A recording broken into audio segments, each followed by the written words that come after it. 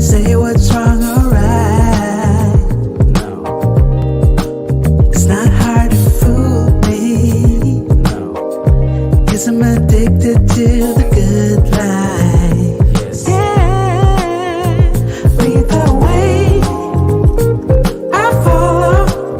No need to say. No.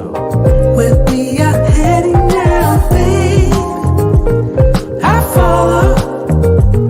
To the edge of it all. To the edge of it all. So tell your good night. 'Cause I'll find a better one. Yeah. Susceptible now.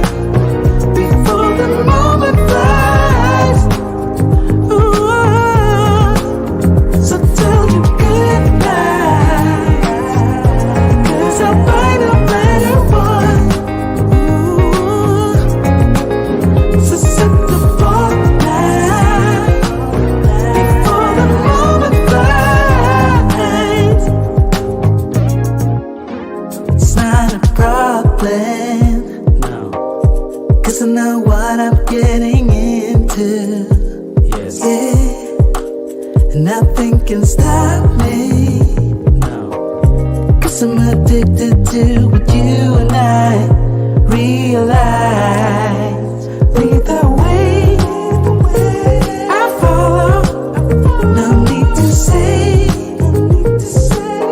Where we are heading now, babe. I follow. To the edge of it all. So tell your good night. 'Cause I'll find a better one. Yeah. Susceptible now. Before the moment flies. Before it flies. So tell your good night. 'Cause I'll find a better one. Susceptible now. Before the moment flies. Yeah,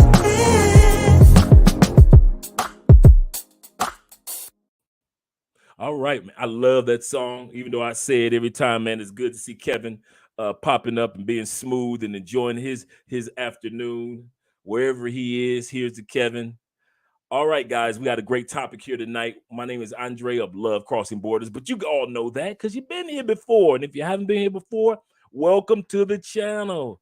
We're going to be talking about one of the topics. It's actually going to be broken down into questions. Yeah, it's going to be audience participation. So you guys are going to have to give some answers in the live stream in regards to 10 questions. First question, the whole thing is all about, should you date baby mamas overseas?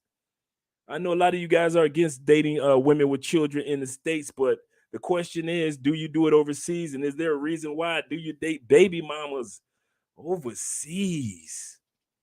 And a lot of guys have a reason why they do it.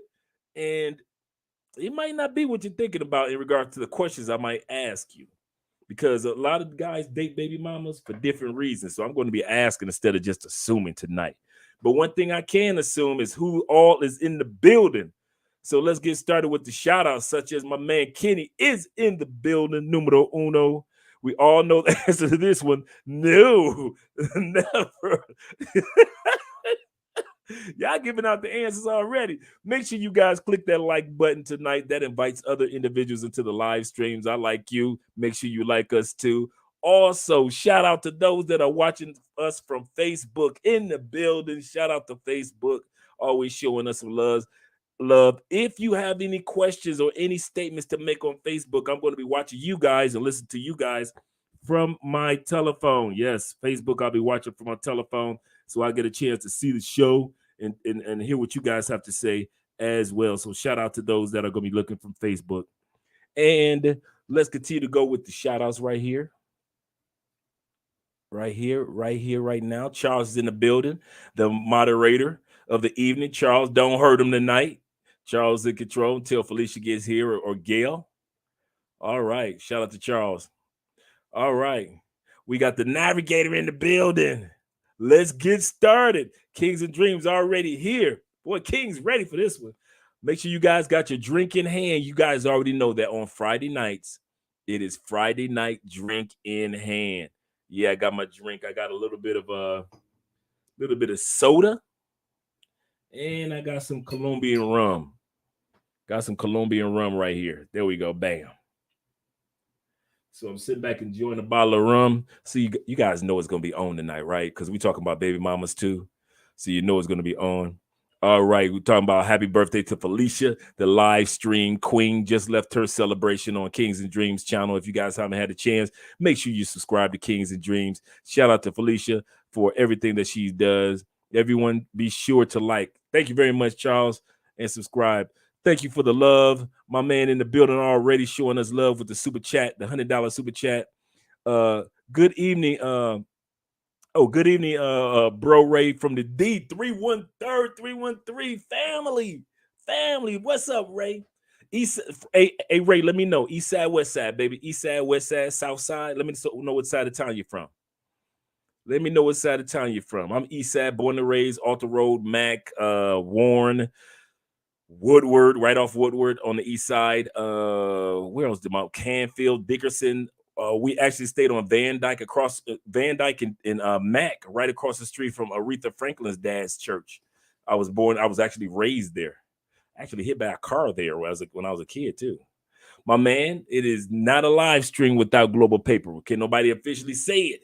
But I officially say it without Global Paper saying Brazil die models and bottles. Will, let me know if you got my email. What's up, man? Because we plan on hanging out tomorrow night. We're trying to hang out with you. So me and Andre plan on going out dancing tomorrow, and we're trying to catch up with you. So let me know if you received the email. Actually, I sent it directly through PayPal, like 1 cent PayPal type of I don't know why PayPal connect me to your PayPal to send you an email, but let me know because we're trying to hang out tomorrow, man. We're trying to spend some time together. I don't know if you got a chance to go to Crystal Ray, the giant statue of Christ yet. We don't know if you had a chance to go to the cat park. We don't know. So make sure you email me, man, so we can all hang out tomorrow. And that's rare when Andrea say, hey, Will can hang out with us. So we're going out dancing tomorrow, man. So we got to catch up. Models and bottles in the building. Twan is also in the building. Can't beat that. Maybe. Maybe I should mess with baby mamas. It depends. It depends on who she is, how she looks. There we go. Same king. 3 sync. I'm dipping in conversation. Live stream Queen Felicia's in the building. We appreciate you so much, Felicia. Thank you for being here. My man Volek is in the building. Velak is in the building. Evening to the chat. Evening, everyone. Bruce Reigns. That's the man that just showed us the love with the $100 super chat. Make sure you guys show us some love too. We appreciate you, Bruce, man. We really do. Really do. See, Bruce is gonna mess around, gonna be the one to help us pay for this soundboard. And you already know I got a big enough mouth at it as it is without sound effects. Let me get some sound effects up in here. It's gonna be a bad day. You think the lead attorney is bad with the sound effects and be long stroking? Oh yeah. Come on, we got the crypto king himself. Los is in the building. What's up, Los? Appreciate you, brother. Appreciate you being here. All right, Bruce. We gonna do this. It's gonna be a good one. We got the sips. We're already ready. Like I said, guys, if you're in this live stream, it's Friday night and it is drink in hand. Felicia already let me know what she drinking. I don't care if you're drinking water, orange juice. I don't care if it's bottled water, alkaline. I don't care if it's water from the faucet. Flint, shout out to you. I don't care what type of beverage, Kool-Aid, lemonade. As long as it's not hey, long as it's not toilet water. Shout out to your dog and cat. But at the end of the day, make sure you got a drink in hand tonight, because I'm telling you, I'm coming with the fire. And some of y'all gonna be real uncomfortable when I get done with this topic, talking about should you date baby mamas overseas.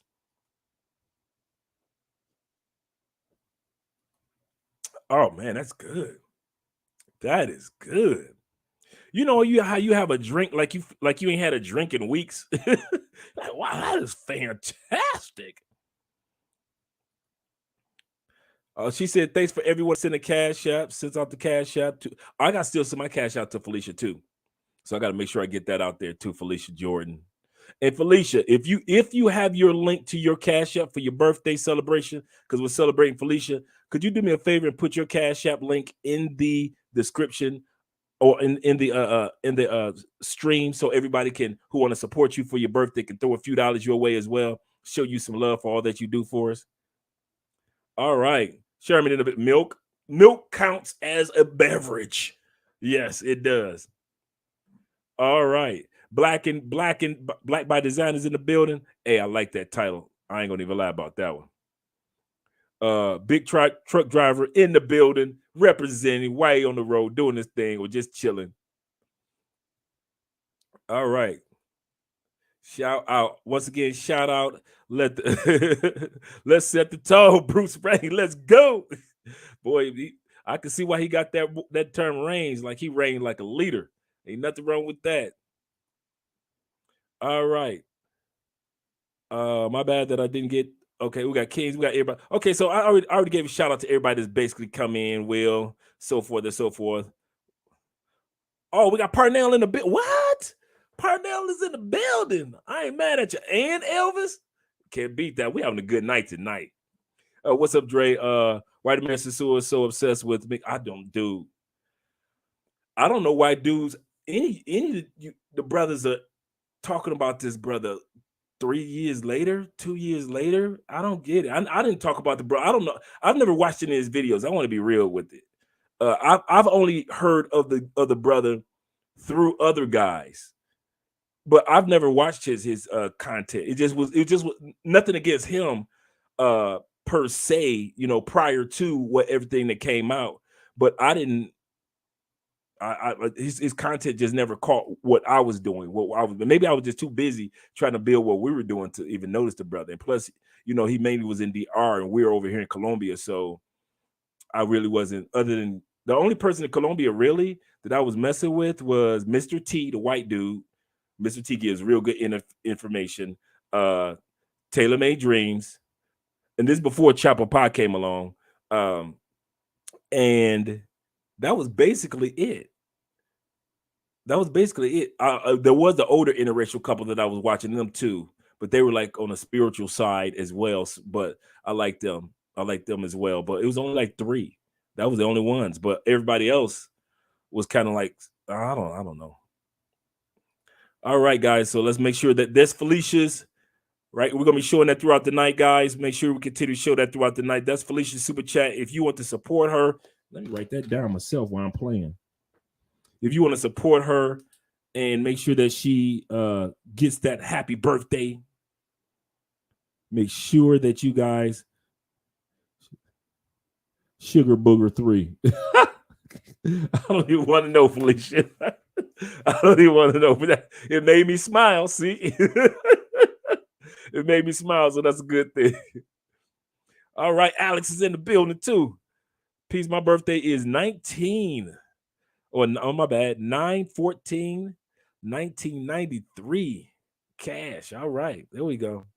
Thank you, Felicia. Once again, your cash app, letting us know. Let's get ready to get started on this topic. We got Mad Dollars in the building. And Dave. Oh, man, y'all coming through. Shout out. Oh, it's going to be a 5 night. Let me get my sips in early. Let me get a couple sips in real early because, yeah. Because this topic ain't going in the direction that y'all think it's going to go. I think that's the funniest part of all. When y'all sit back, y'all actually think that I'm going to sit back and actually do it your way. Let me go ahead and set this up for Facebook, too. Shout out to Facebook. I want to show them some love, too. Get this set up for them.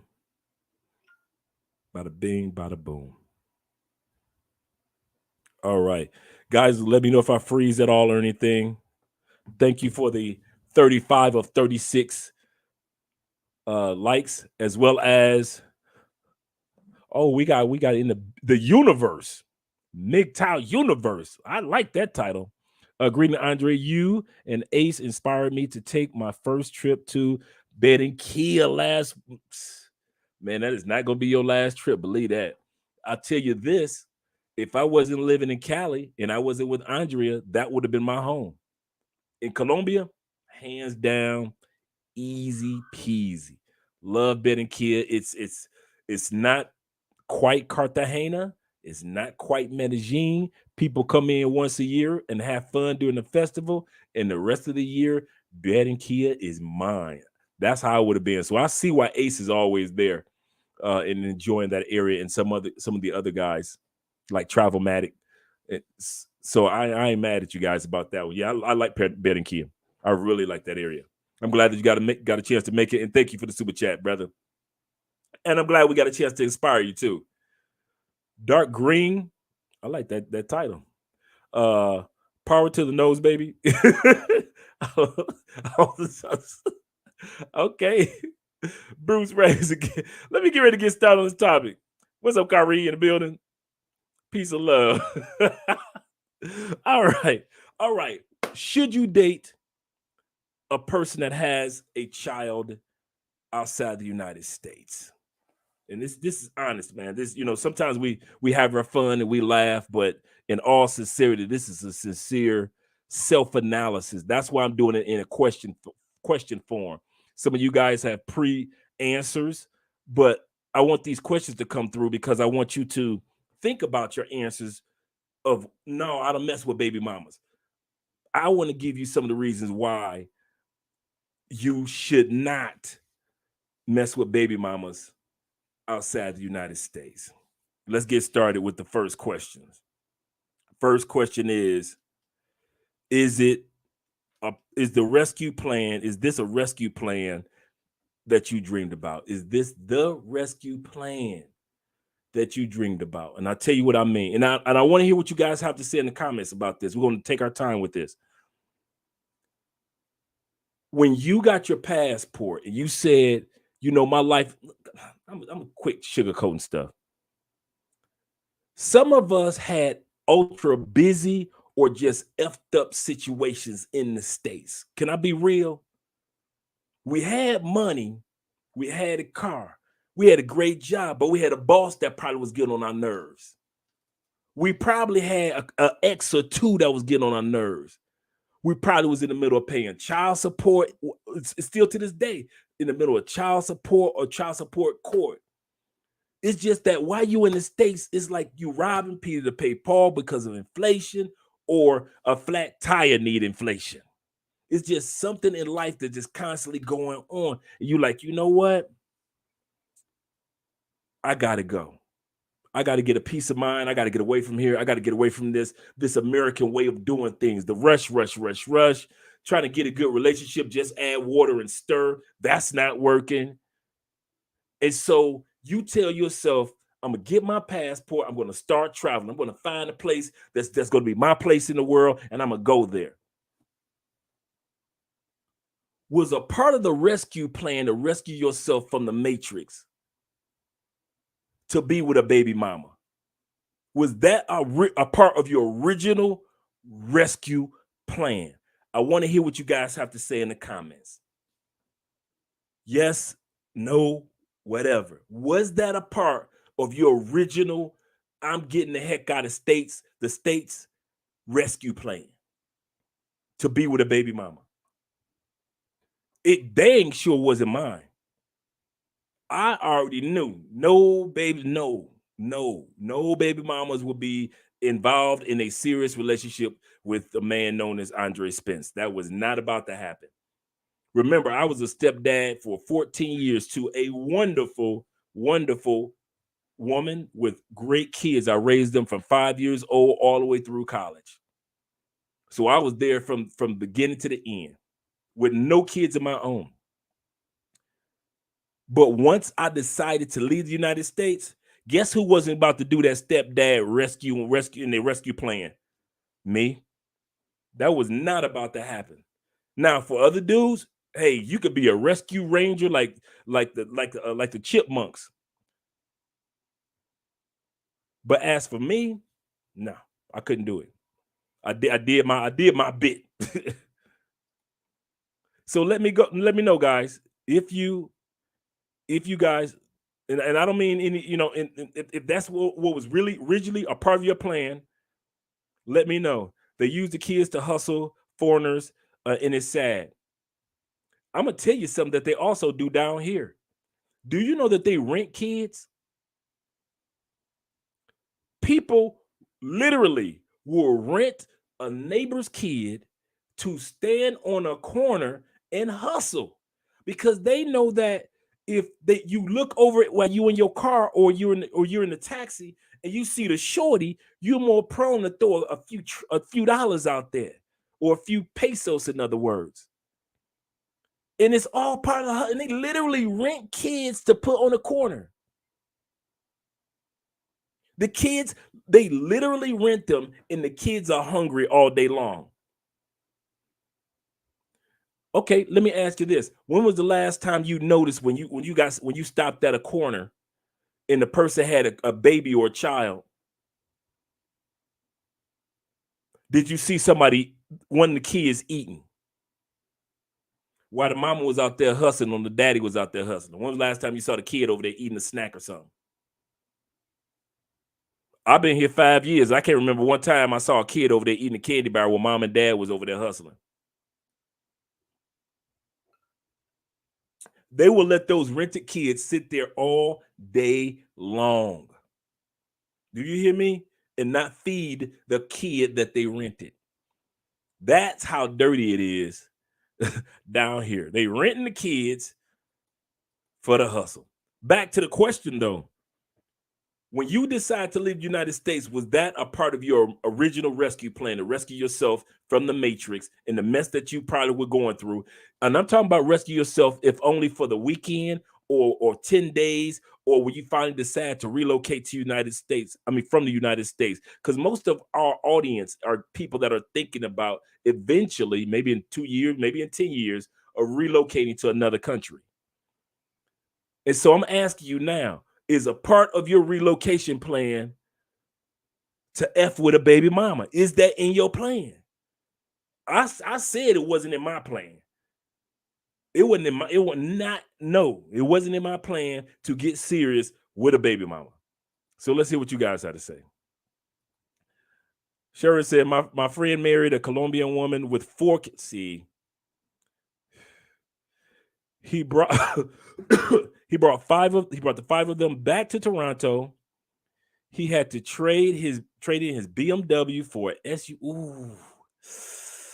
SUV, move from the second house from 2 houses to a bigger place, and schools. Cost him buku money. Let me go with the old school, buku.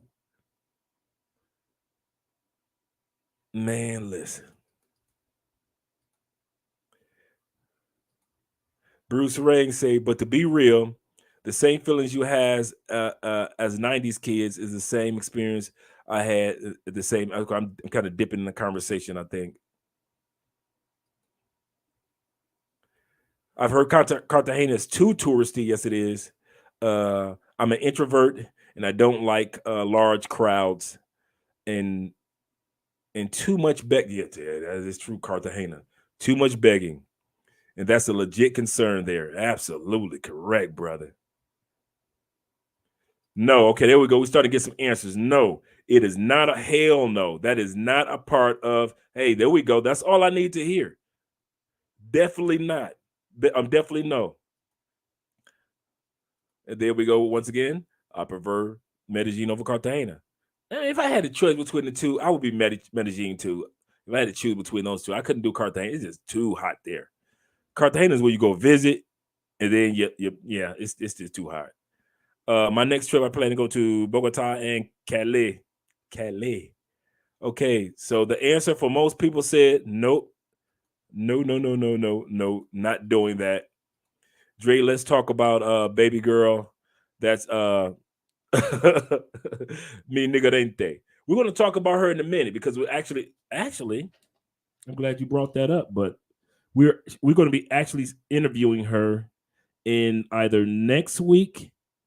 The young lady that was in the TikTok short that I posted. in which she said, you know, Afro-Colombian women like the fact that y'all say to them,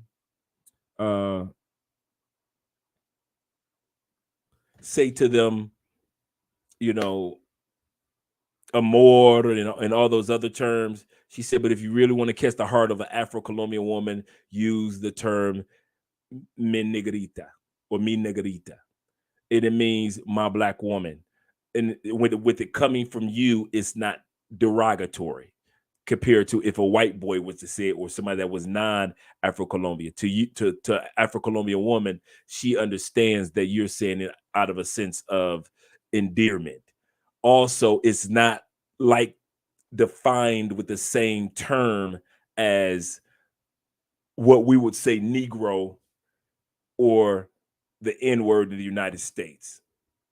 They don't see that. I think that's the part that black people in the United States don't understand. If somebody call you Negro in the United or Negro in South America, it's just saying that you're black. It's just the word black in Spanish. But if you say it in North America, it has a connotation, a historical connotation. So that's what she was saying. And actually, we're scheduling a date. We're just trying to set up the right day. We were actually going to schedule it for tomorrow, but we got plans tomorrow. Ain't that right, Will? We going out dancing, man. We work too much. And so Andrea said, listen, I want to go out dancing, and wait, holla at Will. We need to go hang out, and we're just going to have some fun. So tomorrow is fun day. So we're scheduling another day to have this young lady come on the show, and she travels. I'm telling you, this young lady, she stay on the go, kind of like Kizzy and Afro Wahita. Yes, this sister stays on the go. So this is another sister. And the reason why we're bringing on, we're actually going to be interviewing over the next month a lot of Afro-Colombian women that are very fluent in English, because we want people to know that women in Colombia are more than just a pretty face. And even that also includes our sisters. A lot of time men think, because they don't know that much Spanish, that all they know is the visual, which is nothing bad. But all you know is that these are beautiful, attractive women, but it's more to them than that. And that's why we're going to be interviewing, at least in the month of August, a lot of Afro-Colombian women, to let you guys see that Afro-Colombian women are more than just a pretty face. Say, hell no, I could have stayed here. That's the answer I really needed. I could have stayed here if I want to play stepdaddy. That's the answer right there. I know most of you guys' answers are no, correct, but this answer is exactly what was going through my mind when I asked the question, was it a part of your rescue plan? When you planned on rescuing yourself and leaving the matrix, or at least thinking about leaving the matrix, was being a stepdad a part of your plan?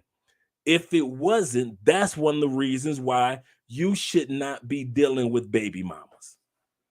That was one of my reasons, because I didn't even want to make the mistake to have a baby mama fall for me or I fall for her. You know how it happens sometimes. Sometimes you with somebody long enough, and all of a sudden you like, I want to go mess with no baby mama. Man, she's so cool, man.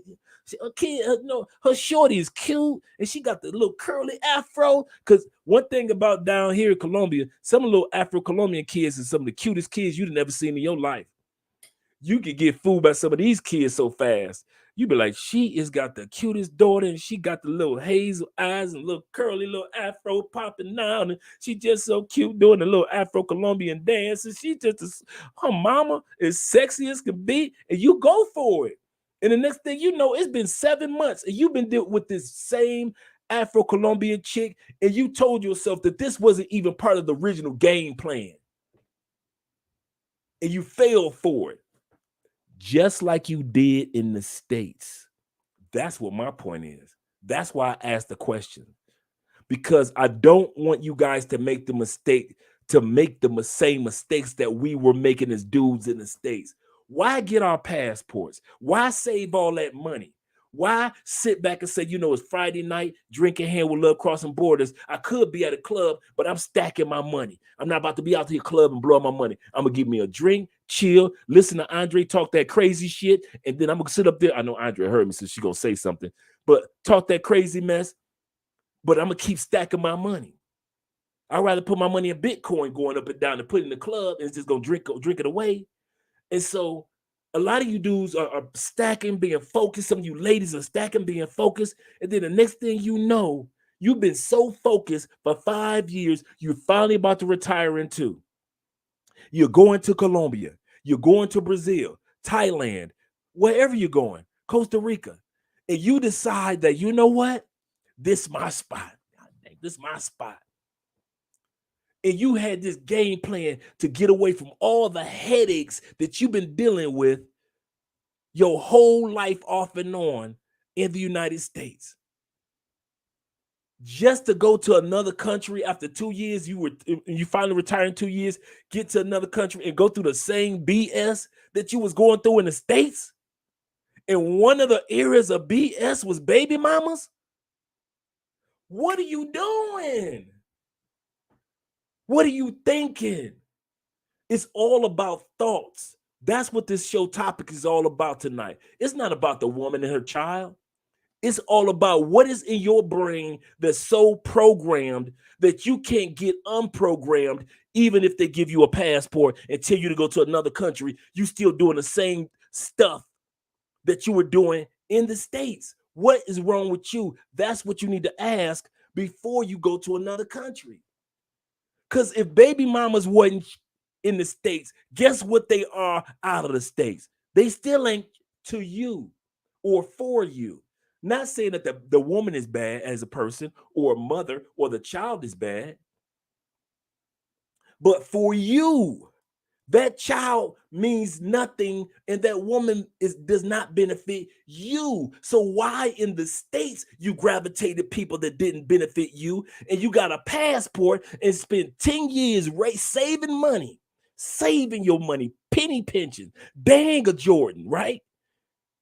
Just to go to another country and do the exact same thing. So what is wrong with you? That's the first question. That's why I asked that. Was it a part of your original plan?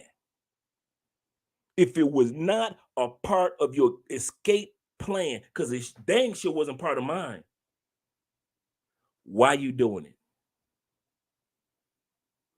Because some of y'all get with baby mamas and then you want to come to us in the WhatsApp groups, and you want to come to us on Facebook, and you want to come to us in all the other tribal groups, and you want to cry about it. These kids expensive. They expensive, and no matter what country you go to.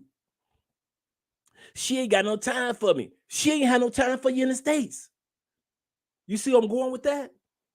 Don't make the mistake of making the same mistakes that you made while you were in the States. The reason why we got our passports and we saved all this money and time is so we could get away from some of the mistakes that we were making in the States. But if you don't get this together, I promise you, you're going to be the same Negro that you was in the States, outside the States. You just living in a different location, going through the same bull that you went through in the States.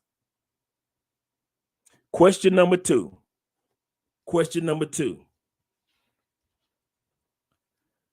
And we all can attest to this one.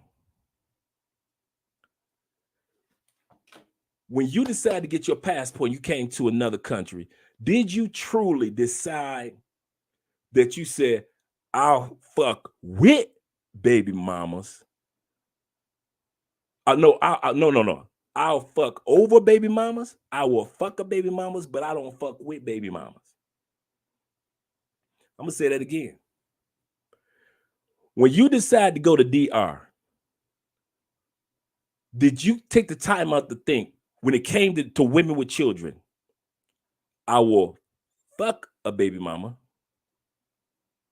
I might even fuck over a baby mama, but I ain't fucking with a baby mama. Did you take time to think about that? And you guys give me your comments and hear what, because I want to hear what you guys have to say.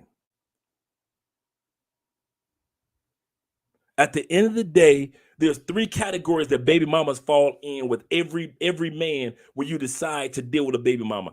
Either you fucking a baby mama, you fucking over a baby mama, or you fuck with baby mamas.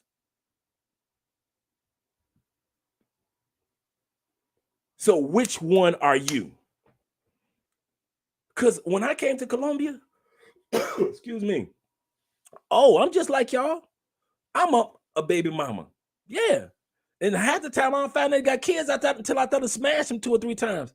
Oh, I got one. I found out I had a baby, had kids. You know, I found out I'm in the middle of breaking her back about 6 o'clock in the morning. She said, "Oh my God, I got in Medellin.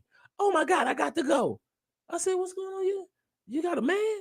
No, it's Mother's Day, and my kids cooking for me. It's what kids? Mother's Day. What the? When did this happen? When did this tomfoolery occur?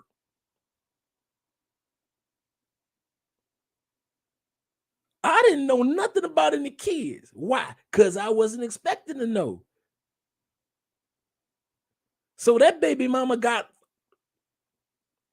Now, after that, the Andre who was mentally clear, already knew I don't with baby mamas.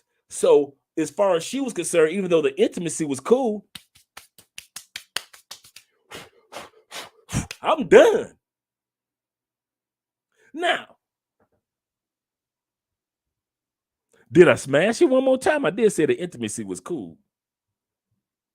So a few months later, when I came back, she was one of a many that got a back broke in. But did I with her any dates? Nah. Any hanging out? Nah. Asking about her future? No. I ain't care nothing about none of that. Why? Because I don't with women with children. Notice I said this is not about the woman. See, this is where you got to get out your mind. That is about the woman and the child. No, it's about me. I'm not about. See, in the States, I was stepdaddy number 1 to another man's seeds. Give me passport. I'm not about to make that same mistake again. You see where I'm going with that? I'm saying this, and I brought this topic up because the mistakes that we made in the States, no matter what the issue was, and no matter what the topic is, you don't want to bring those same mistakes with you overseas. One of the reasons we moving overseas is to wipe the slate clean, just wipe the blackboard of life clean and say, if I could start all over again, what would I do at this stage of life with all the lessons I learned? You're wiping the slate clean. And for you to come to another country and do the same again, that's like getting out of jail and going back to jail. They set me free in Tennessee just so I can go to jail in Chicago.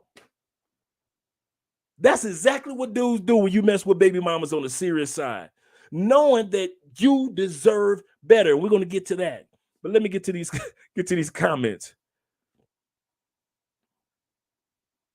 Okay, everybody showing their age.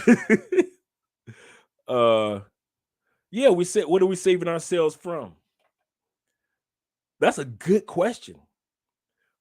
For me, I was saving myself from the old Andre. All that talking about, I'm leaving the matrix. I'm saving myself from the ladies. And this, no, I realized there was more to Andre, and I was limiting myself. I was David Banner in the United States. Not saying that I was humble, but I was limiting myself. With my passport, I'm the Hulk of mentality. I'll unleash the limitations of myself because I'm not stuck behind somebody's 9-to-5 clock. I'm not stuck behind keeping up with the Joneses by spending my money on unnecessary things. I'm not stuck behind the mentality of, hey, this baby mama fine, so I can smash this baby mama and her kid's cool. So the next thing I know, I'm stuck in a relationship with a baby mama, knowing that shouldn't have happened. So the person who I rescued myself from was me. Yeah, that old Andre, I left him in the States. I didn't put him in storage so he could come back. No, I didn't put the old Andre in storage. I walked straight to the graveyard of life and said, Andre, bye, bruh. The old Andre is over. You've had your run. You had a good time. but you can't come to another country with me. Only one person got a passport between old Andre and new Andre. And you guys see who was that got the passport. It wasn't the old Andre. Old Andre wouldn't step up to the plate and get a passport. Wouldn't even get a passport. New Andre had to talk the old Andre into even filling out the form. And so when a passport came and there was two Andres standing there, the Andre who I was going to become and the Andre who I was and defined by the United States, guess who went to the grave and guess who's talking to you right now?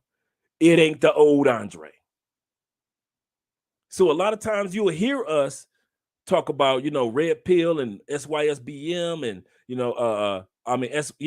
SYSBM and my body, my passport and so forth and so forth.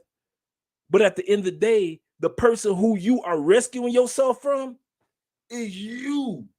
Even I know millionaires that are screaming, listen, Dre, I need to talk to you. You got to show me how to rescue myself from this because I'm making so much money and I don't know anything but making money. I don't know how to enjoy it. I don't know how to go fishing anymore. I don't know how to just go bowling and have a good time. I don't know how to pat myself on the back and keep it pushing. All I know is just make more money, make more money, make more money, make more money, make more money. That's all I know, Dre. Dre, how'd you do it? How'd you get unstuck or unaddicted to what the United States told you what you were supposed to be addicted to? Millionaires.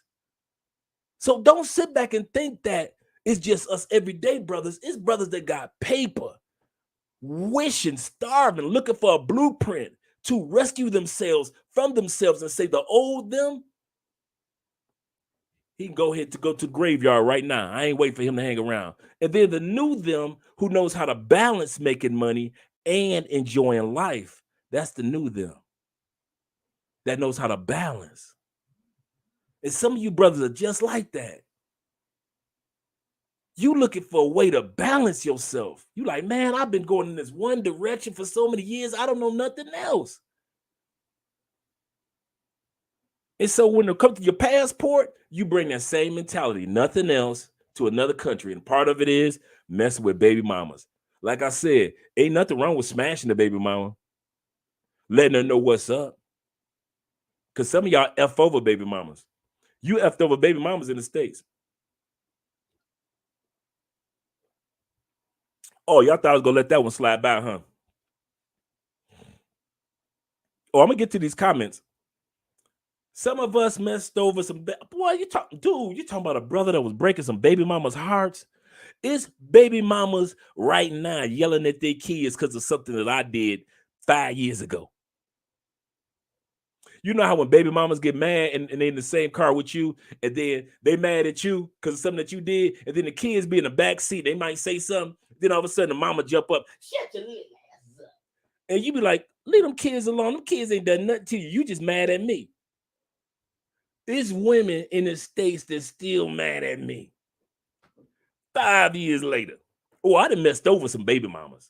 Oh, and I know I ain't the only one. Some of y'all laying next to a baby mama that you've been messing over for right now. You might want to turn the volume down on this live stream because some of y'all laying right next to baby mamas that you plotting and planning to get rid of her ASAP.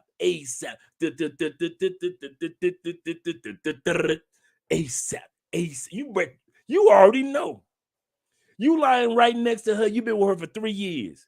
And she actually think you about to jump the broom, not knowing you about to jump the border. Oh, stop me when I'm lying.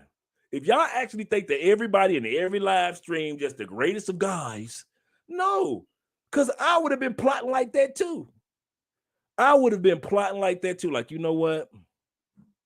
This ain't the life I thought it was all cracked up to be. Being a step baby daddy ain't cracked up that I thought it was gonna be. He ain't paid child support in 5 years. I've been paying for everything. Yeah, let me get to these comments to keep my mouth from running. I love black women. I love black women too. Love my sisters. Didn't marry one, but still love them. All right, Larry Perry in the building. Good night, Andre. Big ups to you. I, Larry, will never engage in relationships with any baby mama.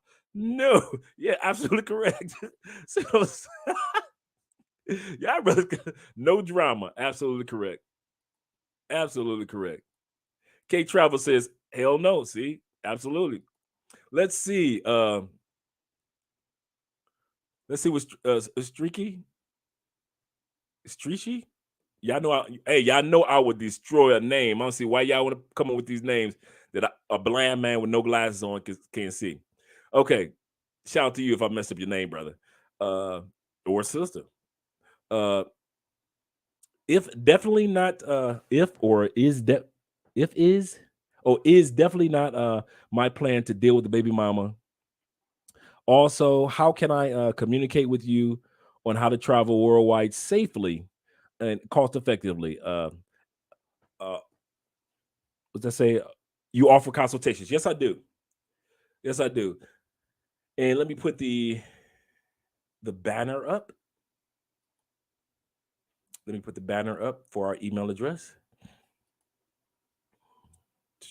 Actually, I didn't put the Cash App up either.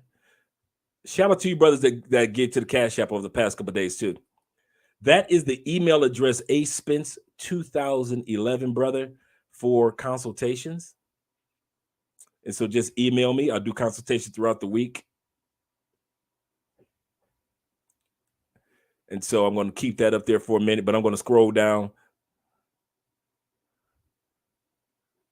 Oh yeah, I'm gonna come back that Felicia to Don Omar's channel too. I'm not going to forget Don.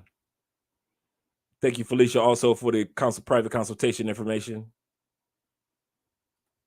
And it's the same email as well that Felicia put up for a private consultation with Andre. Is email at aspence2011.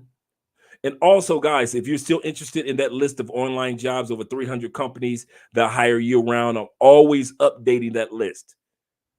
So if you're interested, it's absolutely free. It's not, you don't have to join consultation. All you do is email me at this email address, and I'll get you that list. There are over 300 companies.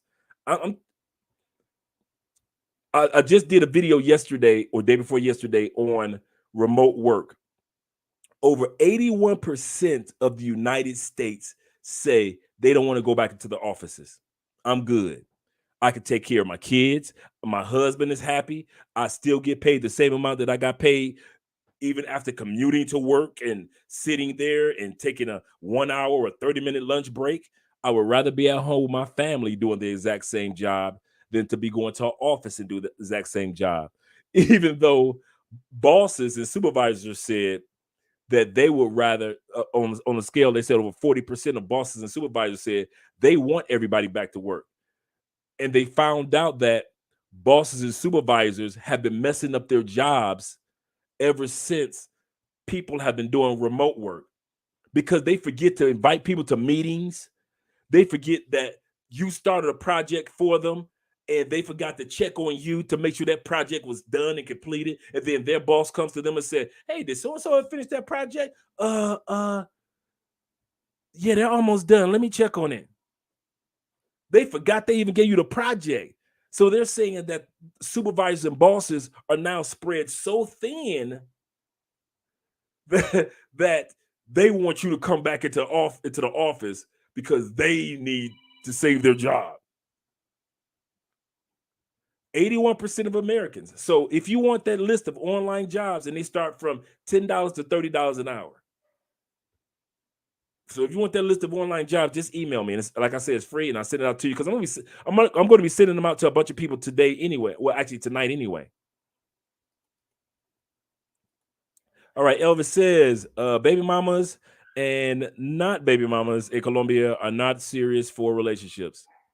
All they want to have is fun, and they are just concerned about hanging out with their friends. And a question I ask you, brethren, excuse me, what type of women you hanging out with? That goes back to the psychology of you. What do you attract? Remember what I said when I was dating, and you guys have already heard me say the type of women that I dated while I first came to Colombia. Y'all like dating party girls, and there's nothing wrong with that. You come to Colombia for 5 days. You here to party. I'd be foolish to sit back and say, you shouldn't be with party girls. You shouldn't go to brothels. You shouldn't be with pay for play. What? Man, have fun. You saved all that money to come to another country. Have fun. Ladies, same thing. Like I said, ladies should always have more condoms than men. Ladies, have your fun. Just don't go to another place and get pregnant. You see what I'm saying? Don't let Abdullah get you pregnant, girl. But have your fun. Don't let men guilt you. Listen, I'm about to put together a series real soon about female mongering, because I've run across too many articles from around the world where Black women are traveling and getting their back blew in on purpose. I was looking at one video. There's one young lady who travels the world, this sister. She said there are women in her group that actually travel on purpose to get their black blew in by the hotel staff of all the places that they go to. If that's a handsome pool dude that work at the pool, they want their back blew in by that pool dude. So it's not just brothers that's out there doing it. Ladies out there getting their groove in with everybody of every color. And so I'm putting together a series right now, and it's not a put down to ladies. It's just to let ladies know, hey, we know what y'all doing. More power to you. Just stop acting like we the only ones. Okay, Chris said they're mad at you because you're doing good, and that they're in the same predicament. Yes.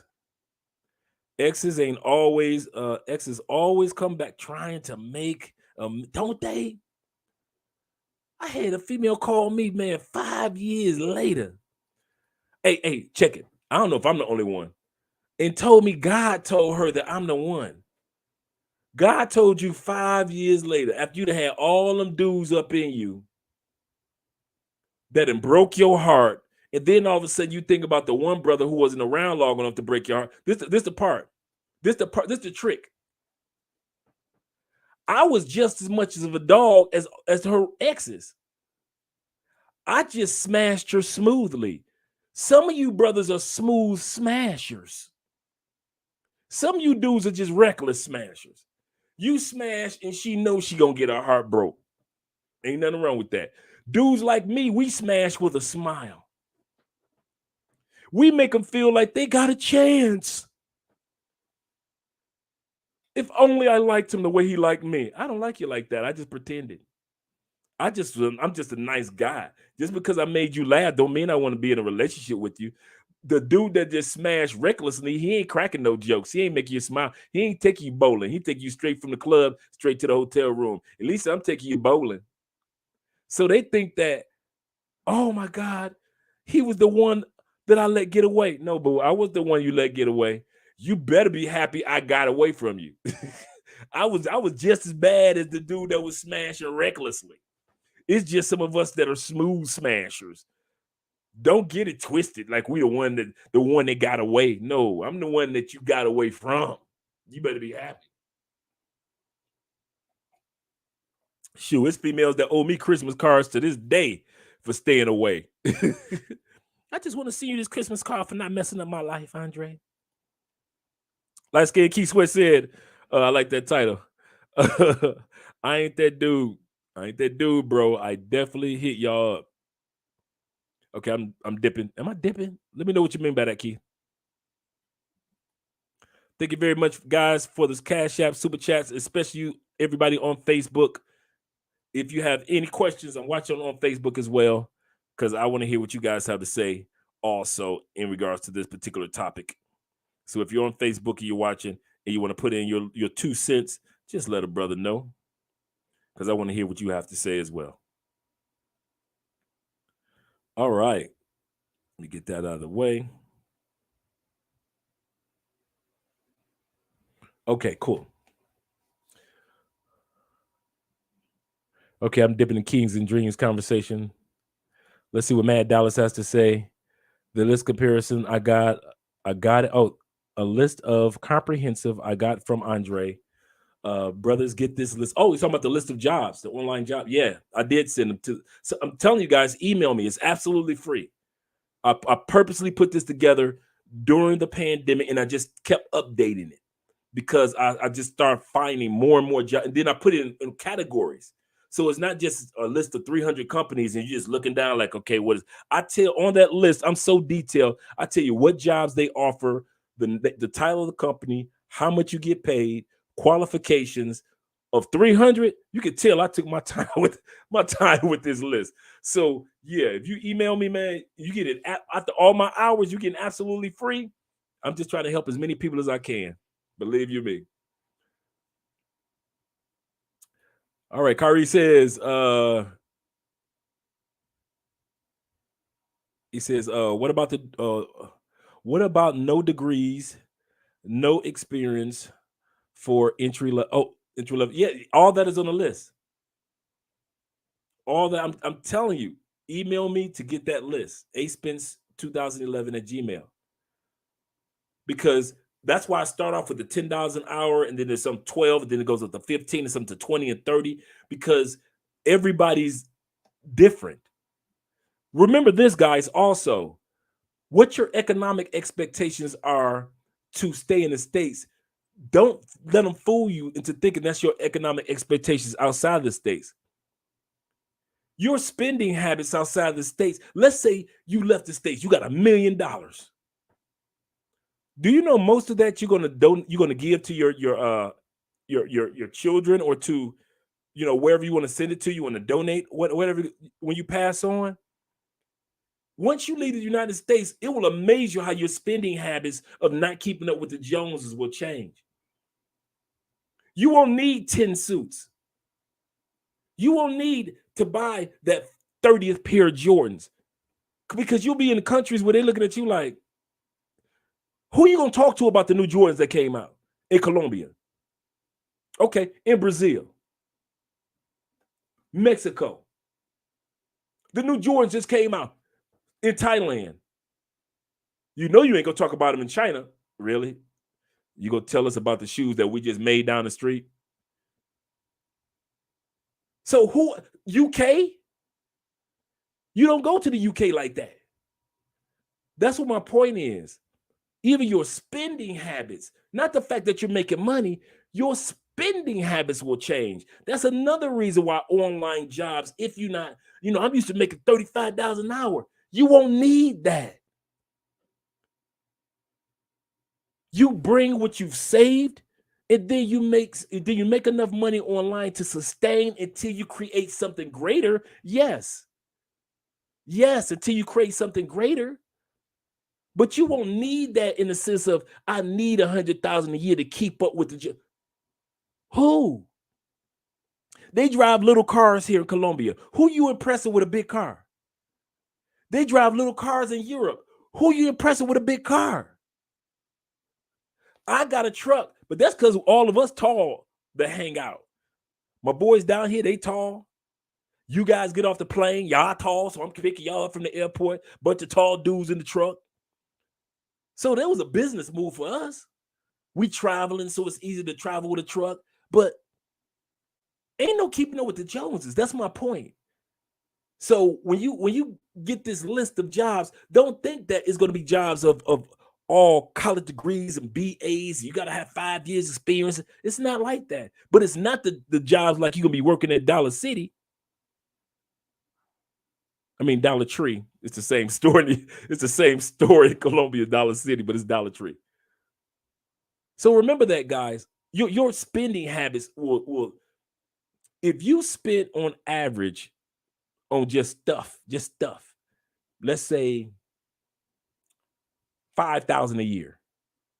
I promise you, in most countries, that 5,000 is going to drop down to maybe 1,000, maybe 1,500 a year, just on stuff. Because you'll spend so much money on travel and having fun and enjoying life and just little things of life itself. The stuff won't mean that much to you.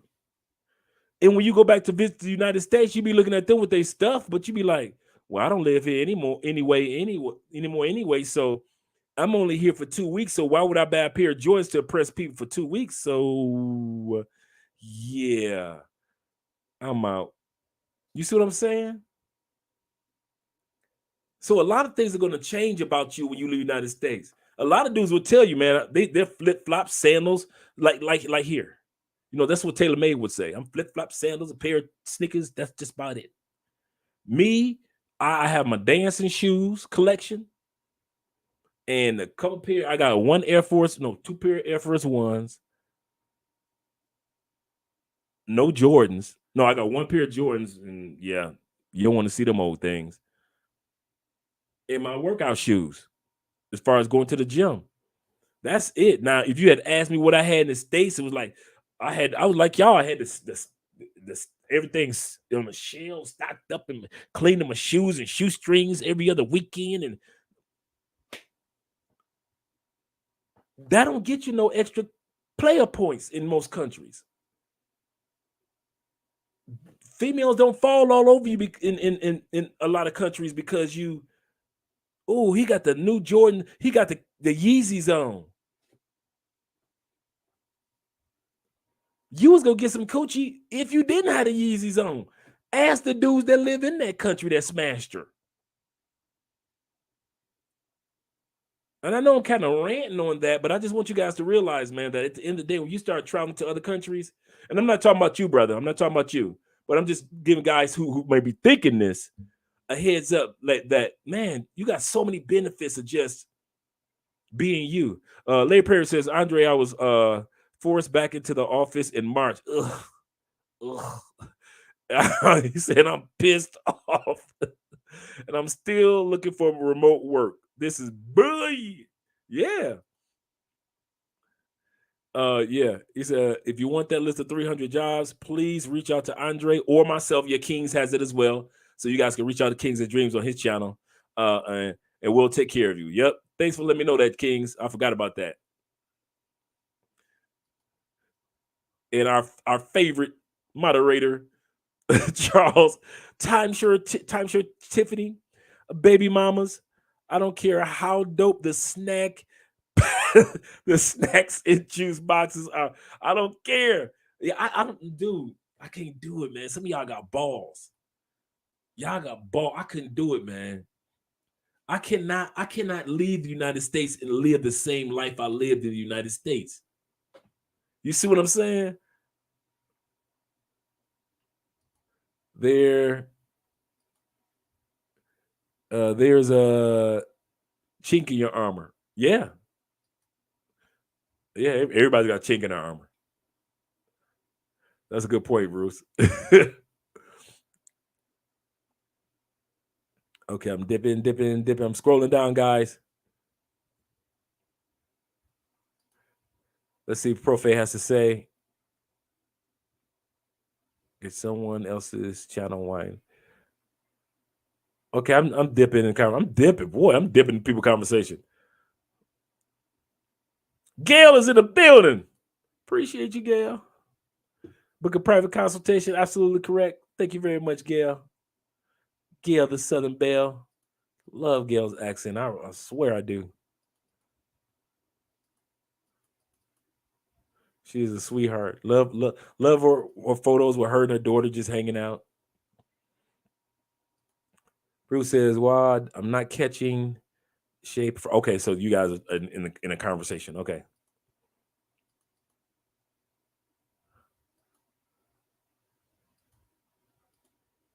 Fake yeah. That's a good question. That's a good statement. Fake orgasms exist with men too. Have you ever faked it? Can I get a 1 in the comment section? Oh, I'm the main one to tell you I faked it a couple times. The coochie was so bad I faked it. Like, oh, whoop, gotta go. Yeah. Did you? Yes, I did. You're fabulous. I'm out of here. Yes. If women think they're the only ones that have ever faked it, I put ones in for everybody. How many people? We got 69, 70 people in the comment. I will put 71s in there for every one of y'all because I have faked it many a moon just to get to some real coochie. Like, I know some coochie that's better than this, that's still awake. I'm out of here. You're the best, girl. I gotta go. For real. I think the first time I faked it was like 19 years old. It was. walls was blue. We kids, we 19. How is your walls blew out and we kids? We are kids. And then she asked me, like, how was it? It was the best I ever had. I'm 19. I didn't know any other lie. It's the best I've ever had at 19. Men do fake it. So yeah, let me I'm gonna scroll down just to see if it's a ones, because I know I ain't the only one that sat back and faked it. There we go. That's what I'm talking about. Some troopers. Yes, man. Listen, I have sat back and faked that one a couple times just to get away. Yeah. Women don't realize that. Men don't fake it. Shh. What, you gonna go and stick your finger off in there to check and see if that was your juice or my juice? I ain't never had a female check and see if I was to validate. Let me check and see if that was actually you or me. You can't tell the difference between, well, mine probably have a different color than yours, but we got the lights out, so you really can't tell either. I can tell by texture. You see what I'm saying? It ain't like she gonna check. So at the end of the day, you just sitting back like, I gotta go. Yeah, and every guy got a good faking it story. You don't just fake it to fake it. We got some good faking it stories why we faked it. Women think they the only ones that invented fake. We invented faking before faking was faking. Before y'all discovered y'all could fake it, we was faking. I feel like going fishing. Let me go ahead and fake it. Man, a football game about to come on. Let me go ahead and fake it. Man, she is getting on my last nerve. Let me go ahead and fake this orgasm real quick. Oh, you're the best. I'm quivering, girl. Hold me. Hold me. I'm about to shed a tear. Your coochie so good, girl. I'm sleepy. Fake it. Think y'all done invented something. Y'all done hurt our little feelings because y'all faked it. Y'all got it from us. Please. Y'all better ask somebody. Men do this. We do this. Y'all pretend and follow our lead. Faking it sounds like a good idea. I got a headache, baby. Let me fake it. Shoot, we fake it for a purpose. Y'all fake it just to be faking it. We fake it for a reason because there's somebody out there. Somebody else out there we want to bust in other than that person. Oh, I've done that one many a time. Get dressed and leave. Oh, man, y'all done heard my stories, many of my stories. I tell them by the time I grab the doorknob, you need to be grabbing your heels. What? You heard what I said. By the time I grab that doorknob, you should be grabbing your heels.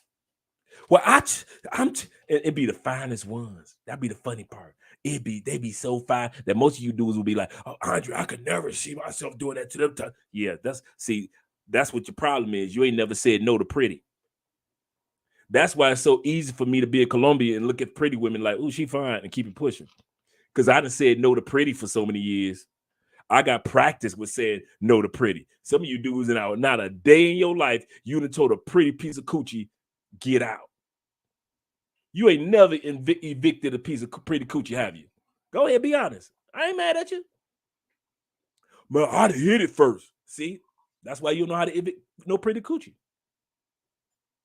Man, I didn't put chicks out. I ain't even hit. I done put chicks out. I hit. I done put. No, you don't come to my house and go to sleep. This is not a sleep. This is not a Motel 6. This is not your grandfather's house, your mother's house. None of you do not come to my crib, party all night, and go to sleep. No, this is the house you come to after the club and get your back blew out. Now, if there's another place that you rather go to, I suggest you go there. But as for this mattress or this couch, this mattress and couch is known as danger. Only people that want danger get on this mattress and couch. So you got to go. Oh, please. All that sitting there trying to convince pretty pussy to stay. No, she got to go. Some of y'all ain't never told a pretty woman, you got to go. Get out. Beat it. Scram. Put up with a big butt. Put your foot in that big butt. You got to go with them heels on. I don't care if you're halfway drunk, if you're high. Ain't my fault. If you get a ticket on your way out the door because the police pulled you over, one female did. They actually took her to jail. It wasn't my fault. See, if she'd have stayed at my house getting smashed, She'd have got a good night's sleep and some sex in the morning. But no, what does she want to do? I guess I'd go. Gone. You know you're drunk coming from the club, right? Drunk coming from the club. Soon as she got to my gateway, whoop, whoop, whoop, whoop. Police smelt that liquor on her. They was like, and you going to jail. We taking your car and you going to jail. I ain't had nothing to do with it. She should have just stayed at her pretty self at the house getting smashed. Ain't my fault. Don't hate the great. Hate yourself. Andre, how difficult would it be for me to acquire a Colombian passport within not hard at all. Just got to get your citizenship within 5 years of arriving in Colombia. It depends on your situation, Larry. If you are a person that, first of all, if you're retired or ex-military, or if you're on Social Security, it's so easy for you dudes that got 401ks and Roth IRAs and ex-military and retired already, Social Security, man. Y'all just walk through the door of Colombia and you just fill out a form and they give you a 2-year visa. The rest of us either got to be married, we got to buy some property, we got to be in business, we got to be we got to prove this, prove that. Y'all just walk through the door. They just blindly give y'all one. So if you're on that scale, yes. And then with your citizenship, once you get your citizenship, especially if you know by that time period you're good in Spanish, you get your citizenship, you get your passport, you get your true, not just your true residency, the right to vote and all those things. So you have all that. So yeah, man. Yeah, within 5 years, yep. That goes to show you how long I've been lollygagging, right?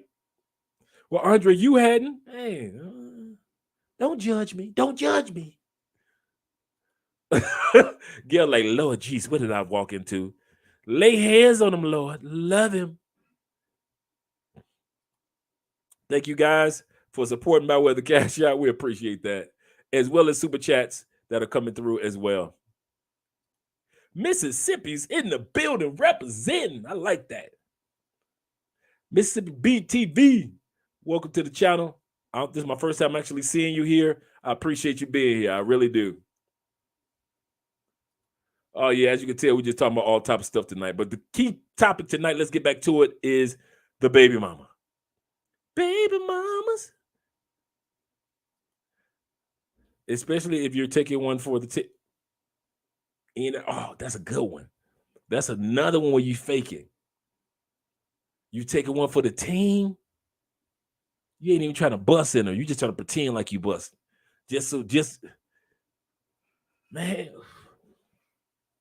Man, some of y'all need to be sending y'all wingman a Christmas card and a gift card for drink. And I'm talking about he's your wingman in high school or in college. You need to be sending that man a Christmas card because he remember that night when you had that hot chick and he had her girlfriend was that ugly chick or that big chick that didn't nobody want to deal with, and he had to deal with her and take care of business because you was in there beating up her fine girlfriend.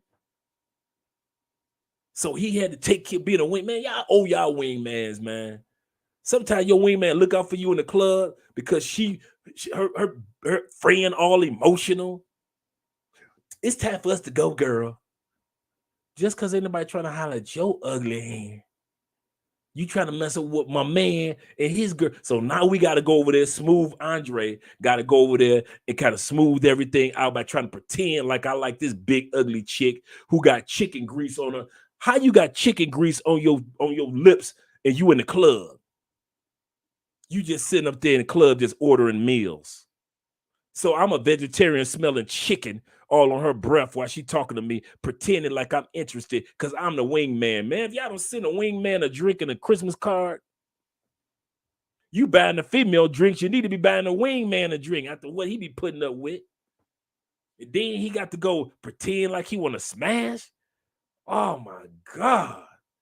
Man, it's hard being a wing. You think it's hard being a construction worker or a plumber, or you think it's hard being all those hours up under a car pulling out a transmission? Try being a wingman. Try being a wingman and you drunk. Well, some of you dudes that get high, I never smoke, but some of you dudes that get high. And you want to get your freak on. And the only thing that's around is your dude's girl, and she ain't right, and you like, man, if I flake on my dude's girl, I mean on the girlfriend, then the chick gonna come knocking on the door. Hey, Keisha, what y'all in there doing? I'm ready to go. Keisha, y'all better not be. I'm ready to go. I'm ready. Not. I'm ready to go. I'm ready to go. She knocked out 3 words, ain't even in there. I'm ready to go. They messed up the whole night because I wouldn't be the wingman. So I'm being the wingman. Man, give your wingman a drink. They should have National Wingman Days. Please, much stuff we done put up with, man. You know how many wingman stories? If I just told y'all wingman stories for the rest of the night, please. Man, I've been wingman for dudes I ain't even know. I saw this one dude at the, what was I? Cincinnati Jazz Festival. Shout out to Cincinnati. Anybody been to the Jazz Festival is like being to the Essence Festival up north, right? Brother, I'm walking down the street. I see brother. Now this situation was cool. I see a brother with he got 2 bad ones, but you can see the situation. He's trying to holler at one, and the other girl trying to pull a girl away. I can't let it happen. Not on my watch. I'm walking down the street coming from a restaurant. I see the one trying to pull, but she was fine. So I pull her. What's your name? How you doing? Excuse me, miss. What's your name? Where you from? Blah, blah, blah. The old Luther, right? My man get a chance to holler. He get the phone number, blah, blah, blah, so forth and so forth. What's your name, bro? Hey, little lady. He's a good dude. He's a good dude. Give him a chance. Girlfriend, what you doing later? All right, let me get your number. Bam. Kept on walking. Got my food from a restaurant. Got a phone number from a hot chick, and I was a rescue wingman. Some of us brothers are rescue wingman. We rescue them from bad situations. Some of y'all, there have been nights where you would not have gotten any sex if it wasn't for the rescue wingman who put up with the side chick. Please. So if y'all wonder if we fake it, ooh, yes, we fake it. And it ain't just white dudes. I don't know white dudes fake it, but I know it's brothers. We will fake it. Girl, girl, what you put in that coochie? It feels, girl, you must have put some Lowry seasoning salt in that coochie. It felt so good. Oh, I ain't never had nothing like you. Oh, I'm about to call my mom and my pastor's wife and tell them about you. Oh, girl, you the best of the best of the best. Oh, we ain't bust nothing. We might as well be looking at our watch while we're doing it, because we ain't bust nothing. Your coochie is blew the heck out. The walls have been torn down for years. You know it. We ain't the first person to tell your coochie been blew up. Even your girlfriend, who's like, anytime a woman is masturbating, she already know her own coochie blew out. Wow, my walls are really loose. If you know it, why you think we ain't gonna know it? If you know your walls are like this, why do you think we ain't gonna know? That's the part that get me. Yeah, we getting back to the topic. Don't think we ain't getting back to the topic.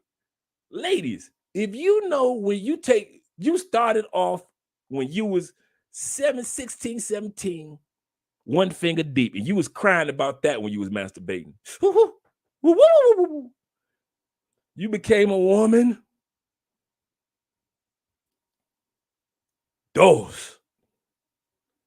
Now you 32. You all like this. You just swimming in your home. You got all 4 fingers just cuffed. You like, if I could just somehow I could take my thumb. In other words, if you know yours blew out, how you think we ain't gonna know? We are not the equivalent of the girth. The average dude of 4 fingers like that. Well, maybe we are. No. Not going in. Not going in, because I got big hands. So not going in. We're not that wide, in other words, the average dude. You knew you was blew out before we went in there. So if we start faking, Don't be mad, because we probably ain't the first. We probably ain't the first brother to sit back and say, it's something wrong. I already told you I was going to be one of them nights, so stop it. Drink in hand Friday. Don't act brand new. We ain't the first one to tell you that there's something wrong with your coochie. Anytime a dude is eating your coochie and there's an echo,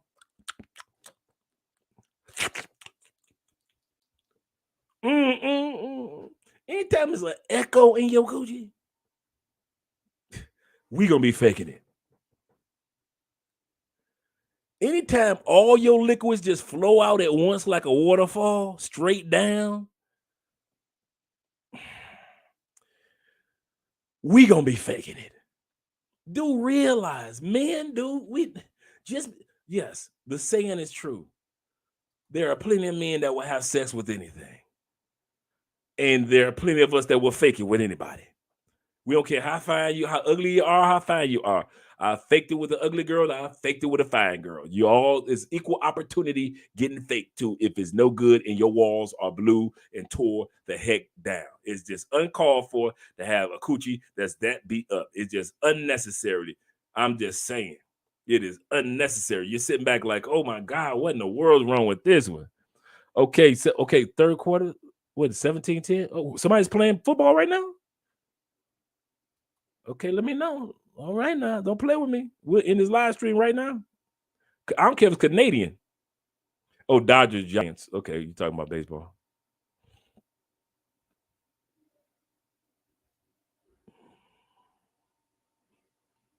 You guys are all over the place. Okay, let me bring it back. Let me bring it back. I miss it. I passed up Anthony super chat and everything. My bad, Ant. Kicking the spider out of my car. Yeah, out of my car. Watched the same late Major League Baseball game.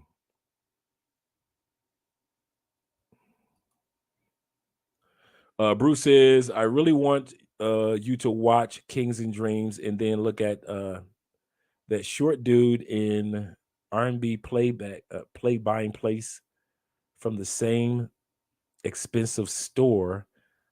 I can't remember his name. I don't know who you're talking about, Bruce. Don't laugh, Gail. Just love your boy. Don't laugh. He says he's from Canada.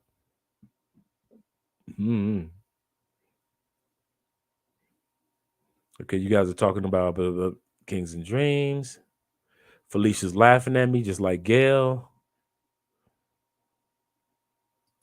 Tory Lanez, where the mall shop was racist, so he went and brought a ridiculous chain. I don't know. I don't know who Tory Lanez is.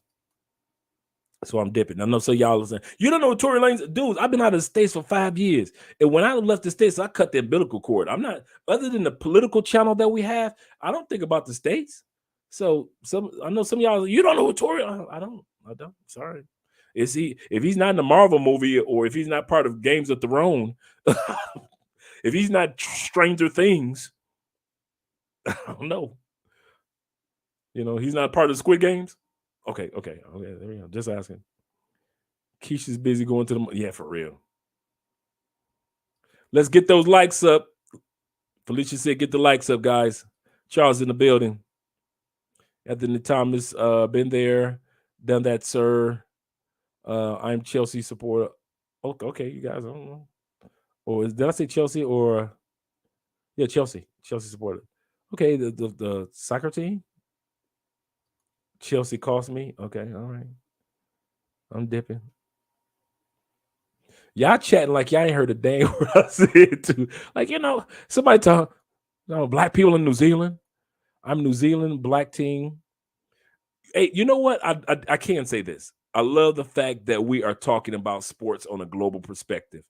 That just goes to show you what the power of passports do, and I appreciate that. No smoke. I'm just anti-materialism. Materialism. Yeah, we're somewhere like that too. Like Andre, even though she may have her collection of this, collection of that. Andre and I are really just minimalists, really, because we're always thinking about travel.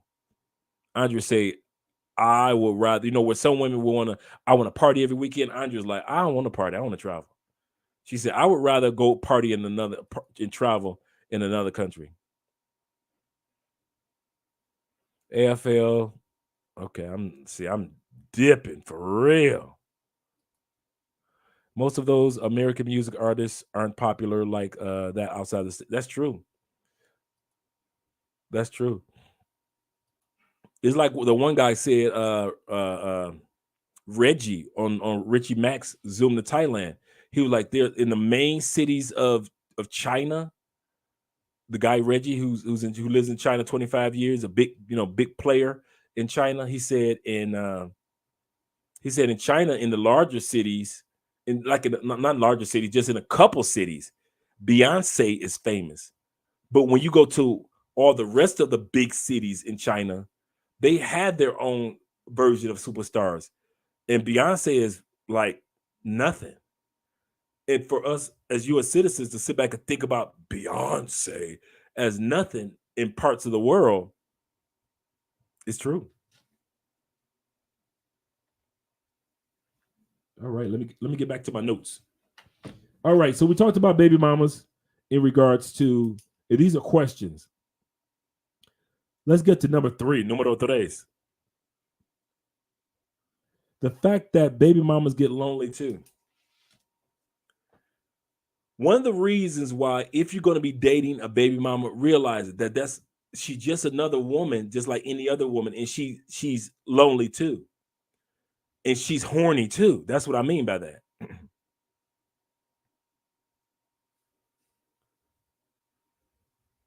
I'm really dipping in conversations. And she gets horny too. So at the end of the day, do realize that a lot of you dudes dealing with baby mamas because she just want to deal with you on a hangout tip, on the let's have some sex tip. I don't want you to be my baby daddy or a stepdad. I just want you for sex. That's all they're looking for. Some baby mamas overseas. Realize that. Some of you dudes are taking baby mamas overseas so serious. And she looking at you like, I just wanted some. You all up, you looking at like I'm supposed to be all in your face because you American. I'll give a because you American. Cool. And many baby mamas are like, listen, I just think you are handsome, you tall. I ain't never had sex with a black man from the United States, and I want you to beat me down.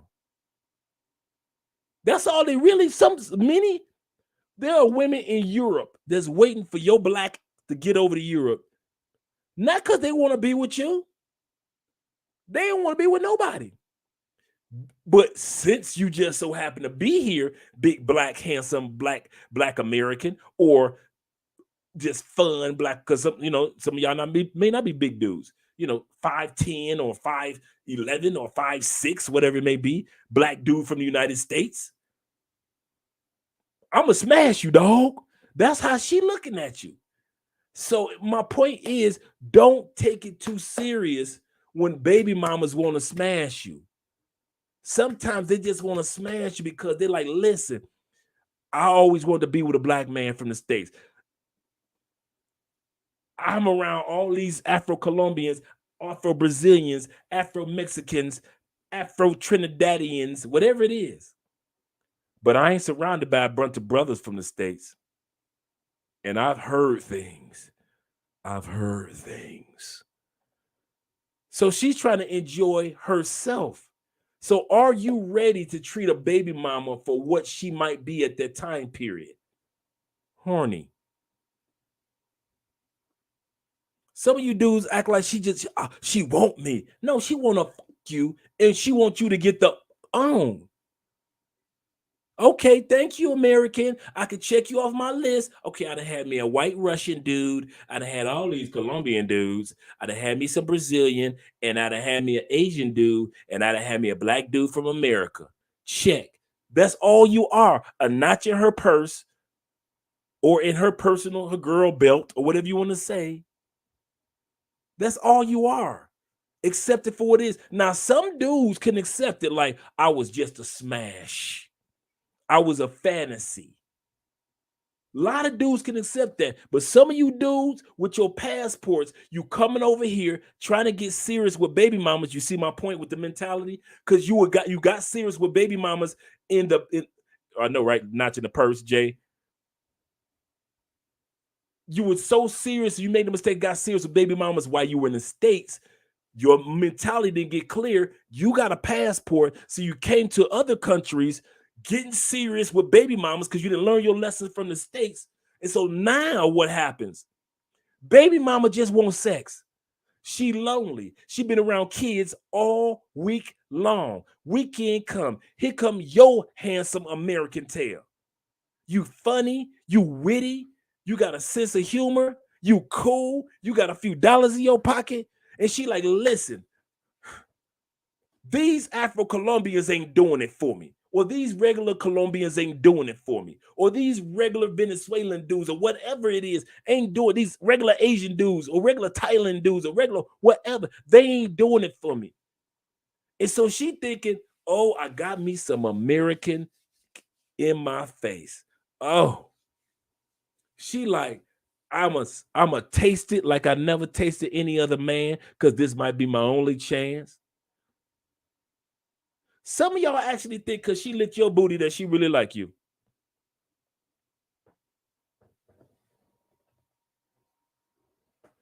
Just tell me you want me to leave and not tell the truth.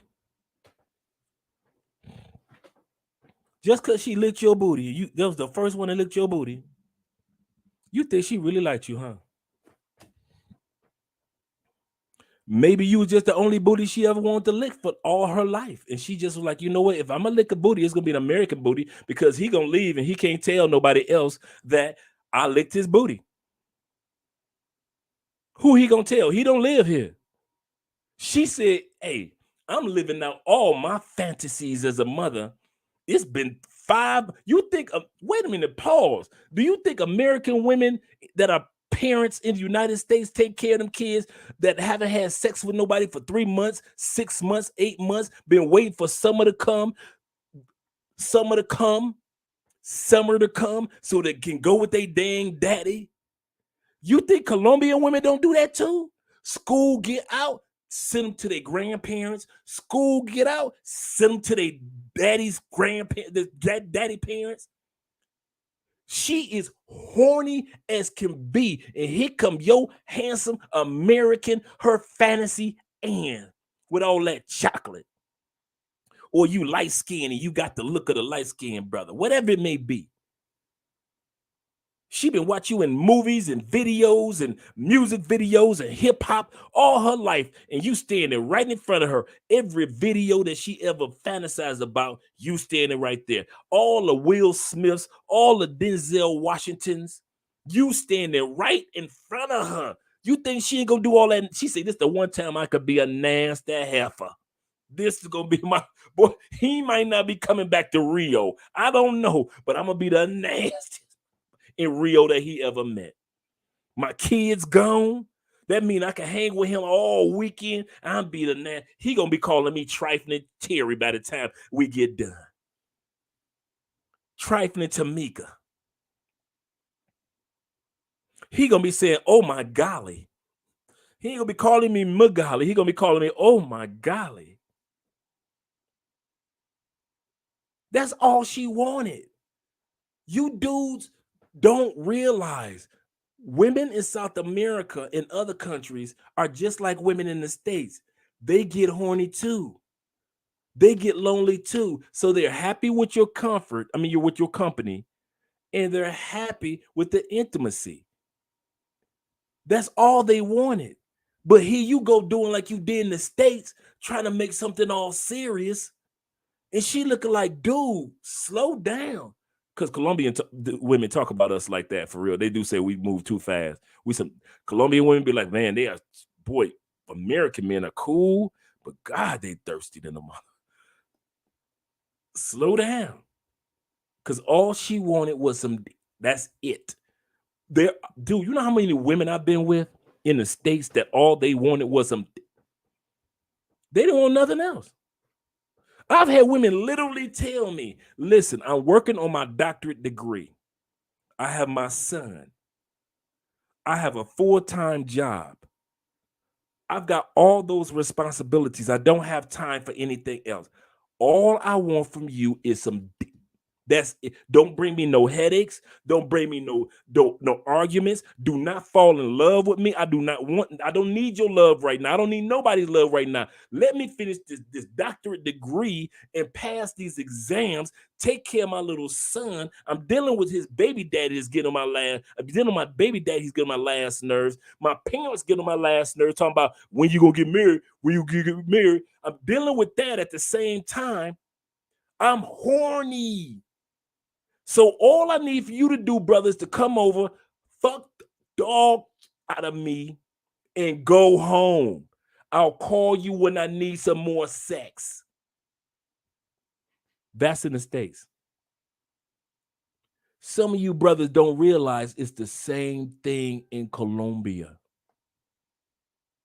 I live here. I see these young ladies that's 25, 26 going to school. Got a shorty. Got a full-time job. They ain't got no time to be making you feel all good. She cooked for me. She that for me. Dude. She was gonna cook anyway. She at your Airbnb. So she like, I might as well cook while I'm here anyway. You got food. Why should I go all the way home if he already got food in the refrigerator? So I might as well cook. That's Colombia. Don't think that you did, bruh. If she went over her brother's house, not little brother's, her brother's house, and her brother's 22 years old, and there was food in the refrigerator, and she was hungry, she'd have did the same thing for her brother and for herself that she's doing for you. Don't think because Colombian women cook for you that you so special. It's part of their culture, dude. Every dude. I told y'all before, Andrea cooks for me, brings me the plate, brings me the drink. I eat, and after I'm done, Andrea comes back and gets the plate. Guess who else gets treated like that? Her daddy, her brother. If you are a mature male that's part of the family or friend, I ain't nobody special. I can't sit around like, yes, my wife only does that. No, she don't. All the males get treated like that. All the males who she care about, who she love, get that treatment. So stop acting like you coming down in Colombia and she done cooked and made a meal for you and she done took your plate like she did something special. Soon as you get on that plane, her daddy asked for a plate, she gonna give her daddy the same treatment. Because guess who taught her that? Her daddy. And guess who made sure that she kept doing it? Her mama. Her daddy would teach her how to treat a man because he's a man, and the mama will enforce it. Did you do this? Andre mama to this day. Did you do this for Andre? Grandmama. Grandma. Did you do this? Did you do that? Did you make sure Andre had this? Make sure Andre had.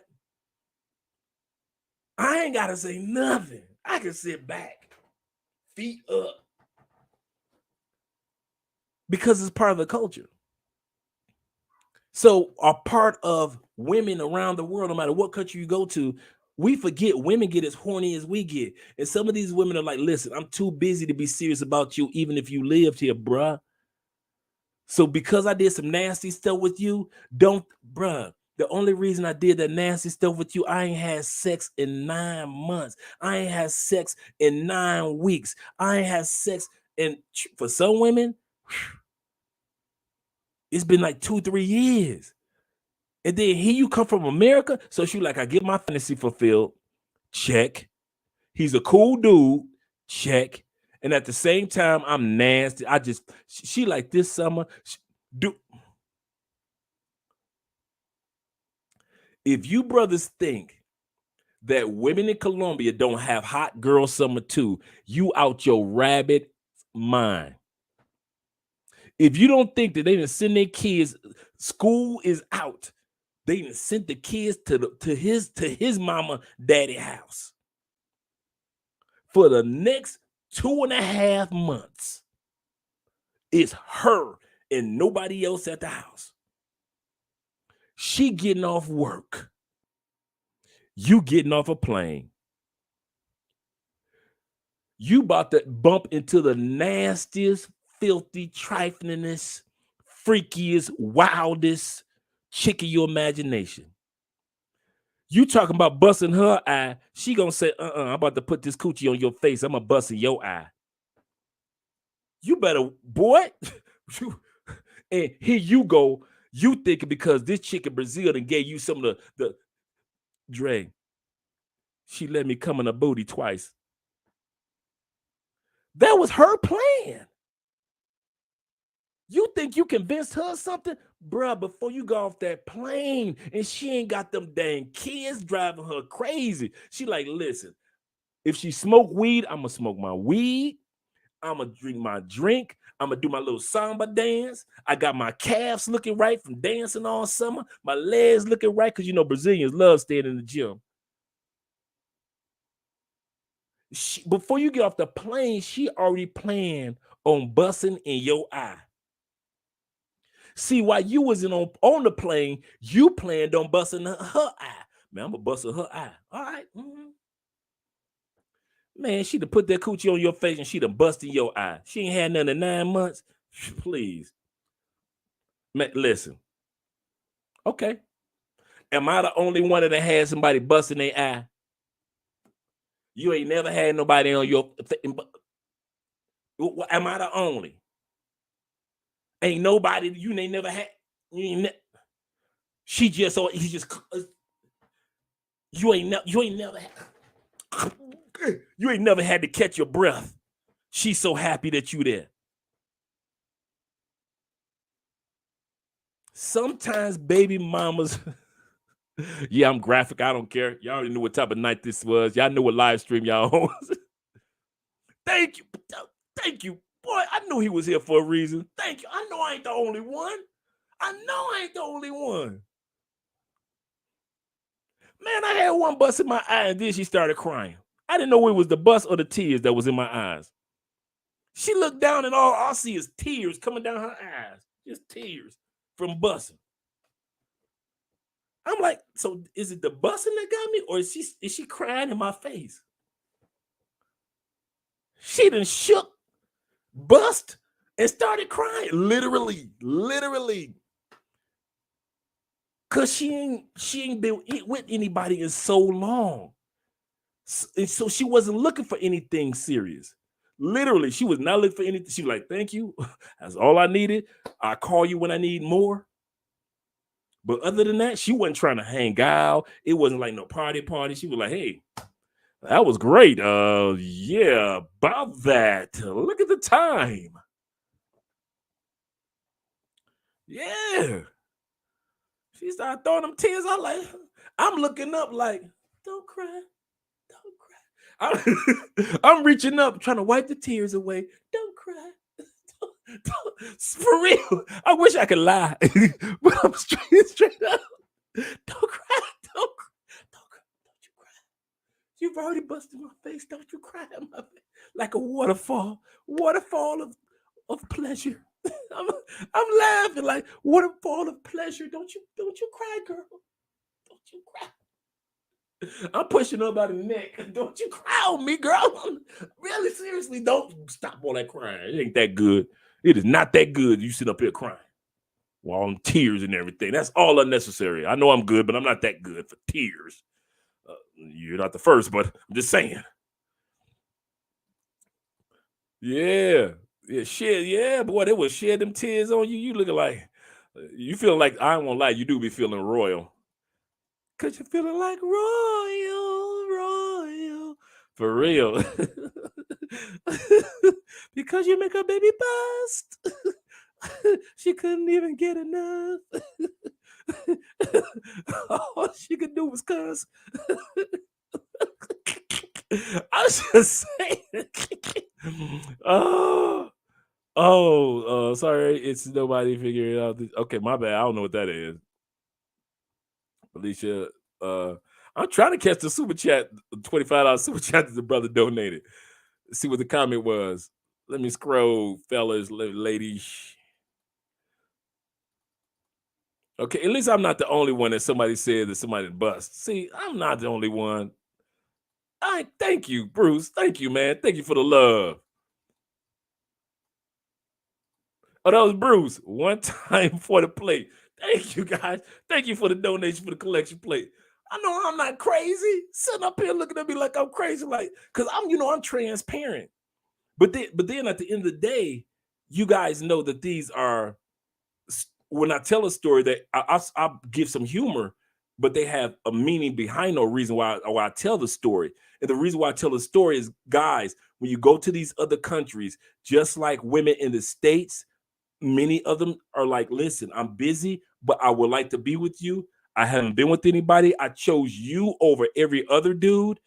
It's been 9 months. I could have been with 90 dudes if I wanted somebody, but I didn't. I like you. You are the one I chose. In 9 months or 3 years or 9 weeks, I'm going to be with you all summer if I call you. If I call you. It's all about intimacy. It's all about sex. Don't think that I'm trying to be with you and fall in love in relationships. You dudes do that. You come to Colombia and you think because or Brazil, you think because she done blew your back out or you done blew hers out because that's what she wanted anyway, that these baby mamas want something serious. They want nothing serious with you. They know you leaving. So look at it for what it is. She knows that you're leaving. Enjoy your moment. The next thing with a baby mama is this. So in other words, if that's why some of you dudes don't need to date baby mamas, because you can't differentiate between just having sex or enjoying the time with you and, oh, she must want a green card. Oh, she must want me to be her baby daddy, her next one. Oh, she must want somebody to take care of kids. Dude, all she wants to fuck you. That's all. Stop reading more into it. And some of you dudes right now are in a relationship with women in foreign countries that these women are like, well, if he's stupid enough to give me money and I'm a baby mama, who am I to resist? I got responsibilities and I got this dumb American sending me money, not realizing I was going to fuck anyway. Some of you dudes don't even realize she was going to fuck you anyway. She was going to fuck you anyway. I'll never forget the story of the females she told a story. She said, I saw the dude when he got off the plane. He was a big boy. You know, one of the big cornbread fed dudes. He wasn't a small dude. He was one of the kings and dreams type dude, just cornbread fed, right? Just that's how they are. This big boy, right? She said, when I saw him, I wanted to. She said, I already knew how he was built before when I saw him. She said, I saw him on I think it was IG. He hit me up. She said, so I saw his IG. He saw my IG. We hit it off. She said, cool. He tried to do this American, I'm a gentleman. Let me take you out to dinner. Let me spoil you. She said, 3 days going by, I ain't got none. This is a Colombian talking. She said, finally, when he finally gave it up, not she gave it up. Finally, when he gave it up, she had to let him know, I wanted it back when. What are you doing? Whining and dining me. Listen, I got responsibilities and kids year round. I need sex. Just like women in the States do it. They like the kids going all summer. Time is of an essence. I don't got 3 days to be burning with you trying to take out the dinner. Boy, if you don't bring that here, let's go. So realize, look at it for what it is. But if you can't, don't deal with baby mamas. That's my point. That's point number 3. We just get to point number 3. If you can't look at it for what it is, don't deal with baby mamas. Because some of you dudes, you're going to get your heart broke. Because all she wanted to do was, and you thought it was a relationship.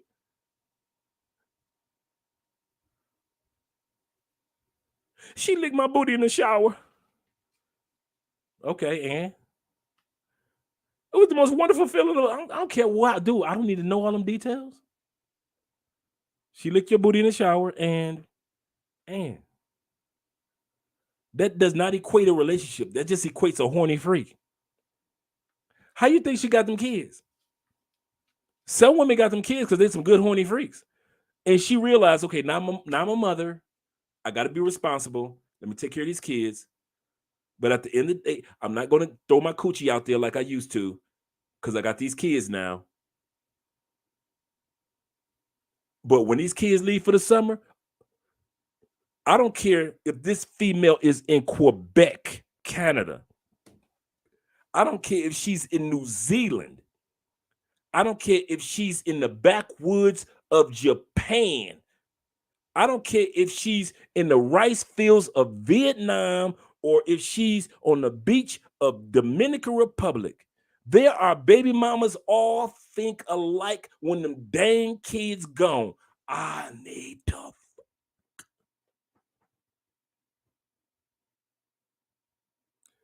There's only so much they could do with their Bob, battery operated boyfriend. There's only so much they could do with Bob. So much they could do with their finger by themselves. And hear your American tale come getting off the plane. Look at it for what it is and stop trying to boo up these baby mamas that only want to fuck you and tell you to get the fuck on. That's all they wanted, and nothing wrong with that. They just wanted you for the summer. That's it. You here for 5 days? Cool. Let's go all 5 days. Cool. You here for 10 days? Cool. Hey, can we 7 of them 10 days? That's all they care about. They're like, can I? That's all they want. So stop pretending like she's into you like that. She's not. She's just trying to get in. Hey, if you would have walked away, guess what? The next brother that got off the plane would have been getting his booty licked in the shower. You ain't special. Don't think that she licked your booty because she just thought it was so, the hairs coming out your butt was so special. No. She chose you, and if you would have blew it, she would have moved on to the next dude who she really liked and said, hey, I like the first dude, but he messed it up. Overkill. So she's going on to the next guy. And maybe the next guy blows it. She's like, oh, he messed up. But then the third guy comes along. He just as freaky as she is. She can get her freak on the whole time he here in town. And ain't no strings attached. Man, you know how many baby mamas used to love me? Just because there were no strings attached, because they knew Andre don't mess with no baby mamas. Not after that marriage. So they could have I was their hot person summer. I was their beach. So after being their beach, they already knew they could just go on about their business. But not with you dudes. Not with some of you dudes. Some of you dudes, y'all some. Soon as she make you bust the right way, this my man right here. This the one right here. Really?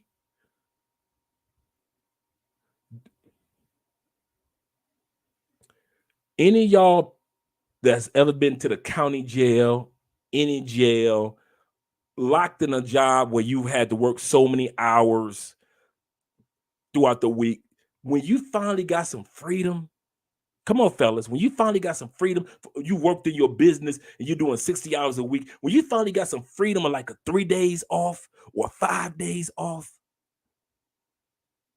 you the wildest dude. I went to DR and I smashed 4 day 1. Why are you like that? I gotta have it. The first day I got the DR, I had to, man, listen. I got the bed and kill. Dog, I ran it through 5 to 6 in 2 days. Why? I had to have it. It's the same concept with baby mothers overseas. You see my point? They are free, at least for the moment, of whatever was just the weight of responsibility in life, just like in your case when you come to Colombia. And these women are like, listen, all I want to do, just don't get me pregnant. That's all they're asking. Now beat it up. Get the beating. And that's all they asking.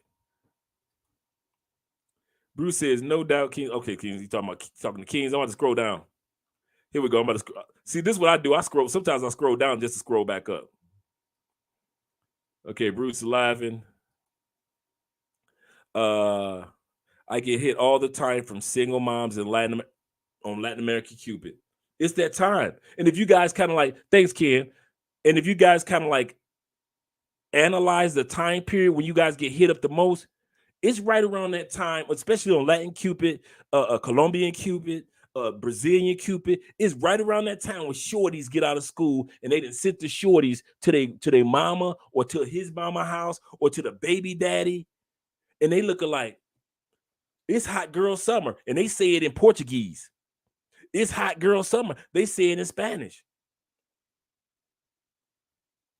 Yeah. Do you think hot girl summer is just the United States? Man, it's hot girl summer in Zimbabwe. It's some females in Zimbabwe is like, I done finally got them kids out this house. And I saw that American getting off that plane. That's his hand. It's women that be plotting on you dudes, man, when you get off the plane. And I don't mean plotting like we gonna drug him or rob him. No, they plotting on you like, ooh, yeah. He on the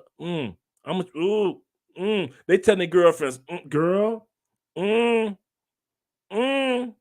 let him buy me a drink. Don't let him buy me a drink. With his them Americans. Oh my girl. I've been fantasizing about them Americans all summer. Oh, while my kids was in school, I was fantasizing about them Black American dudes in Medellin. I finally lived. Some women have moved to Medellin for a better life for the kids. And at the end of the day, all them Americans getting us. Let one American pretend like he knows Spanish. Like he just say one thing.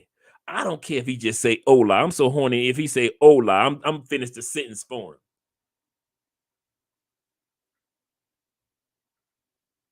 I'm telling y'all think y'all done went to Colombia and I ran down 5. 3 of them was baby mamas and they was gonna smash you anyway. 3 of your 5 conquerors, they conquered you and you didn't even realize it.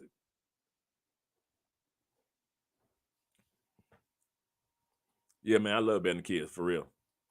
Snow bunnies for life. Hashtag. Yeah, for real. Waiting my passport to come to. Oh man, Bruce, you for real, Bruce? I thought you had yours, man. Let us know when you get your passport coming through, Bruce. No, sir. I remember you saying that before. Yep. It's not just Colombia. Absolutely correct, brother. Baby mamas are not just dude. There's an Eskimo in Alaska.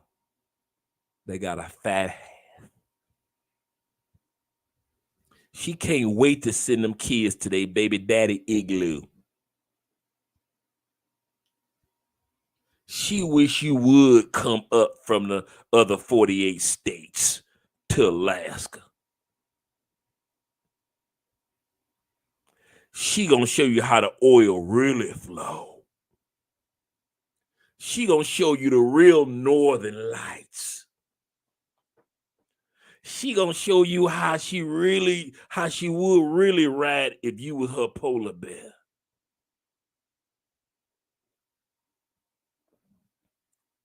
Baby mama syndrome is all over the world. Baby mama horniness, that is universal. That is, if I listen, single men, all you dudes that are single, that smashing baby mamas, dude, be respectful in the sense of smash baby mamas. Don't lie to baby mamas. See, that's where the disrespect come in. Because you dudes pretend like you're going to be in the relationship or you get tricked to be into a relationship. And the baby mama not asking for that. Dude, listen, I got kids. I got responsibilities. All I need is your dick. Can you do that? Can you get me? Some of you dudes can't do that. A lot of you dudes can't do that. I can do that. Stop lying. Because some of you dudes with baby mamas you shouldn't even be with right now. Stop it. Some of you dudes ain't got the vision of take your passport, leaving the old you in the States, The new you's got the passport, going and realizing that there are baby mamas everywhere that all they want to do is smash you. That's it. They don't want none of your lies. They don't need for you to pretend like we booed up. They don't need none of that. They need for you to smash them. And if it's anything like, hey, we listen to the same type of music, we laugh. Y'all might go to a club. Y'all might go. All she just letting off is that steam. Y'all might go to the beach if you're in Cartagena or in Rio. But at the end of the day, she's not looking for you to come rescue her. All she want to do is just like, listen, the kids are gone for a few weeks. Can you have fun with me, beat my back in, and take your little happy back to the States? Can you do that? Some of y'all dudes can't even get your little happy back on the plane and go to the States. Why? She licked my booty in the shower. Yes, she did. Dude, she been holding in that freakiness because she's a mama now. But she was always a freak. But she like, I can't be like that now because I can't bring every man into my house. I got kids now. And I'm a good mother. She said, but don't get it twisted. I'm a nasty bitch. I'm a nasty bitch. So now the kids gone and you in town, she can be a nasty bitch. Man, y'all ain't getting it. You got to stop acting like you all serious with you. And if you, my point is with this one, this is the third reason, just the third, right? Why you should not date a baby mama, because you don't know how to do it right. I said it. Some of you dudes don't need to be dating baby mamas because you do not know how to do it right. You F it up every time. Just like you was effing it up in the States, you was in and out relationships with baby mamas. And notice I say in and out of relationships with baby mamas because none of it was working, because baby mamas only want to do one thing with you, was smash and crack a few jokes and have a few drinks and maybe smoke a little weed with y'all, those of you that smoke weed. But you couldn't do that, could you? You couldn't just have a drink, could you? You couldn't just smoke no weed, could you? You couldn't just sit up there and have sex with her, could you? You had to make a whole relationship that she was not expecting to take place. And so she sat back in the States and was like, well, maybe he is serious. Instead of acting like what she was expecting you to do for the whole summer, would just break her back in and get the on. You couldn't do that. Some of you dudes don't know how to get the on. Stop acting like you all weak on every chick, dude, for real. But she's so fine, she got a big butt.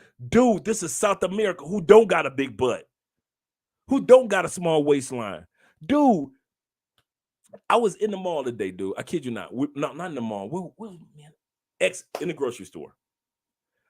Dude, I saw one of the ugliest chicks I've ever saw.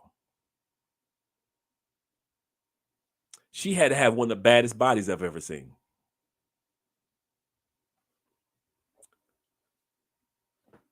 So what's your point when it comes to coming here to South America and you try to act like, well, dog, she had a big butt. That's why I got so serious. No, you got serious because you mentally did not grow up and leave the old you in the States and the new you who had the clean board, who didn't have to do none of the that the old you was doing when you came to South America. You did it anyway. Oh, I got one for you. And even some of you dumb mother sat up there and got some of these South American chicks pregnant. Now you can pass the plate.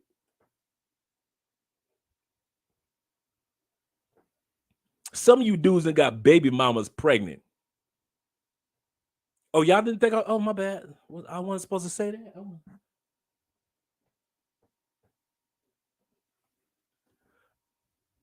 I wasn't supposed to talk about the fact that some of y'all got baby mamas pregnant. When you was only supposed to be then going back to the States or going back to your other country, the next country that you're going to. You didn't know I knew that you got a baby mama. I wasn't supposed to tell that part. That some of you ain't responsible to where you done got a chick pregnant in another country that you knew that you had no plans on getting her pregnant, but you just so happen to bust up in her. And now she pregnant. Why? That's why some of you dudes don't need to be with baby mamas. Because some of you dudes sit up there and get a baby mama pregnant. You didn't get no regular chick pregnant to where this is her first child. And you like, oh man, that's my little shawty. That's my little man. All right, mama, okay, cool. You know what? I'm gonna go ahead and try to do what I could do. I'm gonna try to shoot down here often for my little shawty. No, y'all ain't do that. Nah. You getting baby mamas pregnant. You the third daddy. Yeah, I said it. I ain't about to look away from that one. You the third daddy. She have a family reunion with nothing but baby daddies. She can have a family reunion with nothing but baby daddies. When all you had to do was be responsible, wrap it up, but you couldn't do that. Oh, hell no. You couldn't do that. You couldn't be responsible like that, huh? That was too adult of you, huh? And out of all the people to get pregnant,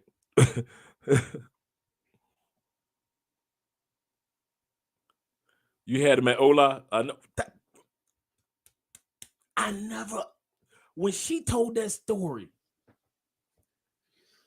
she said, I already wanted to smash him.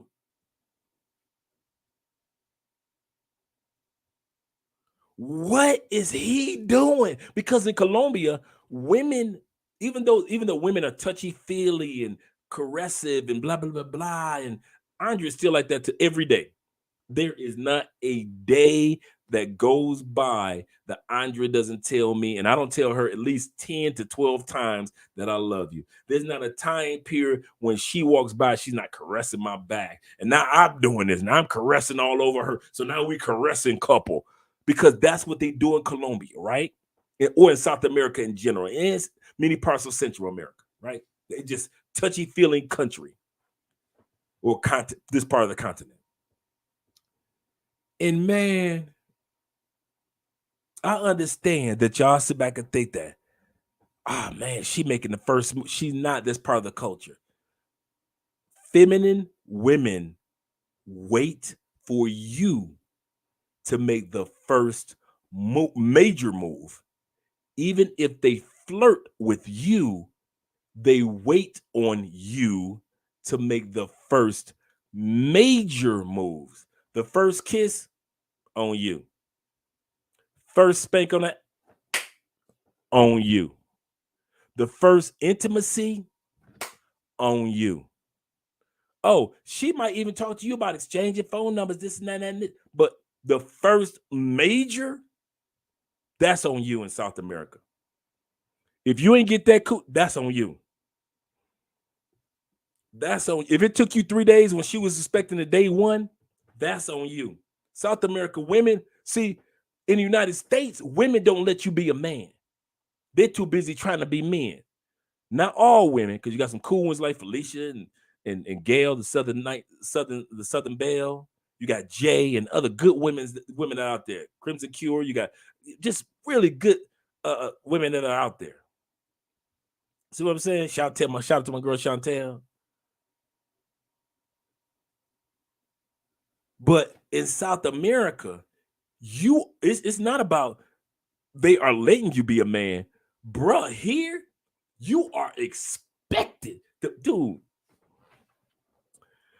This is the only thing that have not gotten used to that Colombian men do, and you guys can attest to this that have been here, that I probably haven't done, and I probably will never do. How many times have you guys seen a 7, 8, or 9 walking behind her man?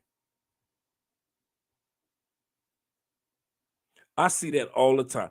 It's like the badder the chick, the further the distance. They make their 8s, 9s, and 10s walk behind them. Am I lying, fellas? If your chick is that fine, she back there. Now, They know most of us American dudes, we come on, girl, let's hold hands. Oh, come on, girl, walk with me. I got something to tell you anyway. So we ain't all on that, I'm a cheese dude, you walk behind. But here in Colombia, and I have yet, let's put it like this. Let's put it like this. I have yet to see a dude that had a chick walking behind her and she wasn't in the 7s, 8s, and 9s. Really? Really? 8s, 9s, and 10s.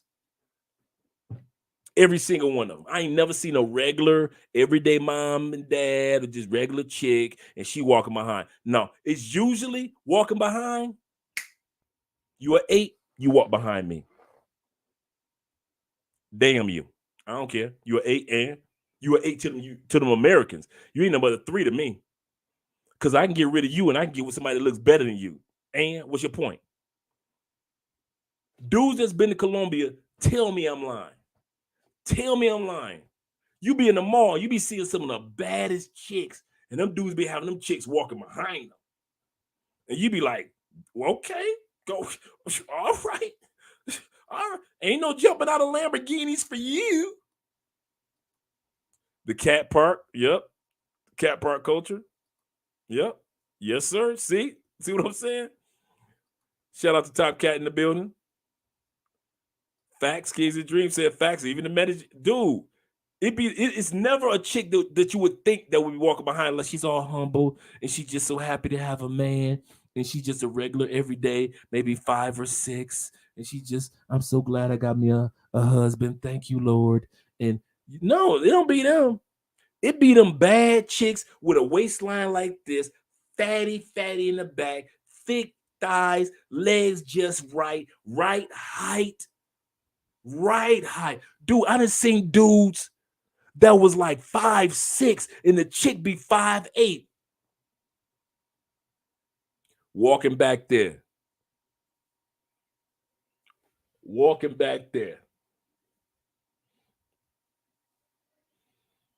Be like, really? And I kid you not, one in my 5 years of being here, the times that I have seen a chick walking behind the dude, it has never been less than an 8. Never. It's always a bad mother walking in the back. Get yours back there. You dudes don't know how to do that. That's my point. You don't know how to say no to pretty. These dudes down here already know. Wait a minute. You ain't the only pretty one. I get rid of you and get another one in 15 seconds. What you talking about? If you don't sit you don't cook? You don't cook. You don't cook for him, but you cook for me. You better learn to cook. You better get your little you better go to Felicia Jordan channel and learn how to cook some meals. I don't care what you got to do, but you better go to Instagram. Felicia Jordan got some recipes to show you on Instagram. You better get you on Instagram. Tell me you don't cook because you pretty. Here's what we gonna do. Get the on. And these dudes be treating them like garbage. While y'all sitting up there sending money on Western Union and treat them like gold, man, these dudes down here, man, I never forget what the first Colombian dude told me. In the States, I asked him, I said, man, how you be getting with these 11s? He said, Dre, I'm gonna tell you the secret to Colombian women. I'll never forget this. While I was in the States, before I ever traveled to Colombia, I hung out with Colombians in the States in Tampa. It's a big Colombian population. Didn't know Andrea nothing. Dude told me this, and I never forgot it. I don't use it all the time, but there's times that I'm stern, but he said, you got to treat Colombian women like they ain't. And at that time period, I was like, what? He said, you're going to get it one day. If you ever visit my country, he said, all what y'all do here, spoiling women and treat them like they gold because of beauty. He said, we don't do that because of beauty. He said, beauty is a part of our culture. So we don't look at women and say, plus we don't make that much money in our culture. So we don't look at women and say, the first thing I'm going to give you is beauty. I'm going to give you money because you're beautiful. It don't work like that in our culture. Our culture is, I'm the man, bring your here and walk back there. If you can't do that, You can move on, but it's another gonna be replacing you. Now, what do you want to do? I couldn't, and I sat back and I watched him because I thought he was full of. This is in Tampa. He talking shit. Nothing but 11s. He wasn't a baller. He was just a regular dude. He was an older dude. I kid you not. Dude, he was my age. And he pulling 30 on down. And I'm talking about 30 on down with money. Like one chick he pulled, we was in the club, right? We're in the club. He walked up to this chick in Spanish. Bam! In Spanish. He just told her, I just told the DJ to play this song. It was a slow song. We had just walked in the club happenstancely when the slow song came on. It was like a slow bachata type song came on, right? I just told the DJ to play this song for us. Let's dance. He didn't ask her. He said, let's dance. That's why when you guys come here and see me, when I dance on the, so you guys that come down here, y'all see me on the dance floor, y'all ever see me ask? I just stick my hand out, right? I ain't never opened up my mouth ever. Never. Since I've been here, out of here. Would you, how you, out of here. This is before I met Andrea. Why? Because he told me you gotta sprinkle it with a little bit of hole. You do. You do. And if you did apologize for that hole, that little sprinkle, then you ain't an ass. It's almost like you suck the sprinkle back up. Because, well, I don't want to talk about you suck the sprinkle, but that's gross. But it's as if you reversed what you did as far as being who you're supposed to be. My point is this: women in South America, if you want her to be feminine, cool. But she expects you to be masculine. And not that American bullshit definition of masculine. She expects you to be, and I'm not talking about machismo in the sense of like, me caveman. Not that bullshit. But she expects you to walk up and say hello, even if you don't know Spanish. She expects you to have the balls to say hello, even if you don't know Spanish. That's what she expects. Okay. Me and Andrea in the grocery store. I'm going to pick up some items. Andrea pick up some items. It's this sister walk into the grocery store. I called her earlier. She is 5'10". Now, Andrea is the shortest woman that I've dated. I've always dated tall women. Always. Love my tall sisters. Sister. Body looks like she's an Olympic athlete. Like she played volleyball in the Olympics. One of them sisters. Hair down her back. It's hers. It's hers. Gorgeous face. Collarbone. Right? Checking your boy out. Because I'm looking like I'm about, even with the ring going, they don't care. Checking your boy out. Walking down the aisles that I'm walking down. Just, no. Giving me the flirtatious look. But let's say I wasn't with Andrea. I'm in the sense of married. The reason why she gave me the look is because she was playing the feminine part. She was waiting for me to play the masculine part. It's my responsibility to say the first, how you doing? Excuse me, can you help me? Blah, blah, blah, whatever it is to open up the door. Even if I don't know Spanish. Dude, I'm thicker than an average Colombian, so she already know I ain't from here. My point is with you guys. Now, of course, I didn't do all that. I'm happy, dude. Let's put it like this, dude. I'll notice a chick noticing me, but I notice more that I'm happy with my wife. Even there was no love crossing borders, none of this. I'm happy with. I love Andrea. That's my girl right there. That's my dream right there. That's my heart right there. She's the queen of my heart. She plays a very big part in me. That's Andrea, right? In me. So we good. But I do notice see, Andrea notices more than I do. But every blue moon, I'll notice a female kind of like giving me that. And she was hot to death. This chick was hot. Let's put it like this. She was my type for if I was single. But I'm happy. So I know to keep it pushing. I'm going down aisle 3. Girl, you going to take your ass down I-5. You go ahead and do what you going to do. I'm going down. I'm about to live my life. You live your life. But here in Colombia, some of you brothers don't realize these women, including baby mamas, expect you to be the man. And part of being a man, she expects you to know, I only want to fuck you. You see that? That's what my point is. Some of the baby mamas only expect you to say or notice, I just want to fuck you. And that's it. No more, no less. And some of you ain't man enough because they did not allow us to be man enough in the States to realize that that's all the baby mama want to do. There were women that you got serious with in the United States 3, 5 times, and they were baby mamas. And if you asked them during the interview, when you first met him, what was it that you want to do with him? Well, really, all I wanted to do was fuck him. That's all I wanted to do. I saw him, he was handsome, and I was like, I would fuck him. And so he walked over to me, and I'm thinking to myself, oh, I'm going to fuck him. What did you do with the baby mama? With all 5 of them? You tried to establish relationships, and it didn't even work. And you think like, ain't no love in the United States. Ain't no good women in the United States. The women in the United States are some bull.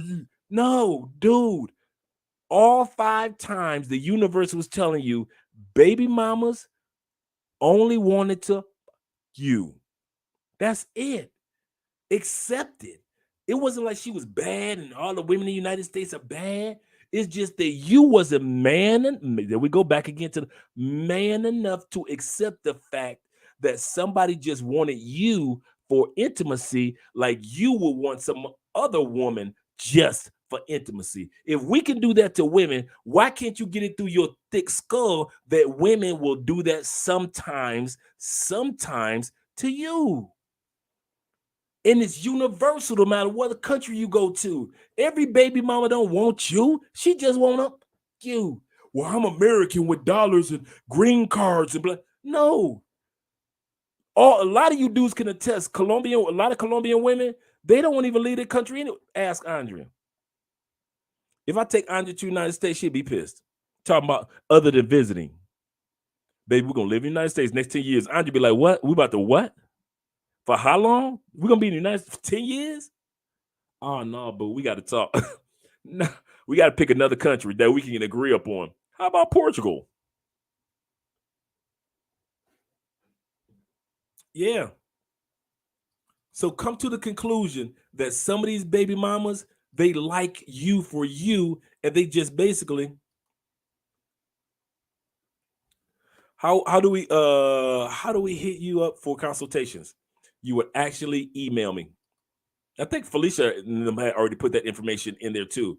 Email me at aspence2011@gmail, and we can schedule the consultation.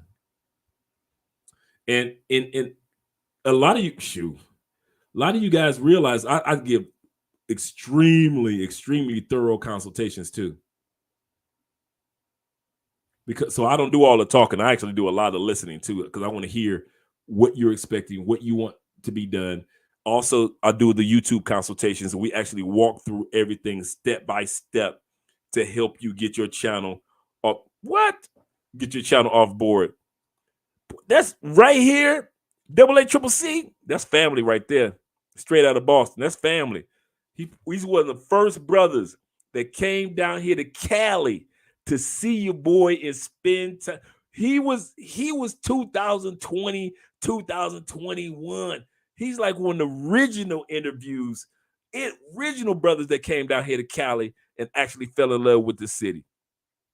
Good man right there. Good man right there. Boy, you came out the woodworks on me like, oh, you want to do that to me? You want to do that to a brother? You want to come out the wood, man? Listen, that's family right there. That is family right there. Ah, whoo, that's my dude. This the brother before I was going to the club just for salsa dancing. He came to Cali. He said, Dre, I had a goal. I was going to dance for 25 women. I'm sitting back like, man, he ain't know it. Because at this time period, I wasn't going out just for dancing. I was going out with Andre, right?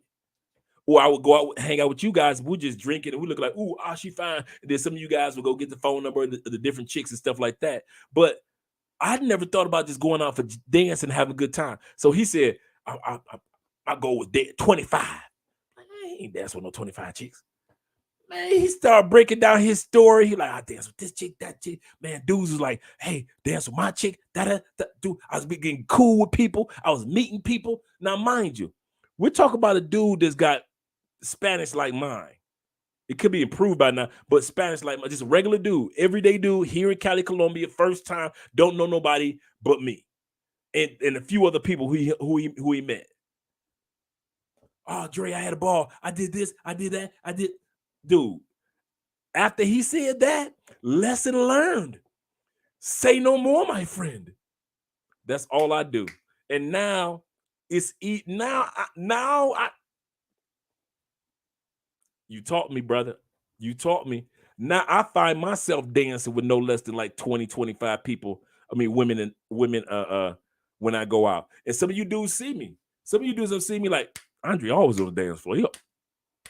Half the time I don't get on the dance floor because I'm with y'all.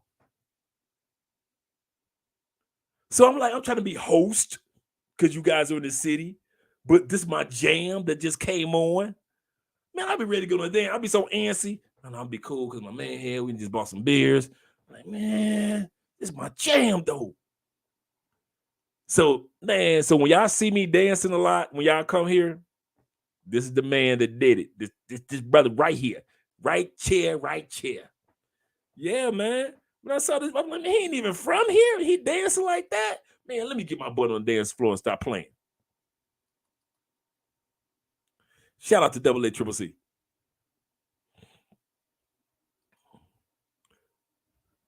True.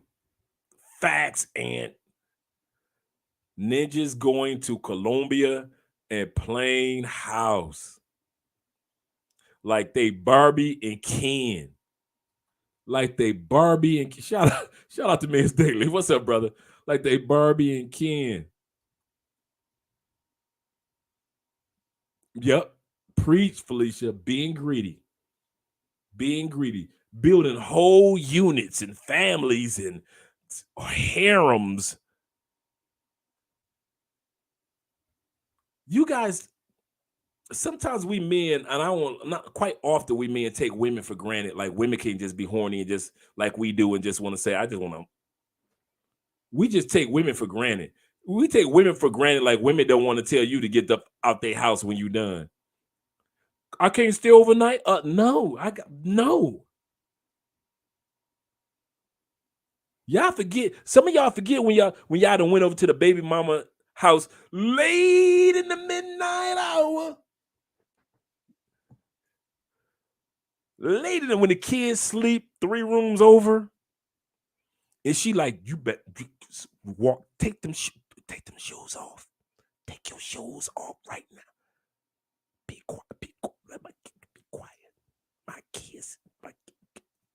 My kids in the other. Be quiet.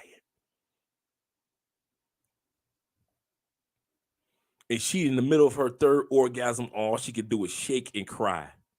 Because she can't scream like she wants to. She want to scream so bad.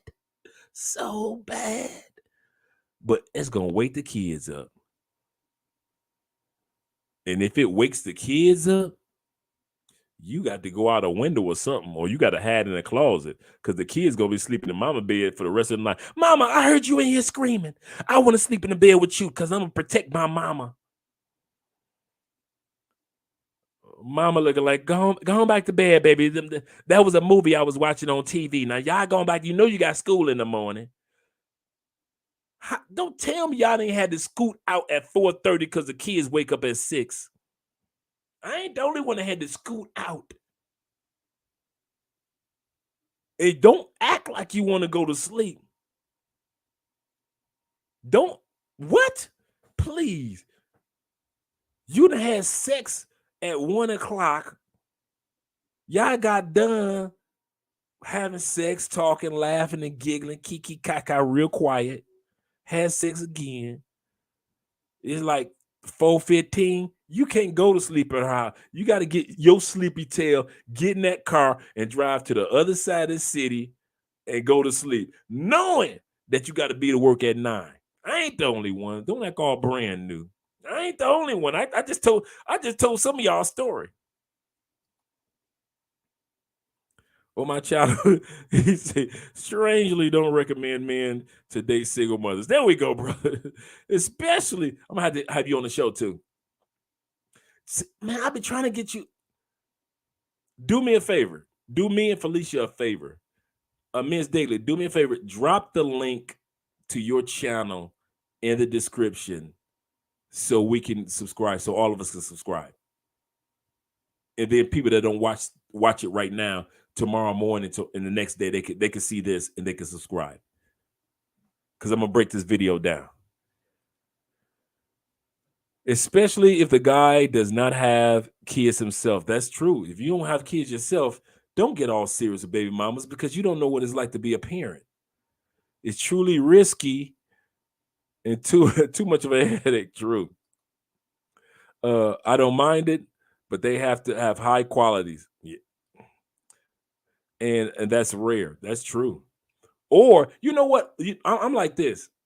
If it's a mother that have children that don't live at home and they're like 21, 23, 20, these ain't babies no more. 19. These aren't babies. They don't need they just need to make sure that you ain't beating on their mama.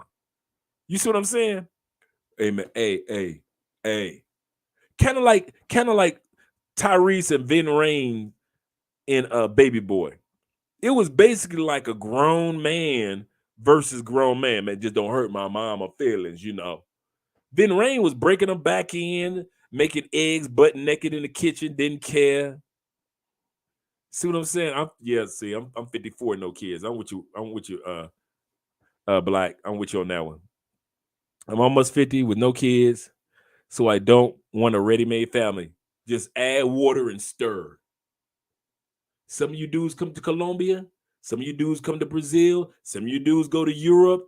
And I know, dude, I got you. Dude, I'm going to tell y'all something. I got you. Some of you guys send photos of the baby mama y'all kicking it with. She is flawless. I give it to you. Some of y'all baby mamas that y'all kicking it with, hats off. I ain't mad at you. She fine.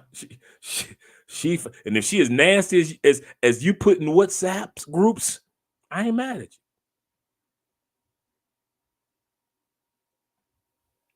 But to sit up there and take it so serious to the point where you just add water and stir and it's an instant family, that's where you done fucked up. That's where you fucked up. Here's my men's don't date single women's. I don't see the wait a minute. Let me see. Others, you don't date single mothers video. You'll never be a priority. You won't. See, you skipping ahead. I got that on my list. I'm glad you said that. Wait a minute, let me see if that's next. Ooh, that is the next one. That's the next one on the list. Great minds think alike. We say, okay, here we go. Here's my men don't date single mothers video. You'll never be a priority. The key word in that sentence is never. I don't care how old those kids get, you will never. I was a stepdad from 5 great kids, two stepkids, great kids. I have no complaints all the way through. I could, you had a few little challenges here and there as far as them just being kids, but I could say 95% of the time, if a man were to be blessed with the best stepkids of all time, that's what I was blessed with. Successful in their endeavors in business. My stepdaughter, who I was with, is still with her childhood sweetheart, married together to this day. Stepson, he was always about investments and money and saving and things like that. Works for Chrysler, stacking it. Ain't no shorties in sight.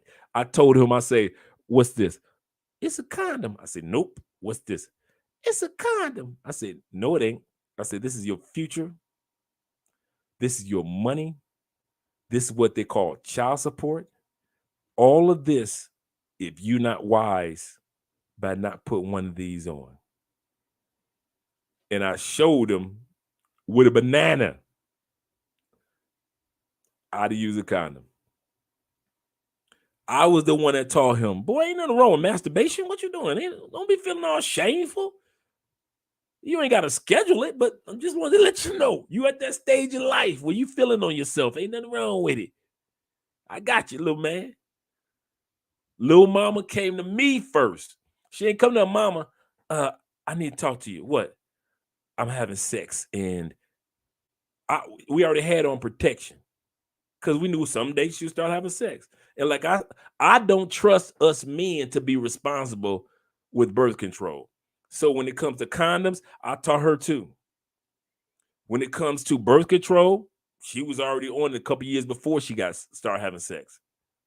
So when she started having sex, she was like, I ain't got no disease, condoms, birth control. So I ain't got to worry about that. Hey, I ain't talk to you. What's going on, girl? 19 years old. I just had sex. What? You all right? You good? You're mentally fine? You clear? You good? Now she had been with little man for 3 years anyway. So they've been together since they were in their early teens, and when they were 19, after graduate, they're in college now. Sex. And who she come to? She'll come to mama because mama gonna panic. Oh, my baby's having sex. Oh Lord. And she did not want to deal with that mess, but she already knew who to come to. I need to talk to you. What's up? Sex. All right, let's talk. No issues. I would never do it again. Never. Why? Several reasons. Because at the end of the day, I spent all those years building another man's children up to be the best that they could be, and they weren't my kids. Numero dos. When the relationship with the mother ended, even though the kids loved Andre Stinky Draws, guess who I haven't spoken to in all that time period? Her kids. So I could pretend like they were mine, and I could send them to college, and I could teach them how to do this, and I could talk 6 times. But at the end of the day, they weren't my kids. So I'm not angry or mad or disappointed. I'm jaded. Y'all know when I'm jaded about something, I'm telling it. But I'm not angry at the kids because, me and their mom are together. So they're looking like, oh, that'd be kind of awkward for me to kind of like reach out to Andre with questions. And I don't talk to Andre because my mama doesn't.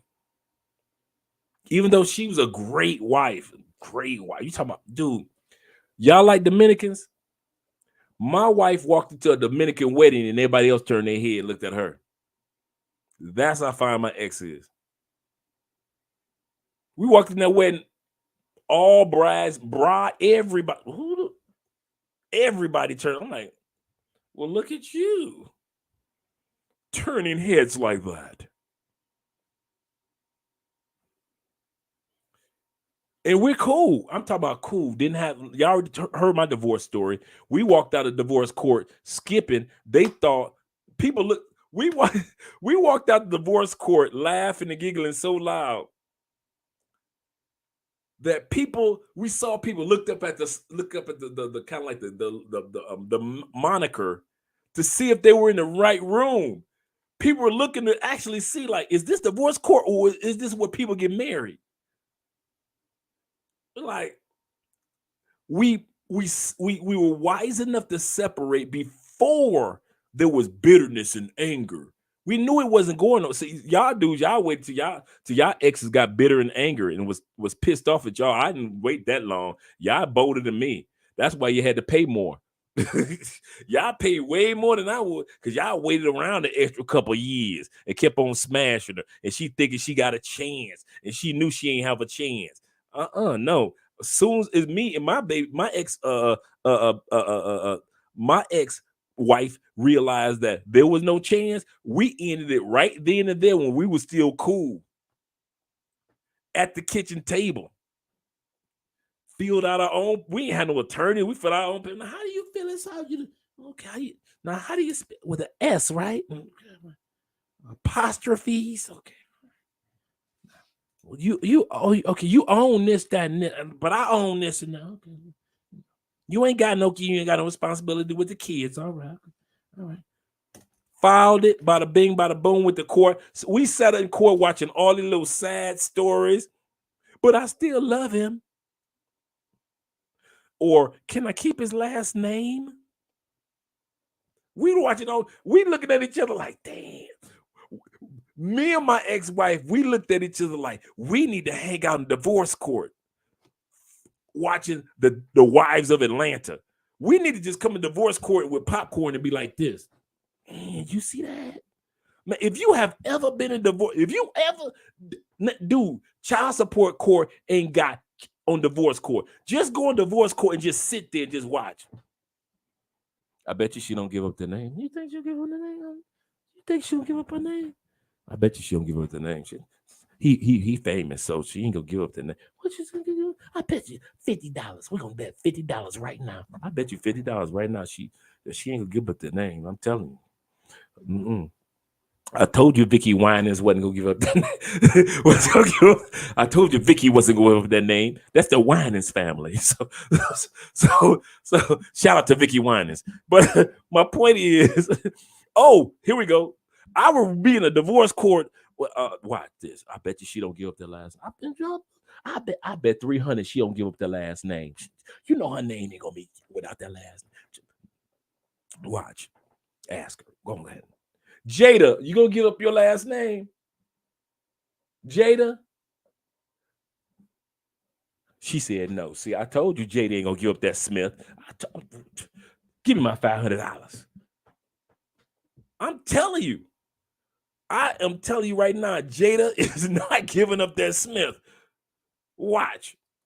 There's a lot of famous women right now with some rich folks' rich man's last name. Seriously. Amber's a dang fool. She sitting up there fighting for money. She should have fought for that last name that was worth more than the money. She should have took that $7 million, stop acting like, I'm going to donate it to people that need it. Bitch, you should have donated to your bank account. That's who you should have donated it to. Now you sit up there talk about Elon. Elon. She looking at Elon Musk like, Elon like this. Like lead attorney. Elon looking at her like, Amber, I just paid $6 million for an attorney for you. But Elon,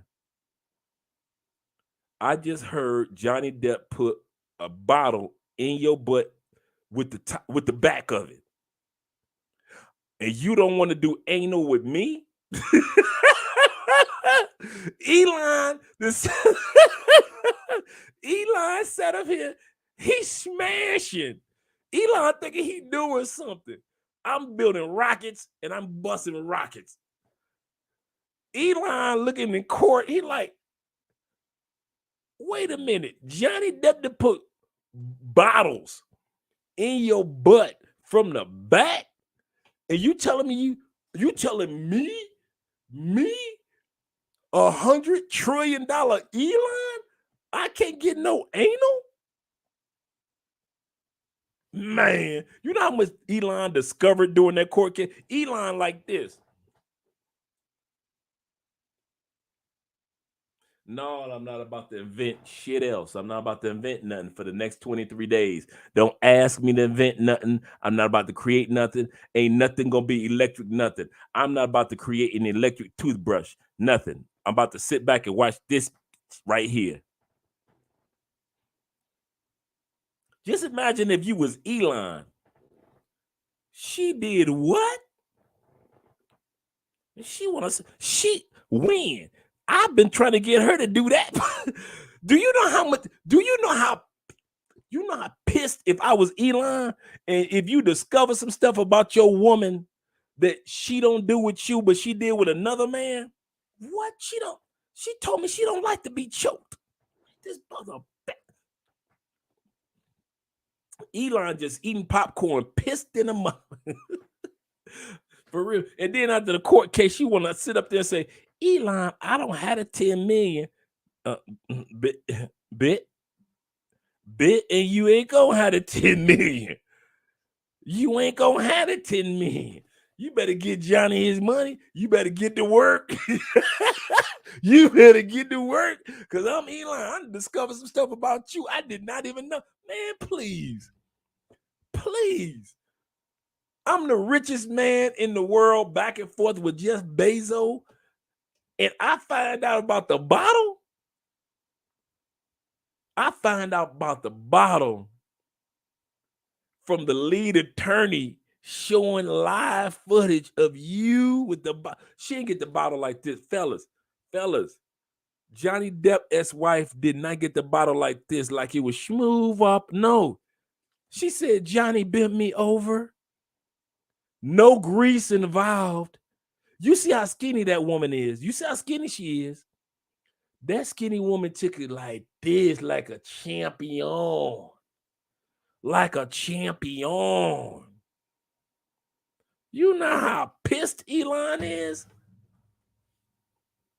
There you go, brother. Oh, that's a good one, Anthony. Only date real women. Only date women with real jobs. I always say this. Why don't you guys date somebody with something to lose other than their kids? Most dudes end up in South America when they get robbed or drugged. Do you not know that it be women that ain't got nothing to lose? It's never a somebody with something. Yes, we found out the person who robbed him. She was the head of the nursing department. It'll never be that. The person that stole his computer, well, come to find out, she was the head of the department of her store. The person that robbed him and drugged him for 3 days and kidnapped him, well, we found out the truth. She owned 3 stores of her own, and she owned a beauty shop. It's never somebody with something that gotta lose. Y'all always with females that ain't got shit. Y'all love it. You know why? Because one of the things that goes back to y'all love to rescue women. I'm about to bust your head before I go on to the next one that the brother was talking about. Yeah, they betas. Betas. Betas. See what I'm saying? That's it. Only date women that have something to lose. I'm going to go back to this. Guys didn't hear this before. Some of you dudes, in all sincerity, and I mean this, and this is not a cap put down, not talking about you, because we all been here. We all been there. We all been there at one point in time in life. You didn't feel like your life was shit. Let's be real. You didn't feel like your life was at that moment in time. You're like, man, listen, man. Even though I'm making this money, man, I don't, man. Even though I'm smashing all these chicks in the States, and I got a couple cars, and I got a nice little condo and a few Airbnbs over there, and I don't feel like, I don't feel right. You get your passport. You go to Brazil, and you meet a baby mama. And she says, you know, time's been tight at the house. And you go, and this usually after y'all have sex, and you go, time's tight. Tell me about it. Well, this is going on, that is going on, and the kids need that, and the baby fathers hasn't stepped up, and so forth, right? And you so weak because you ain't never said no to pretty in your life. With all your money and all your influence, you ain't never said no to pretty a day in your life, right? Cool. Buenas, amigos. Buenas.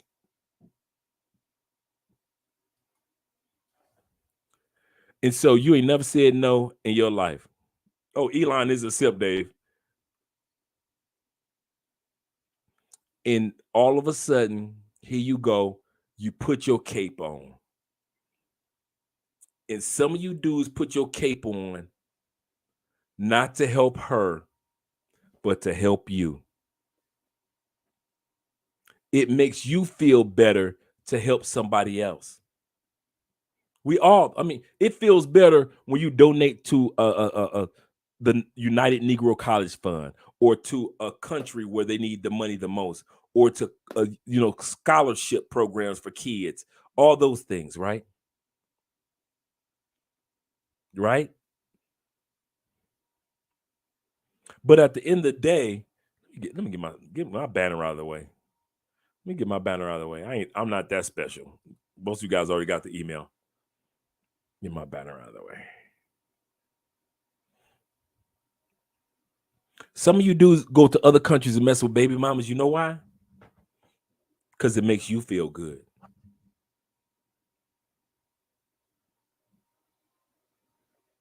Makes you feel good. You sending that money Western Union because it makes you feel better about your life, because your life in the States is so chaotic or is misunderstood by you, not by other people, by you, that when you go to another country, you can feel good about rescuing somebody you do. Some of you dudes mess with baby mamas as if the baby mama was in a fire in an abandoned building, and you climbing up like Spider-Man up the side of the building, and you saving her and her kids. Yeah, Western Union poppies. And it makes you feel good to rescue somebody instead of taking your in there, and what she really wanted was sex. Here you go, rescuing. Pesos everywhere, money flying there. What you need? I'll buy, because it only costs a couple. It ain't tricking if you got it. It ain't tricking if you got it. It's, bruh, got news for you. There are billionaires that will tell you it's tricking.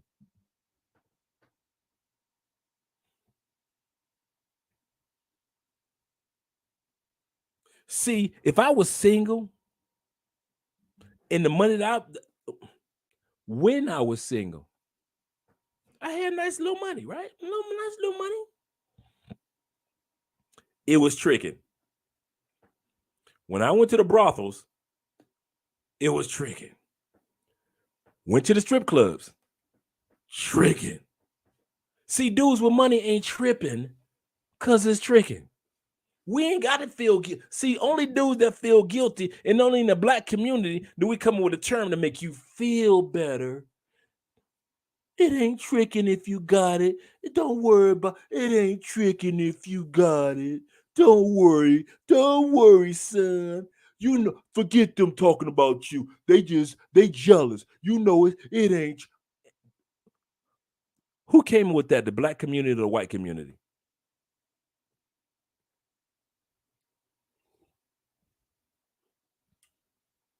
I'll wait. Who came up with that? The black community, the white community, the Asian community who got money. Okay, let's put it like this. The white community that got money, did they come up with that? The Asian community that got money, did they come up with that? Got to be the Latin community that got money. They had to come up with that. It ain't tricking if you got it right. Lebanese. It was Lebanese. Lebanese dudes or the Egyptian dudes came up, or the Indian dudes, the Asian dudes, the East Asian dudes. They had to say it ain't tricking if you. No, it was us Negroes that got a few dollars that try to say it ain't tricking if you got it. We the only ones that say some stupid like that. The only ones. Don't nobody else on the planet say stupid. Asian dudes will tell you I'm tricking, and Egyptian dudes with money and say I'm tricking, and what? Dudes, Arabic dudes like I'm tricking, and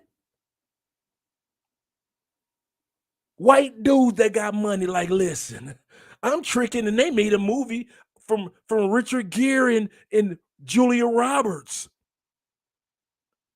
called Pretty Woman. We made a movie about our tricking. Only black dudes will say some stupid like it ain't tricking if you got it. When I was single, it was tricking. And I ain't never been shy about it. Y'all don't sit around trying to pretend like, no, it ain't tricking if you got the money. Don't nobody say that but black people that's usually got a few dollars. Ask ultra rich black people. When they pay $2,000 a night or $10,000 a night for this woman to come through, take care of business, and take a little happy, they ain't never said nothing like that. They like, I'm geisha girls or whatever it is, I'm tricking. It's all tax deductible.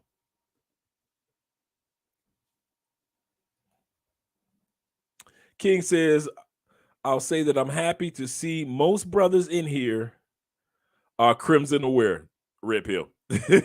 However, we all know beta males who want to cap and protect these ladies aren't worth it. They aren't worth it. They really aren't.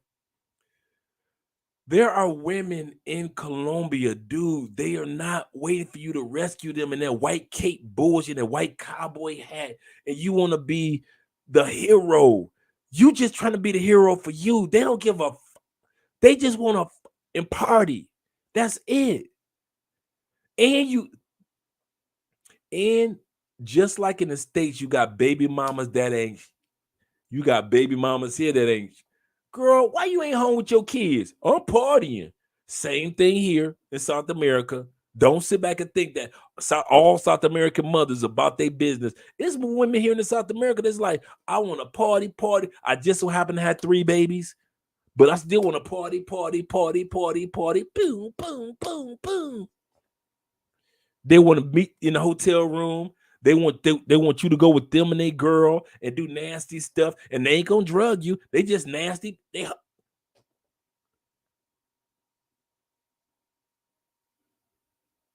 Not every woman in South America is a good girl. A lot of the good women here, but a lot of good women in South America just want to have fun.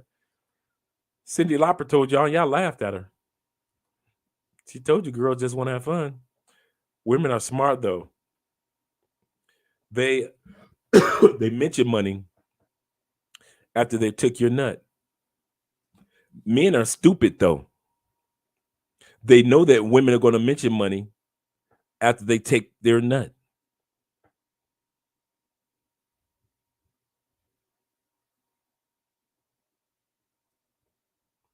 Women are smart though. They mention money after they take your nut.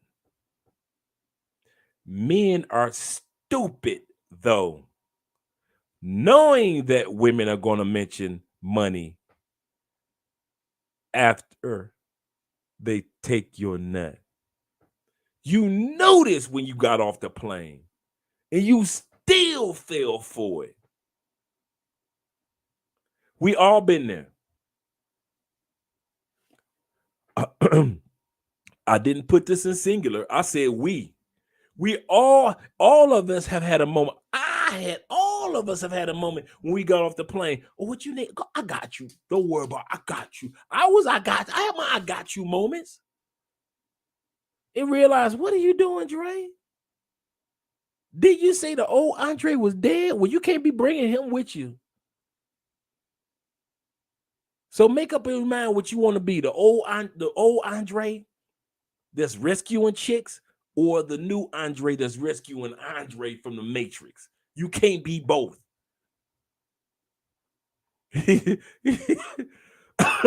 out to Bruce. Bruce said, "I'll be asleep." She tried to ask questions about money. I'm going to sleep.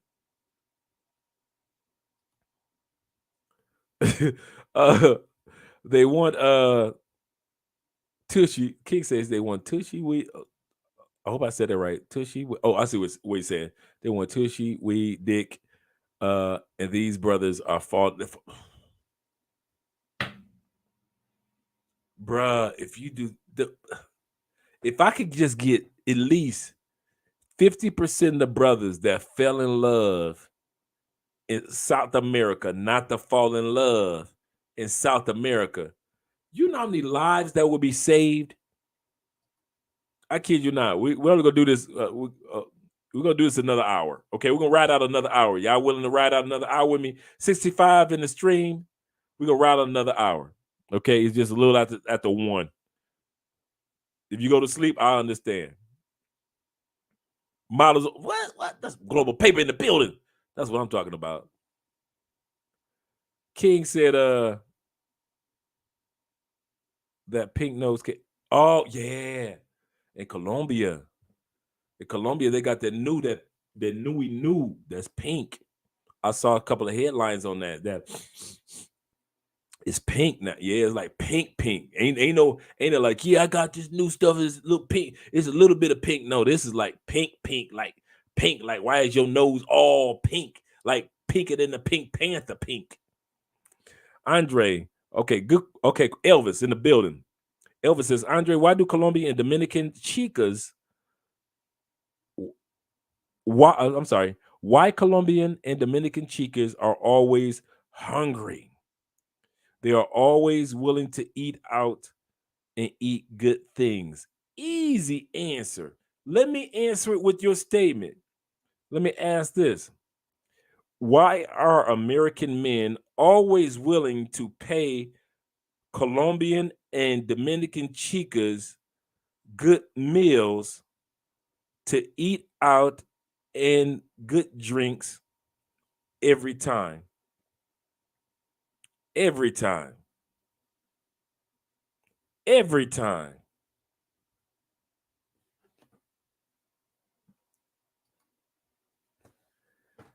Half the women that you guys date, because I've already told you in Colombia they hang out, they don't date. What the heck you doing? Remember, I just told y'all early in the live stream, the first place me and Andrea went to was the museum.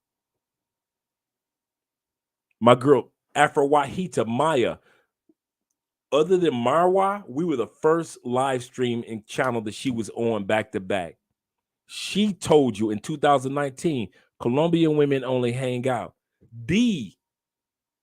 From D's tours, she's constantly told you dudes, Colombian women don't date, we hang out. Here you American dudes come with your American mindset, with your American to South America from North America, because you date.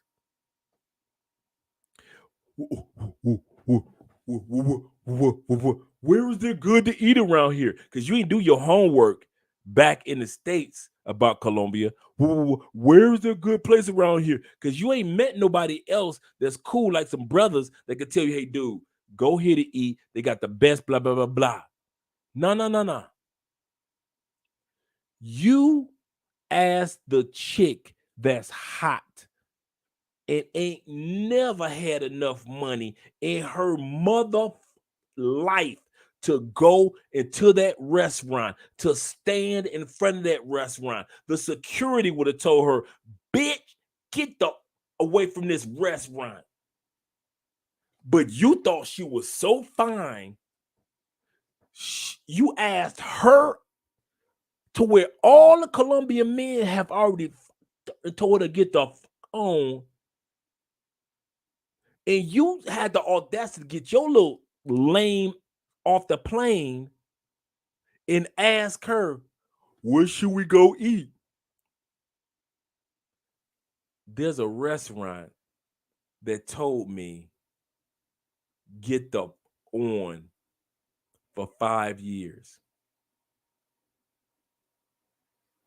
Let's go eat over at so-and-so's. They've got steaks that I think you like, because they're going to put it on you. They've got steaks that I think you like.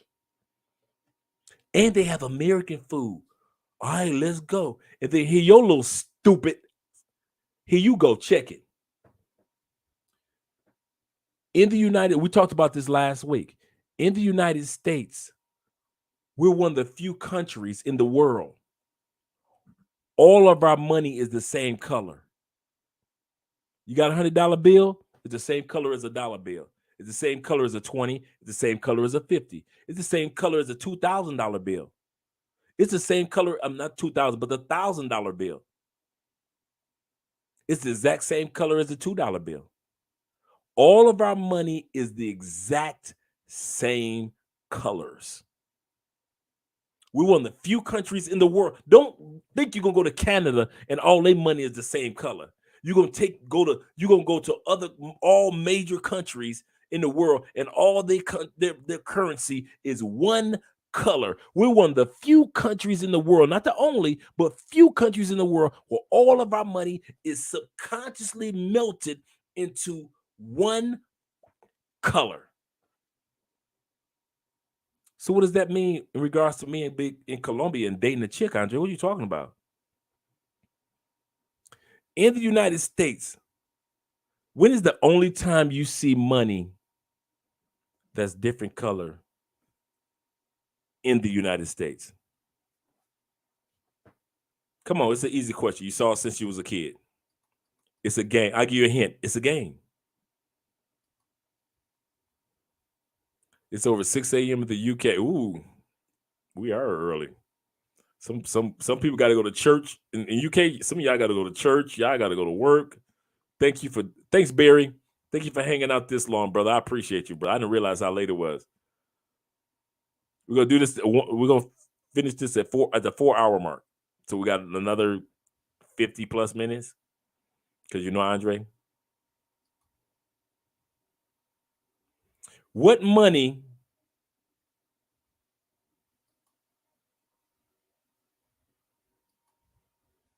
that you've dealt with in the United States that's different colors? I like that logo. It kind of reminds me like the Godzilla eye type of thing. Mr. Spacely in the building. I don't know who Mr. Spacely is.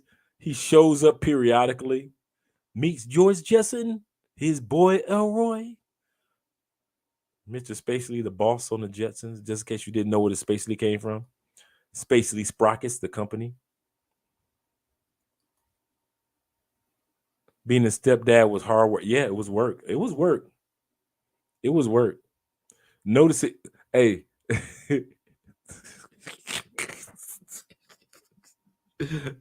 Oh, hey Corey, I'm not as an ex stepdad. I am not about to let you slide with that statement. I caught that capital was past tense. That's why I had to come back. I'm like, wait, pause. And I didn't even see the was till now, but I did as I was realizing. Like, wait, it was. This was sounds familiar. Kind of like when I look in the mirror, stepdad was sounds like me. Yeah. He says, I can't stand that. Ooh, he said, I can't stand. Oh, Bruce says, I can't stand that woman. She needs to let our Gomi go for. Yeah, you know what? Jada's so evil, man. Jada will not walk away from. Think about it. Wait a minute. Will is worth, now Jada by herself, I got to give it to her for messing with Will. Jada's worth 20 to 25 mil by herself. So Jada ain't broke. Just from all her movies and television shows on Gotham and all that, Jada was the woman that didn't have to spend none of her money because they spent Will money. So all she had to do was stack. She stacked 20 to 25 mil over this time period.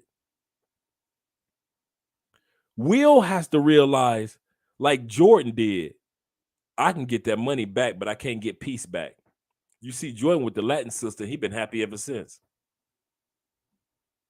When last time you saw Jordan file for divorce? I'll wait.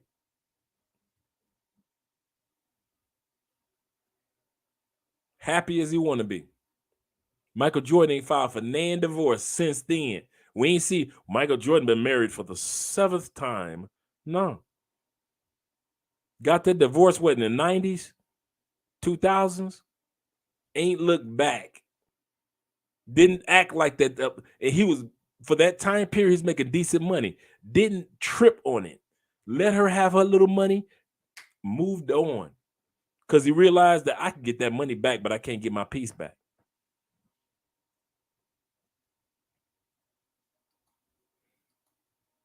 King says, there will be fitness to have you bring them to the best restaurants. Preach, brother. But they can't even afford the appetizer. Absolutely correct. What's wrong with the empanada? What's wrong with the nothing? Nothing. I mean, I love, man, shoot, I can remember the empanadas every morning. Empanadas with eggs, man, with my potatoes, with my coffee, cafe. I'm good. Or some arepas. Cut the arepas down the middle and put some cheese and some vegetables in the middle. Man, what? I'm in heaven. I'm in Latin American heaven. You would have never thought I was raised in America. Man, some arepas. Man, please. Nothing wrong with that. The only problem is they know that you don't know. My motto is this, and I've been doing this, man, since day one. If the Colombian men don't put up with it, I don't put up with it. If the Colombian men don't put up with it, I don't put up with it. Man, Colombian women don't laugh at y'all as loudly as Colombian men. But man, boy, if you wonder who laughing at you, Colombian women laughing at you. But Colombian men holding their ribs laughing at you. They let Colombian men looking like, man, I only make $250 in a month. Don't forget I talked about the color of money. I ain't forgot about that. Colombian men. I don't care how handsome you are, tall, short, muscular. You raised and work in Colombia. I don't care if you got your little scooter or your motorcycle, whatever you got. Crotch rocket, whatever.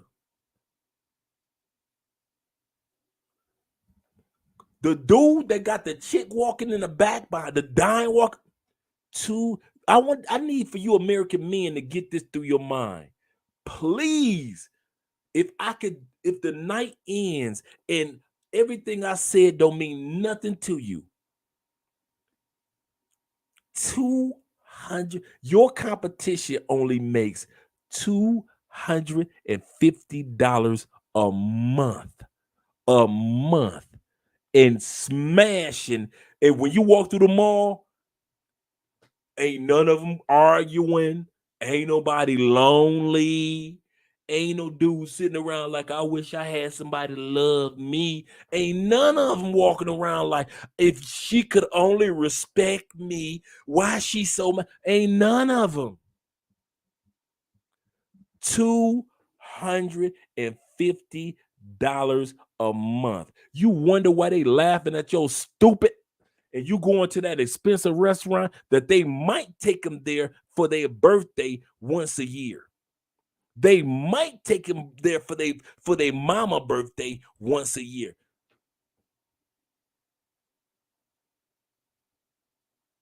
And you sitting up here like, yeah, I can give you more. I can do. You dumb mother. If the local dudes tell me, Dre, pretend like you only make $250 a month. Andre, you single. Just pretend like you understand what it's like to make $250 a month and still smash the baddest chicks.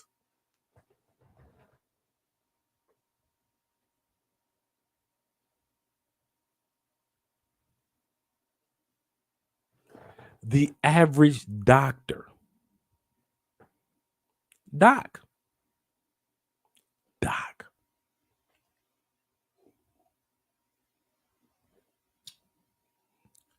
20 to $30,000 a year. I said it. Look it up. Oh, you thought I was playing? This ain't the only country that's like that. I'm talking about top-notch doctors. I'm a specialist. I save lives. $30,000 a year.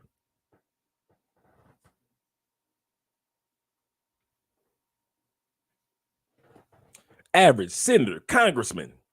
I have ran for office. I have won my election. The average elected official,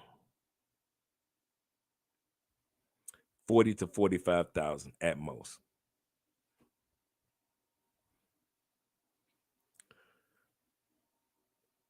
You can make 40 to 45,000 BSing around as an American citizen.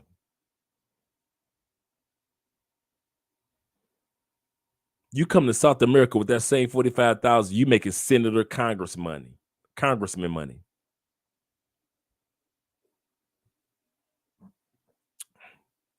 You could tell everybody on the senator's golf course to kiss your ass when you making that money.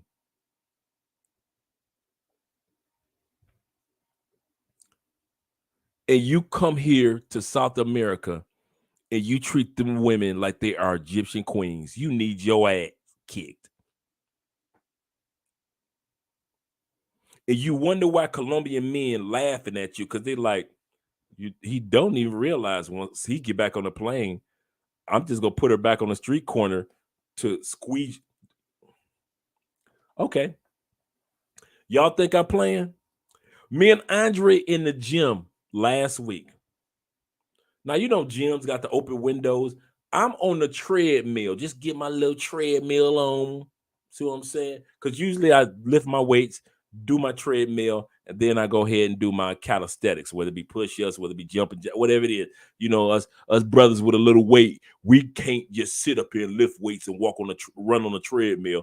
We got to get the calisthenics in to kind of like burn fat everywhere. I'm running because I know my spot. My treadmill is where I can get all my little eye candy on, because everybody getting off work usually at that time period. So I'm running. I can be like, damn, she fine. Oh, look at her. She's sexy. Oh, look at, oh, dang, girl, I ain't mad at you. I get my eye candy on and get my running in, right? Because me and Andre, we go work out together. They got a ladies' gym in the same gym, and then they got the regular gym. So a woman can work out in the regular gym, and she can work out in the ladies' gym if she just want, I don't want anybody looking at me. Okay, take your little happy in the ladies' gym, right? So we working out. I see this car pull up. Little, Colombia, it's a little small, little gray car, Colombia. And dude, little mama was fine. She wasn't like the hottest fine, but she was fine. She's thick, the jeans tight. Cali women are known for the big, thick Barry Sanders thighs and butts and blah, blah, all of that, right? And then it's the thick calves. You're like, goodness gracious, girl, I ain't mad at you in them jeans, right? hair down her back, looking cute. Shorty, the kid, get out the car. I'm seeing, because I could see it from the driver's side. So I see the boyfriend right there. They give a kiss to each other, so that's how I know it's the boyfriend. He's sitting there. All of a sudden, I see the girlfriend grab a squeegee. I'm like, in a towel, and a bottle of water. I'm like, what the? And I've seen this before, but I didn't think about it. All of a sudden, the dude, he's still sitting in the car, right? And I'm like, what the? Okay, Drake, let me watch this unfold. Here in Cali, these dudes have discovered the simpness of men, whether they be Colombian or whether they be foreigners, that instead of a homeless person walking up to your car saying, can I clean your windshield? Let me have a bad chick that's clean with nice shoes on, and a shorty walk, dude, from the time, literally from the time he pulled off, and I'm still running, and I'm walking, and I'm looking, she cleaning up. It was the equivalent to in the States when we have the bikini car wash. It was that type of atmosphere of just making money. That's how much they give up about their women. The women that y'all drooling all over and y'all like little, these dudes are like, get you a squeegee in a bottle of water, in a rag, and get your ass out there. Get that money for me. That's what you do. Get that money for me.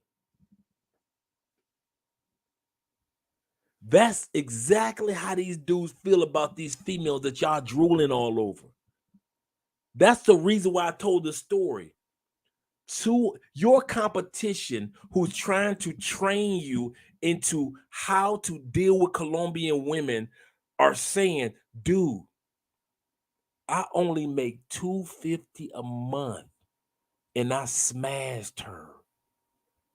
So why the are you going crazy and being to the point where you can get drugged or kidnapped or not wake up the next morning or robbed for the same that I only make $250 and I'm sending her with a squeegee? Or I'm telling her, walk behind me.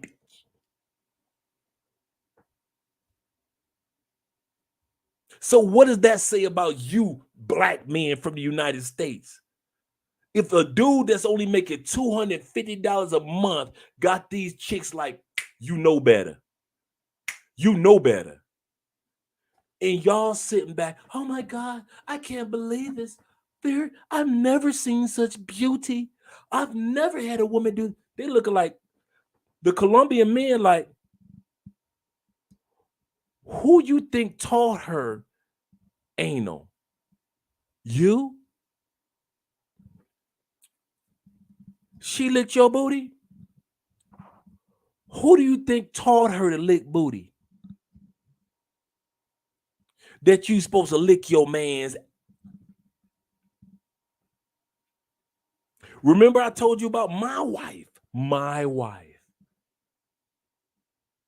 I said her dad taught her to cook for a man.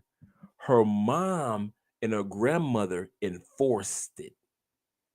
But who taught her that? Dad say at 11, Dad say, I don't care if you burn it, bring it on.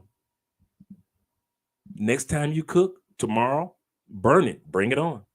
Until you don't burn it. I'm not gonna, we don't waste no food in here. I'm gonna show you how you're supposed to cook. I'm gonna show you how to cook. Dad.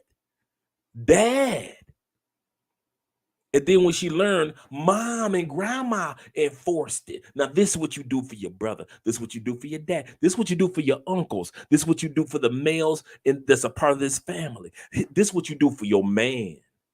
This is what you would do for your son. Mom and grandma 250, and you mother are coming down here, you just throwing, it ain't tricking, it is tricking. Rich men will say, only dumb black people say stupid like that. It ain't tricking if you got it. New York, stand up. Can I say this to y'all, New Yorkers? We love y'all for hip hop. We thank you.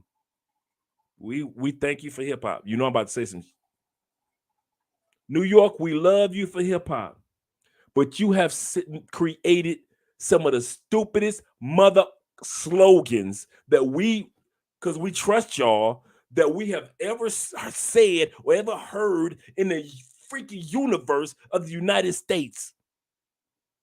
Sometimes New York, y'all need to shut the up. Y'all really do, because some of y'all slogans, because we trust y'all so much, because it's New York, we say it and we do it, not because it was part of Michigan, not because it was part of California, not because it was part of Utah, but because since New York said it, it had to be real. New Yorkers, y'all don't think that some of the y'all say is so asinine that people who trusted y'all throughout the whole history of hip hop follow what y'all say. Sometimes y'all forget y'all got responsibilities as New Yorkers, and y'all say some of the stupid. And now, just like with a bad parent, a lot of us subconsciously gotta unlearn some of the stupid shit that it came out of New York. Like, it ain't tricking if you got it. You know how many New Yorkers y'all do? Do you know how New York, stand up? Do you know how many dudes are dead because of some of the stupid they tried to imitate that New Yorkers said that was it? You know how many dudes doing 24, 25 years trying to imitate New York? And then they take it up with a passport and they go overseas and they get got. And some dudes are in the grave right now trying to take it, that mentality of trusting you, New Yorker of hip hop, the originators of trusting that you would say something that makes sense, like Chuck D used to do, like Poor Wretched Teachers used to do. Can't nobody trust even New York to say something that makes sense. It ain't tricking if you got it. Y'all were the first ones to say that stupid shit, and everybody around the country trusted it. Why? Because New York said it in the rap. So it's gotta be real. And now with some dead in the grave right now in Colombia around with New York. Listen to what y'all got to say. With Colombians who live here, told you I only make $250 a month. And I ain't got to do that. But no, I trust New York. Why? I trust New York in 75, 70, 78, 77. I trust New York in 83 when hip hop really started pushing out. I trusted New York in the 90s. I trusted New York all the way through. So when New York says it, it gotta be real, right? It gotta be real.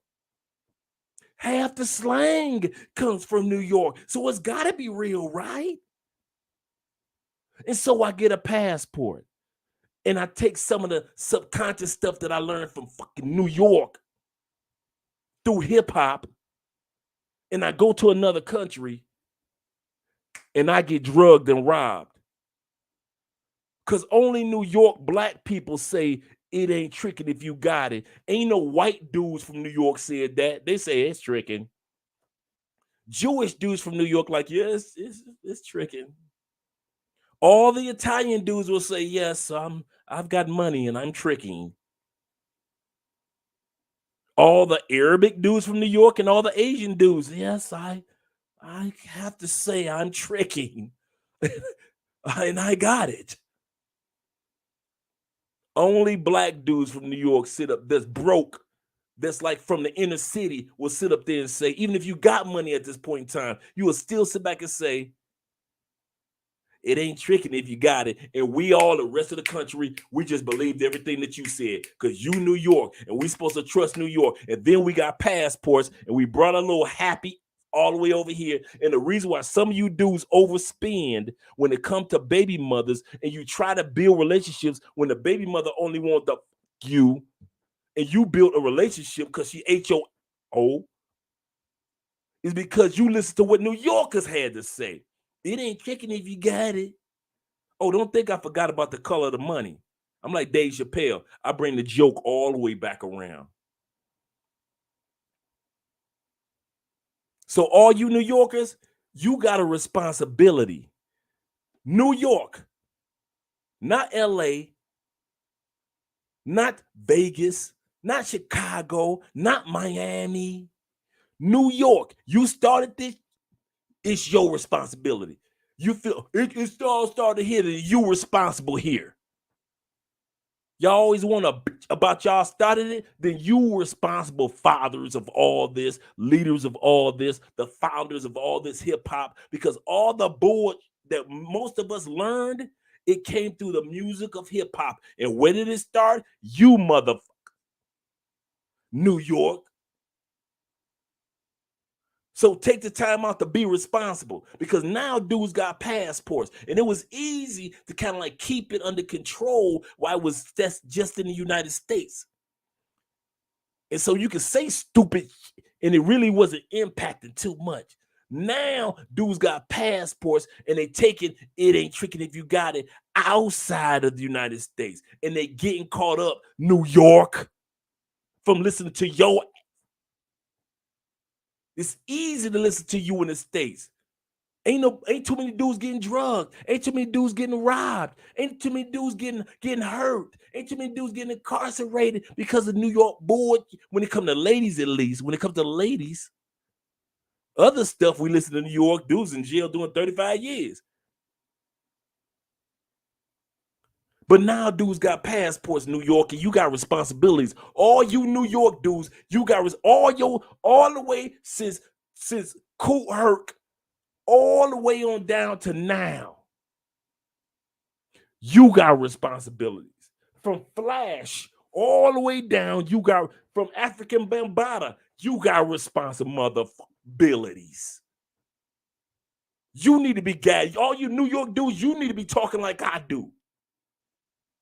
Half of you New York dudes need to be saying, listen, dude, we told y'all in hip hop, you need to stop following that. I'm yet to see one New York dude step up and say, half that we said don't follow black men. But no, y'all, so I'm from Queen. You can y'all so on that boat. Don't nobody give a where y'all from. We never gave a. We like y'all music, y'all style, y'all images, y'all clothing. We didn't know the. Okay, here we go. Ask the average New York. Ask the average Chicagoan where Queens is. Ask the average Chicagoan, do they give up where Queens is? Ask the average person from Utah where Brooklyn is. Ask the average person where Utah, do they give up where Brooklyn is? Ask the average person from Savannah, Georgia, where Bronx is. Ask the average person from Savannah, Georgia, do they give up where Bronx is? None of us give up where y'all, only y'all give up. Nobody cares about that. I'm from the Bronx, boy, the boogie double. That's how y'all talk. My point in saying all this is, New Yorkers, you have a responsibility. You have a responsibility. You have a responsibility, whether you ignore it or whether you acknowledge it. You started this. You got a responsibility with this.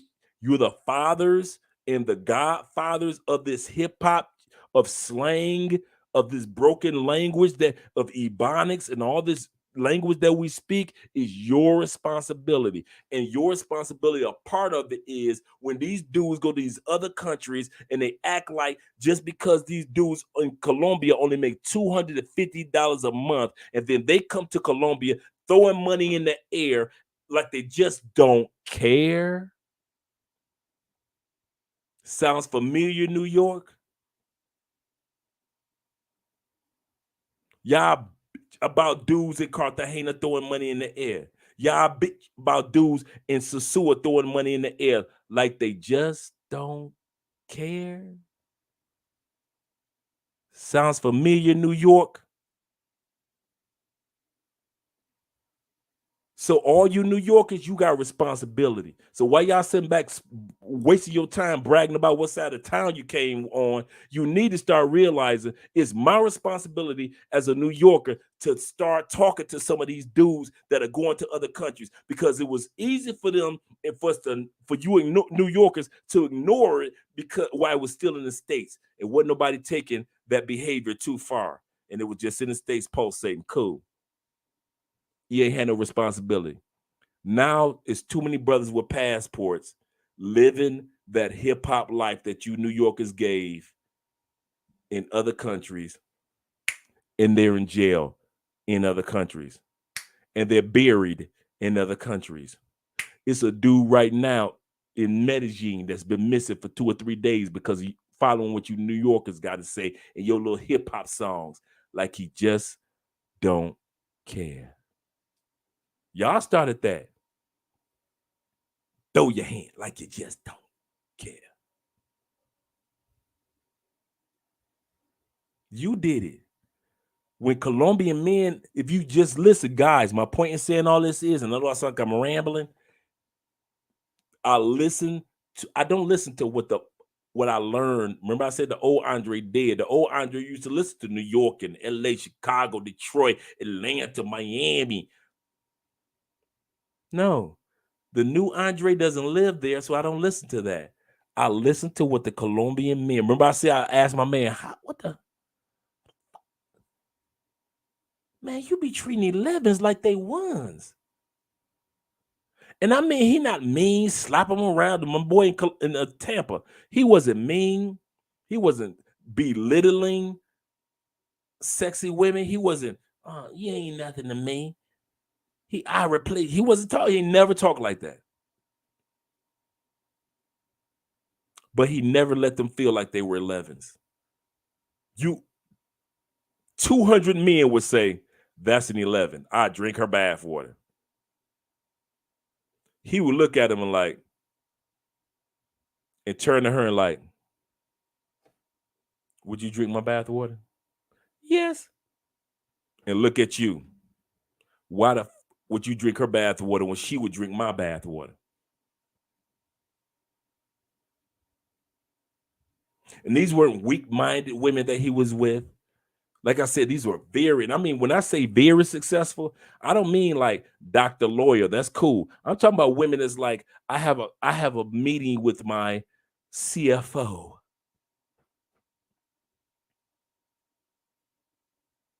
Successful Colombian women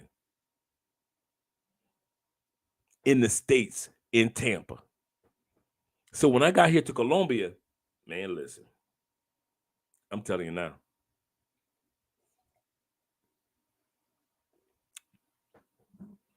New York, you got responsibilities. Back to, like I said, don't think I forgot about the money. United States is one of the few countries in the world, and all this ties up back in the child support, few countries in the world that actually has you with only one type of bill, one color bill.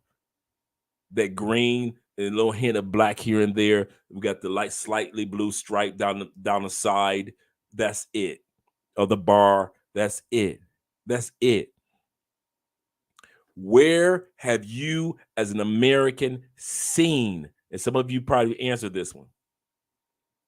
And I'm going to the comment section. Where as you as an American seen colored money?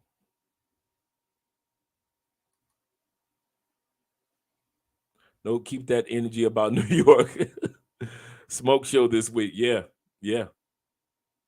New Yorkers, man. New York, man. When it comes to hip hop in societies, New York, in the shortest span than any other city or country, has had the greatest impact on the world by way of time, dang near overnight. Based off the you can't name any country in their culture impacting globally, cloaking the planet like hip hop is done. Name one thing. Cars were started in Germany. And actually the first inventor of the car, Henry Ford, actually revolutionized cars by way of industrialization. We got that as American, industrializing cars. The creation of the car was, oh man, I forgot it wasn't even Buick. It was was it Oldsmobile? The scientist was Oldsmobile. Let me know if I'm correct. We industrialized cars. The only thing that has ever in the last 100 years that's cloaked a planet, New York hip hop. Number 2, LA hip hop. You got people in China that walk, dress, live, got cars like low riders, everything. They literally, these young people literally walk hip hop of LA. You got people in France that have turned out to be some of the most famous dancers and entertainers.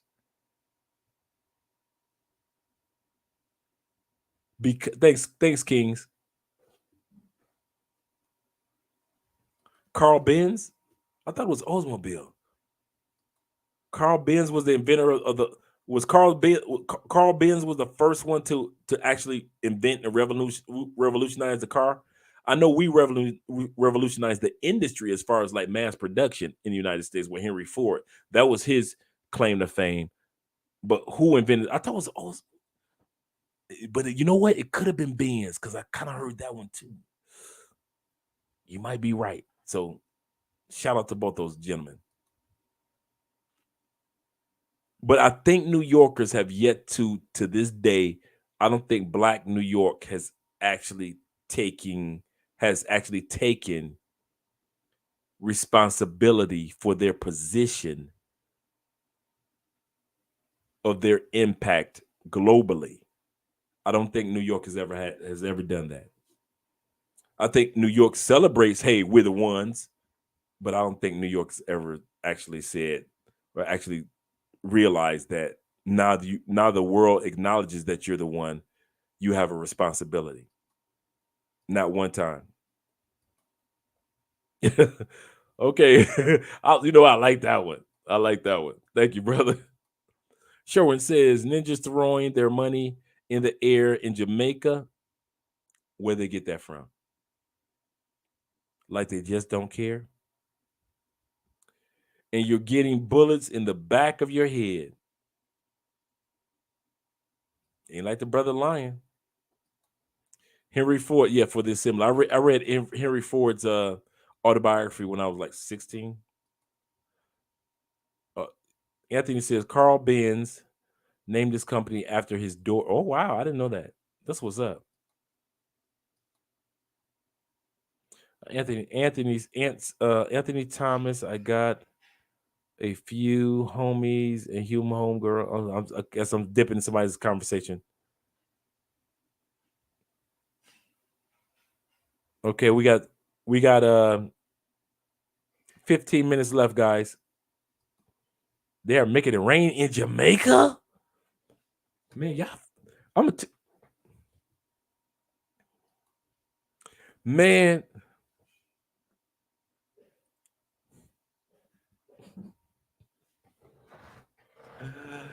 I'm so glad I'm married.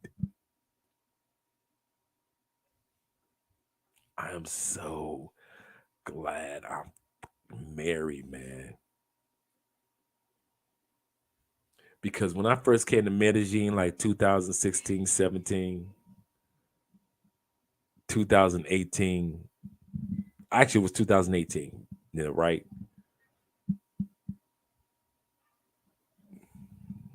It was so much different. It was so much fun. Oh, don't think I forgot about the money. Man, it is so stressful to come to Colombia now being single. You don't know who to trust. You don't know who to. I ain't mad at, man. It is coming to Colombia. I don't even lie now, man. Compared to back then,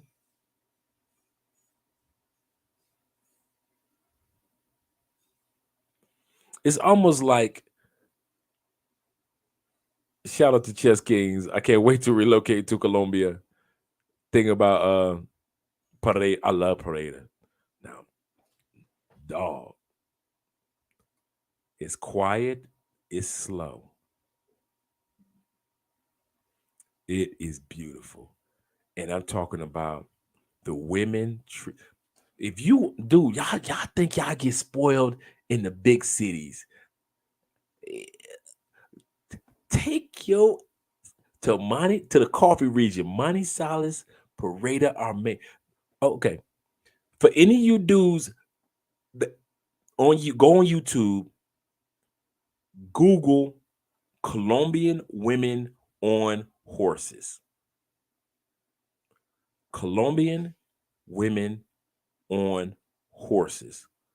All them bad. Manizales, Pareda, Armenia. The ones that you think all that in the big cities, the genetics came from Manizales, Pareda, Armenia.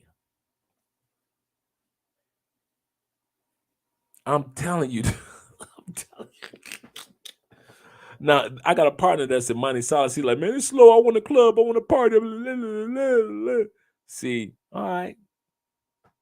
I got you. But he knows this. I could go to, he said, I got enough sense I can fly out to Cali, party all I want. But he doesn't want to move here. Notice this. He never says, I'm moving to Cali. No. He'll come to Cali, fly to Cali, and party, or fly to Manizales, Medellin, and party, and fly right back to where it's quiet in Manizales. Because in Colombia, flights are like super, super cheap, right? So you can fly like round trip for like 60, 70 bucks, right? And so no matter where you are. And so what he'll do is he'll complain about how quiet it is in the country region. He'll come here, complain about, I don't want to be in a party part, even though he's partying here, right? And then fly right. This is a partner of mine, and fly right back to Manizales. And he cool. Because he know in Manizales, he's a superstar. If you think that you were a star back in 2017, 2015, 2018 in Medellin, today, go ahead and go to the Coffee Triangle.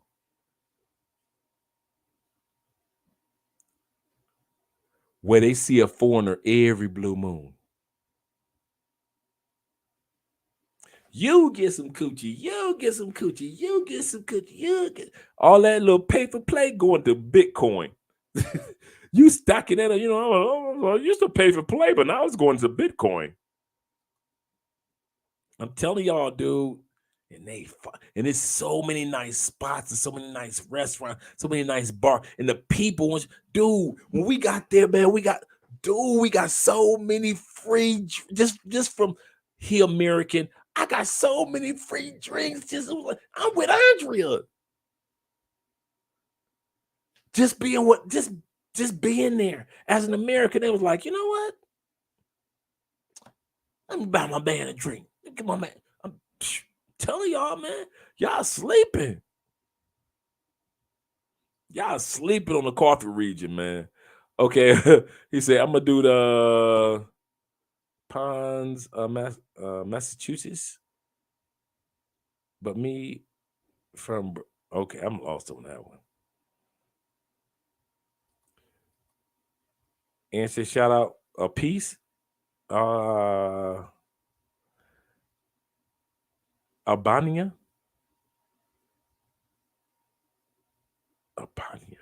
I don't know what that is. But there's still some ears that I'm still learning. Don't give it away. Don't give it away. Man, them dudes sleeping, man. They sleeping. They are sleep. I've been saying it for months, almost over a year, about the coffee region. And then you got the parquet cap. Okay, deal. I ain't gonna say nothing else. I ain't gonna say nothing else. Kings, I'm stepping. You know, okay, y'all talking pig Latin. I'm in somebody else's conversation. We got 10 more minutes, guys. We're about to do one more. Number 4. No, I'm kidding. Let's see number 5.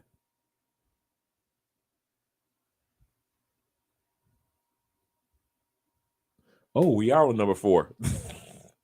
We'll have to finish this one up next week. We're on number 4. What if she's only in it for the money? There are baby mamas in Colombia that are in it for the money. That's it. Whether they be paid for play, whether they be regular chicks, whether they just in it for the money. That's another reason why some of you dudes do not need to be with baby mamas, because y'all don't know how to differentiate the fact that she is only in it for the money.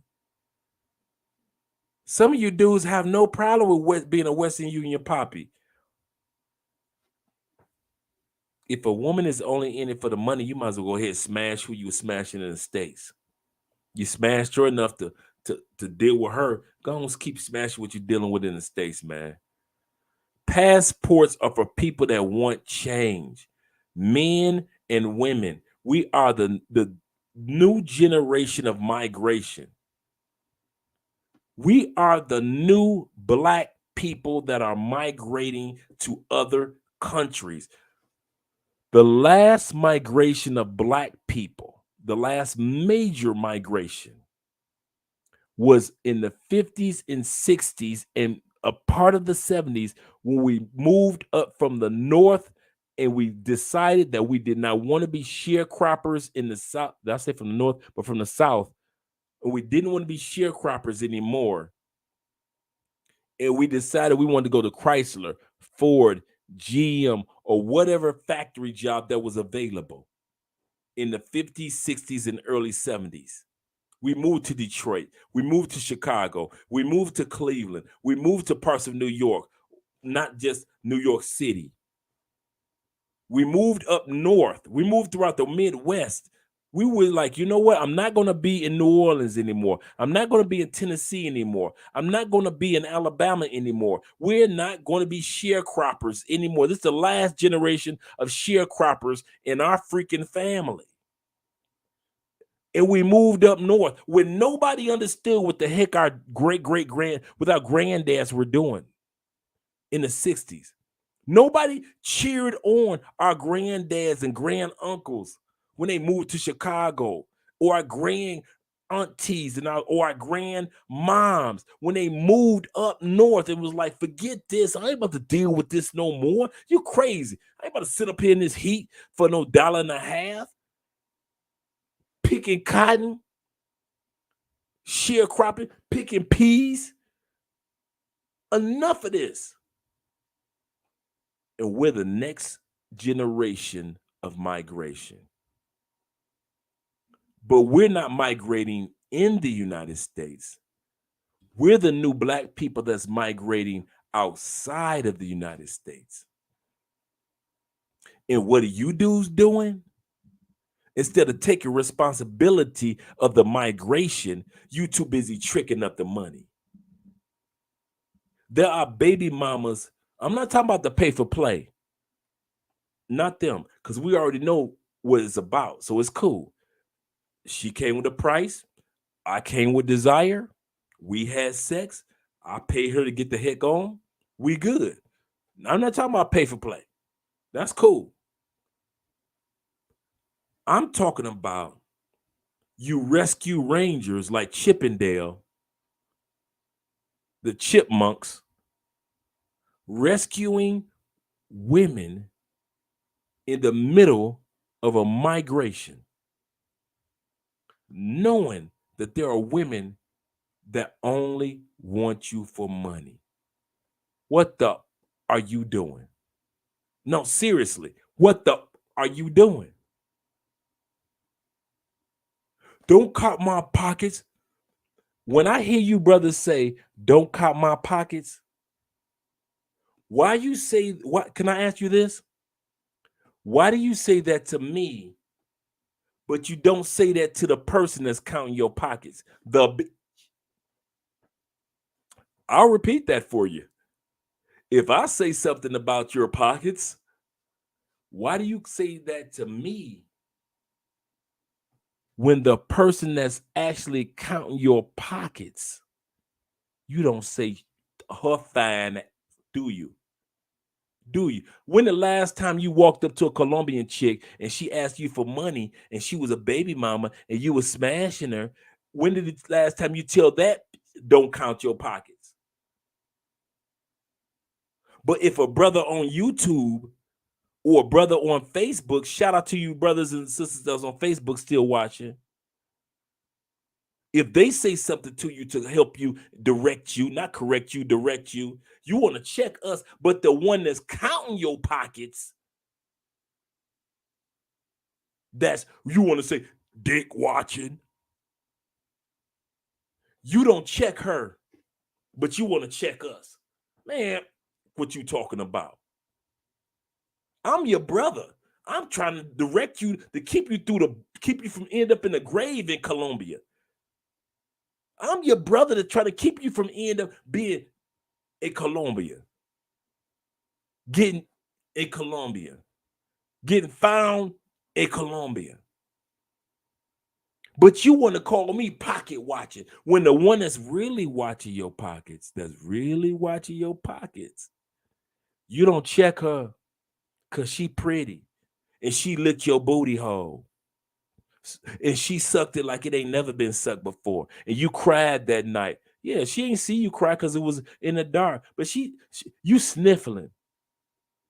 She saw you holding the back of her hair and you dang near scream like a little because of an orgasm, like you ain't never bust before. She saw you pushing her head away. Girl, she saw you hyperventilating. So you ain't gonna check her for pocket watching, right? You ain't gonna never check her, right? Because of what she did, right? Because how she made you feel, right? But you a pocket watch or claim that we're pocket watch. I'm gonna tell you something about all you dudes that sit back and claim that us pocket watching you. We don't give up about what's in your pocket because we got the same thing in your pocket. We your brothers. We know what it's like to work hard and get a passport and stack your money up and deal with these crazy bosses in the States that's getting on your last nerve and sit up there and you got to deal with 30-minute lunch breaks. We know what you went through to get that money. So if anybody could understand your pockets, we understand. We know what it's like to start from zero and then you got your business and you incorporating, you take it to another level and all of a sudden your business making $250,000, $350,000. We know what it's like. You done bought 5 or 10 properties and now you worth $500,000 or you worth $1.5 million. We know where you came from. We know where you came from.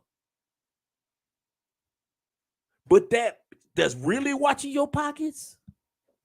She don't know all that work you put. I know all the work you put in because I did it. I'm your brother. If anybody you should sit back and shut the up about pocket watching, it should be me. It should be us. Any of us. I don't care what YouTuber that you got a beef with that you don't like because he telling you some you. I don't care if it's the New York dude. I don't know what his name. The New York dude that be bitching all the time about us going to Colombia and dating other women. I don't give a about, but at least he understands you. But the real people that's watching your pockets with binoculars is that no. You don't get it. All you dudes in Cartagena is that you with right now. Yeah, glance over. Look at that. All you dudes in Medellin that you want to tell us we pocket watching, we trying to keep you from getting kidnapped. You want to tell us who was there? We know what it's like to deal with taxation, 401ks, your money missing, and all that, the up and down of the stock market. And you want to tell us about pocket watching? Man, fuck you. Because at the end of the day, I would rather you talk about me, but you still alive. Them Colombians don't know about what you went through. And just because she sucked your toes, you got the audacity to tell me I'm pocket watching, but the one that's really watching your pocket, you don't want to say to her? Really? You got brothers from Chicago that ain't never been in New York. It could tell you about, dude, here's what we need to do. Make sure you don't do this when you come to Colombia or do that. And you telling him, fuck you. But you will sit up there and go straight to, man, I've watched you. Me and my boy TA, we sit right there at that bar. One of our, dude, if you want to get a pastime in, man, me and TA will sit back there in the bar and just be like, with our drinks and our beers. And literally, and Kings and Dreams can attest to this. That money exchange / Western Union is literally not even 5 steps away. And we watch you go off in there with the baddest mother. I don't lie, you. I got some baddies. We'll walk up in there. You exchange and get more money. And you will walk around this bar with that big who been pocket watching the whole time, and you won't say to her. And if I tell you, dog, that ain't, because Colombian men who only make $200, $250 a month have already told you, don't think I forgot about the money, because we're going to end this one with the money. We're at 402. We're about to end this one in a second. The Colombian man told you, I don't make your money. And I fucked her. And she sucked my, I taught her how to lick.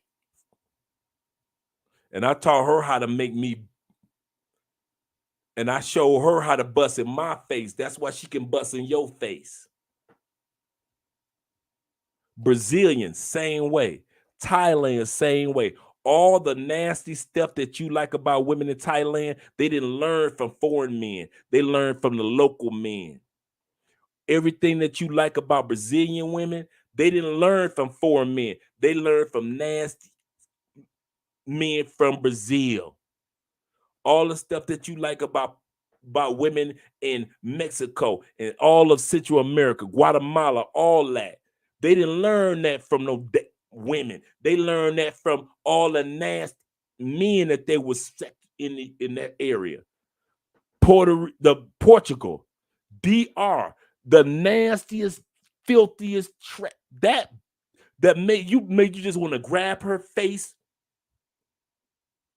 and say, "Why? How did you do that?"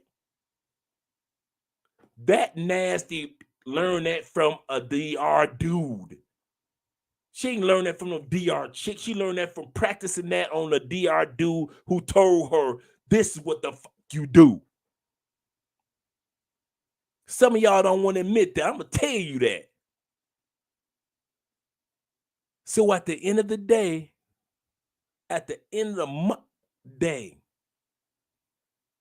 you got to realize, stop throwing this money away. There are women out here only for you for the money.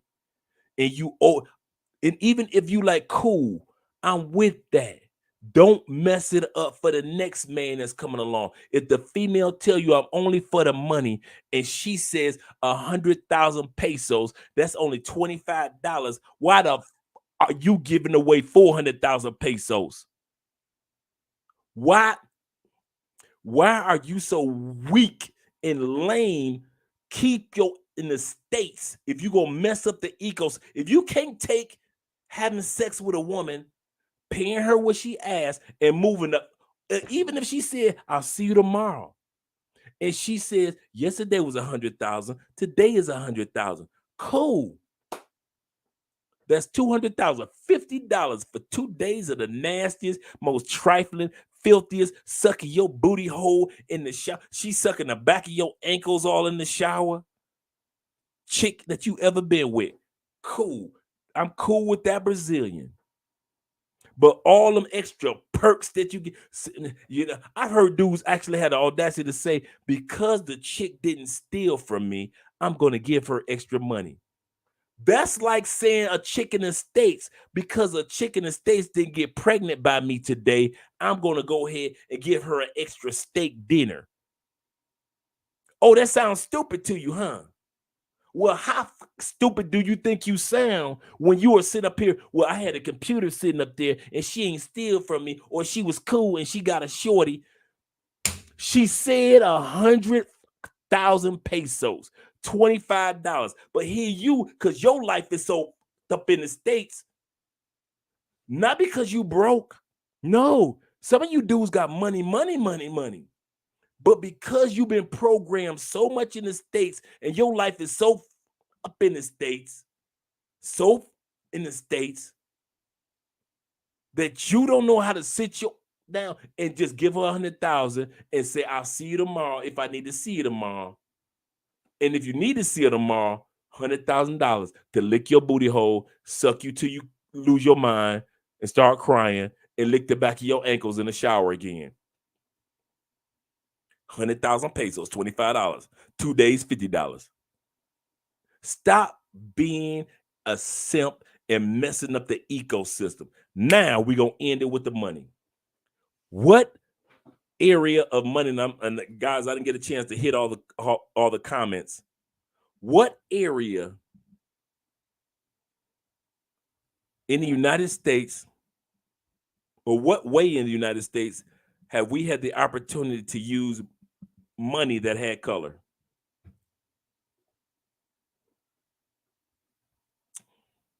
Because money in the United States, we grew up on money that's all one color. One. That's it. Shout out, brother. That's it. Maybe I didn't understand it because of Jamaican brothers talking. You know how y'all Jamaican brothers get.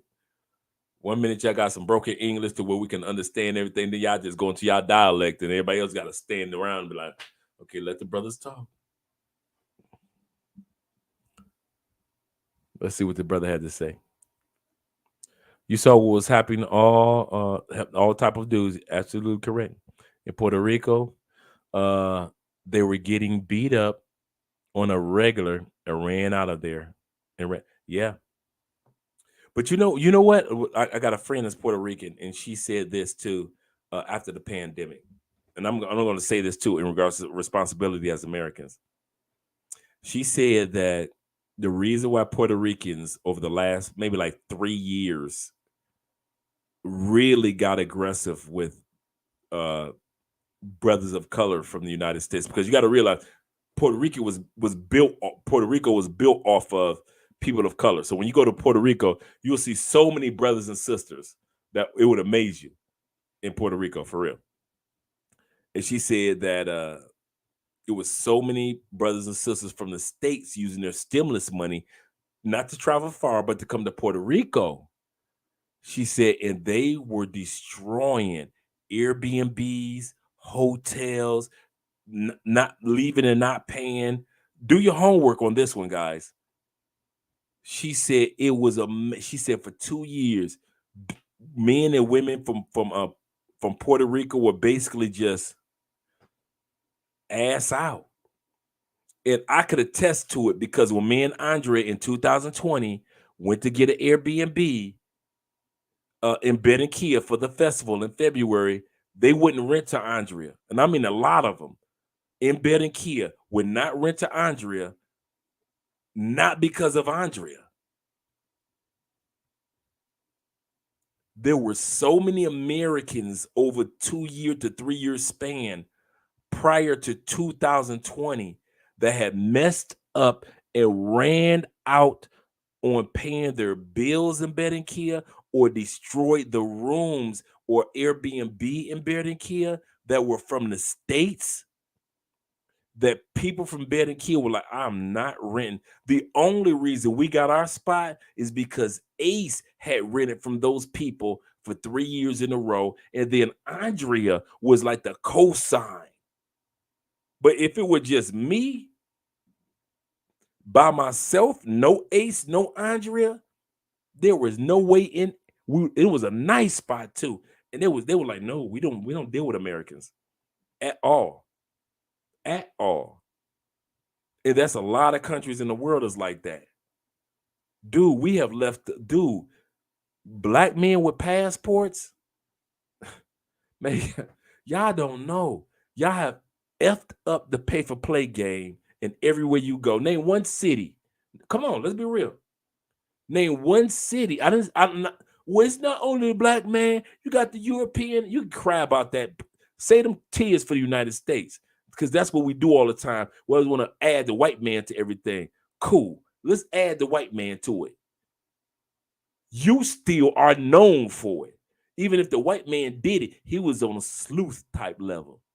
You were braggadocious straight out the gate with messing up Sasua.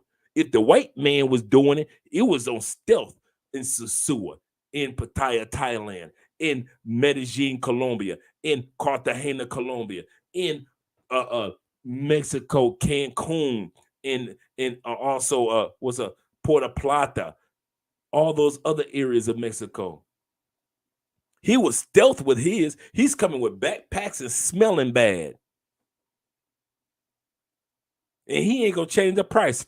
Female says it's 50,000 pesos. He's like, okay. Here your rescue ranger ass come. You rescuing every damn body. She say 50,000, 100,000 pesos. Here you go. Here's 400,000 pesos, baby, because you didn't steal my computer last night. And you could have, but you did. You stupid mother. I swear, y'all some dumb mother. Dude, go ahead, broadcast this everywhere. I'm one to sit back and say, man, sometimes, man, we do some of the lamest, stupidest stuff. Unnecessary. Unnecessary. Unnecessary. All right, it's 4:12. We're out of here. No. I'm not done. We got the last part about the money. Great show tonight. I got one more for you guys in regards to, okay, here we go. King says, yes. Like is more. I'm dipping. See, I'll leave that to you, brothers. I'll leave you, brothers. Men's Daily. Have food stamps used to be different colored food? Preach, Pastor.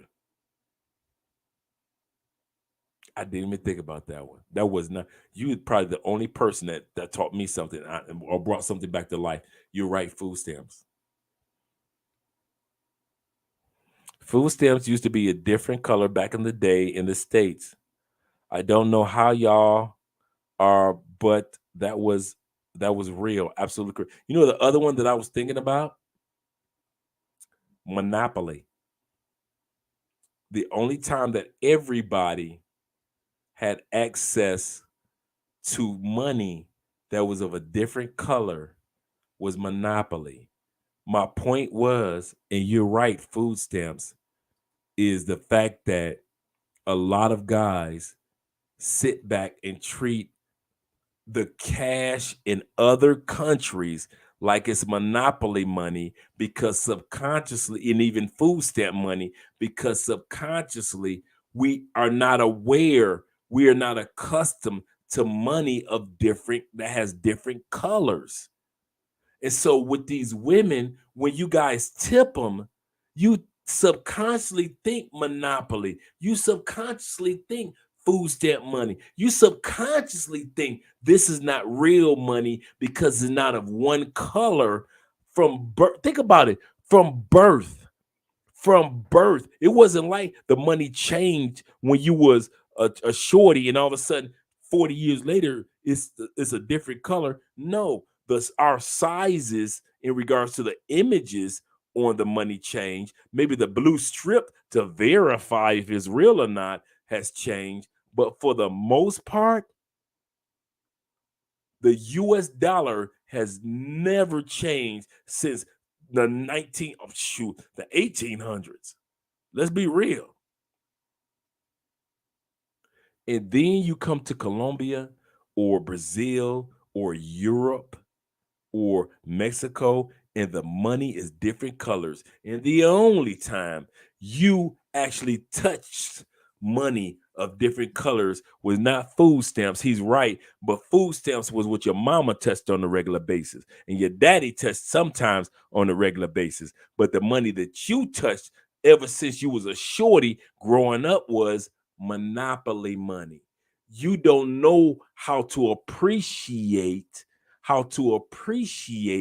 money of different colors. So you take it for granted. So you sit back, you treat the pesos like it's not real. You treat the euro like it's not real. You treat the Mexican pesos like it's not real. Brazilian money like it's not real. Money in Thailand, you still treat the bot like it's not real because the only time you ever touched money that was of different colors was monopoly money. Monopoly money. And so what ends up happening is this: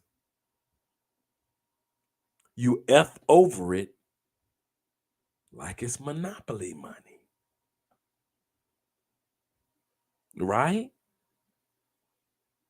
And you mess up the ecosystem for the next man that's getting off the plane.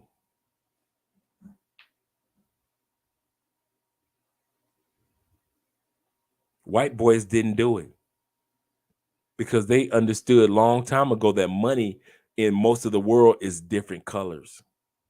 Asian dudes didn't do it because they understood that money around the world is in different colors. Latin dudes, they already knew that money around the world is in different colors.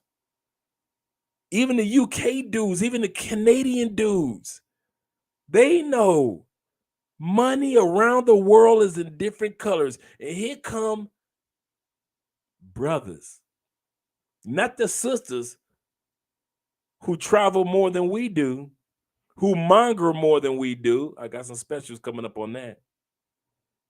Yes, black women monger way more than men do. And what ends up happening? We treat it like it's monopoly money. And these sisters, these baby mothers, take advantage of it. There are baby mothers that only want you for sex. There are other baby mothers that only want you because you are stupid enough. See, somebody that's nice and politically correct would tell you one thing. No, there are baby mothers that count on you being stupid. So I'm gonna say you're stupid because these women don't count on you like, you're intellectual, therefore I'm gonna ask you for money. No, there are women that expect you. I've been here long and I see it. They expect you to get your ass off that plane and be stupid enough to not realize that this color money is real money. I won't. I see you. I see you, mama. Little mama said, wrap it up, looking all delicioso. Okay. So at the end of the day, I got to go because somebody looking delicious. All right. You know what? See, I realize I'm out of here. I'm about to keep on rambling with you guys. I love y'all, man. Y'all my brothers. And y'all my sisters. Shout out to Felicia for her birthday. Shout out for Gail, the Southern Belle. Shout out to Jay. Shout out to my man Charles, who was the moderator tonight. Shout out to all you brothers that hung out with me till the last bit, even though I said I was gonna finish at 4. Dre, be honest. Are brothers marrying or mongering over there? They are mongering for the most part. Hey, dude, it's a few of us out here coming and they get married and fall in love. I'm looking forward to being in more marriages, or at least hearing about more marriages. But a lot of y'all, I'm gonna tell y'all, you know what? I'm gonna tell y'all for real. Before I go, hey, your boy got business to handle. Double A triple C in the building. There's family right there. For real, last question. Thank you very much, Men's Daily, and everybody else that hung out to the end. Dre's about to they ain't right about to hand that business. So not business. And so at the end of the day, she thought she was slick. That's a funny, women be coming in like, do you need a cup of coffee? You be like, how you gonna come in and ask me for a cup of coffee in lingerie? You don't care about that damn coffee, girl. You want this coffee, girl. So hey, I already told you how they feel about the brothers from the States. Hey, don't let that love crossing borders fool you. Okay, so last thing, in all sincerity, and I need to go back because I show love to my boy Double A Triple C. Shout out. No, for the most part, not yet. And I don't blame them. I don't blame brothers from that's mongering right now, and everybody's not getting married. We're at the beginning of this migration. We don't know who to trust. We don't even know the language. All like, if you line up 100 brothers, it may be like 35 that really like have a decent grasp of the language. We don't know the language, so we don't know what they're saying all the time. We are the beginning of a whole new migration nation. So when dudes come over and they're just mongering, let them monger. Let the dudes be paid. You notice I trip on two things. Two. A, you messing up the ecosystem when you overpay. Stop being a little bitch and just pay the regular price. If she told you how much, she's at Cartagena, right? She told you 150,000 pesos, 200,000 pesos. Dude, pay her 200,000, not 2,000, 200,000, 10. Stop being a little, because you know why? When you pay her the 210, just 210,000 pesos, you tell her that you are not like the men in Colombia who would have only paid her 40,000 pesos. You with that? That's it. Do you think Colombian men are actually giving up 400,000 pesos? They only make 400,000 pesos is $100. Right? $100. They only make 250,000 equivalent, $250 a month equivalent. You mean that he gonna go trick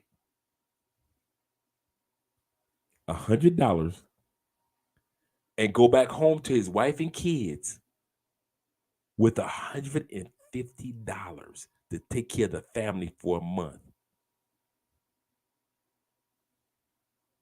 So when that tell you 100,000 and you tell her 50,000, stand on your word like a man.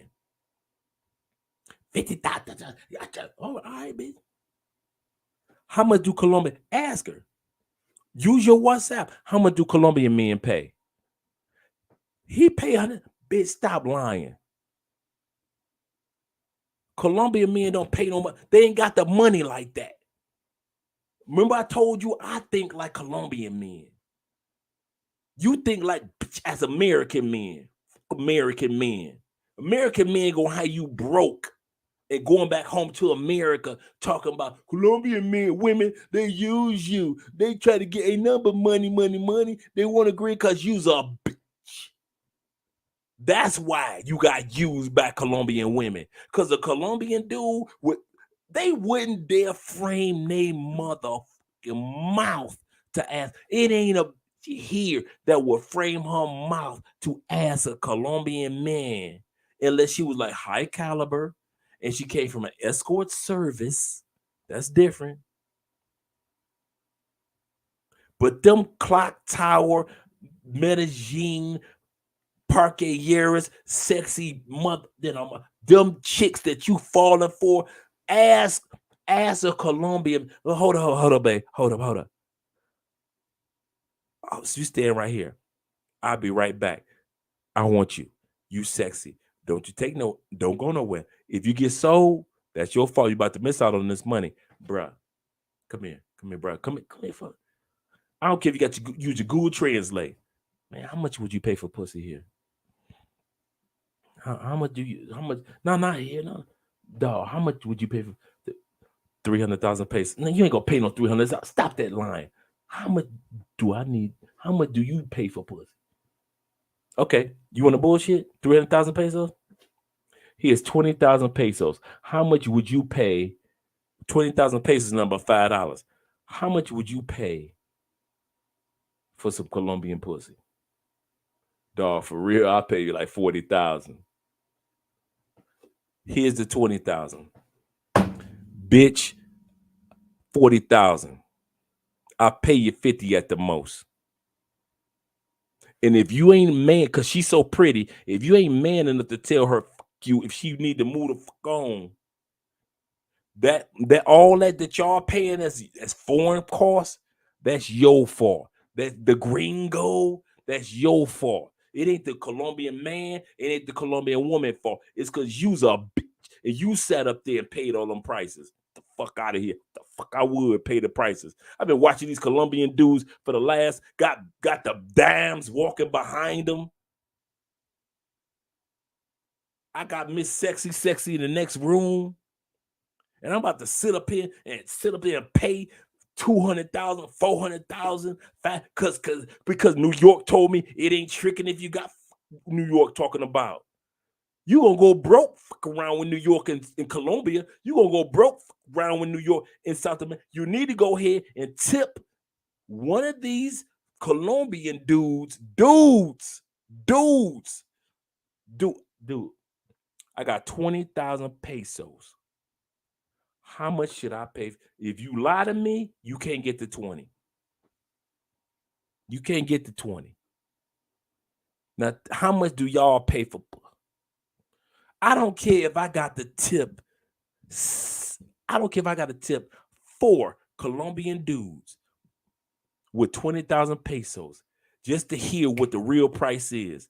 And once I hear what the real price is, I wear stuff. I would pay gringo prices like the rest of you. What y'all doing? I ain't doing that. The fuck out of here. Fuck. If the locals don't pay that, I don't pay that. And you think that you getting away with something. I'm on vacation for 4 days. Dude, you think she gonna pass your money up? Ask a Colombian dude, did they pass his 60,000 pesos up? Because your little happy ass was in town. Ask a Colombian dude. Go ahead, ask him. Ask a Colombian dude that's standing next to American. Oh, I can't.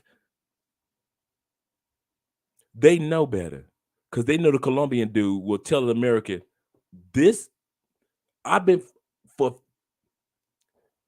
listen, American, this been my side for 3 years. When I tell my wife I'm at the grocery store, I'm fucking her. So I know that put more than, I taught her to eat at. So when you sit up there, you paying off all that money to them bitch, and even if you sit back, I'm getting a discount because she care about you. She don't give a fuck about you. The Colombian dude will tell you, y'all some lames, man. I'm out of here. I'm out. I'm done. I'm done for giving y'all free game. No, hell no, no, no, no, no, no. I'm starting to realize I'm giving away free game at 2 o'clock in the morning. I need to go see my wife. I'm about to take a shower, wash my, and have enjoyment with a Colombian woman. And I've been trying to get y'all a game. Do not trust Americans when it comes to cost or prices. Do not trust Americans, gringos, when it comes to how much you pay. I don't give a what Americans pay. What Americans pay. Your boys, man, though I only pay like that. I only pay for it. I don't give a. I am going to the. Here's the last tip. She charged 200,000, right? Right? In Cartagena, right? She fine. You like, I got to right now, right? If you took 50,000, dude, I got 50,000 pesos.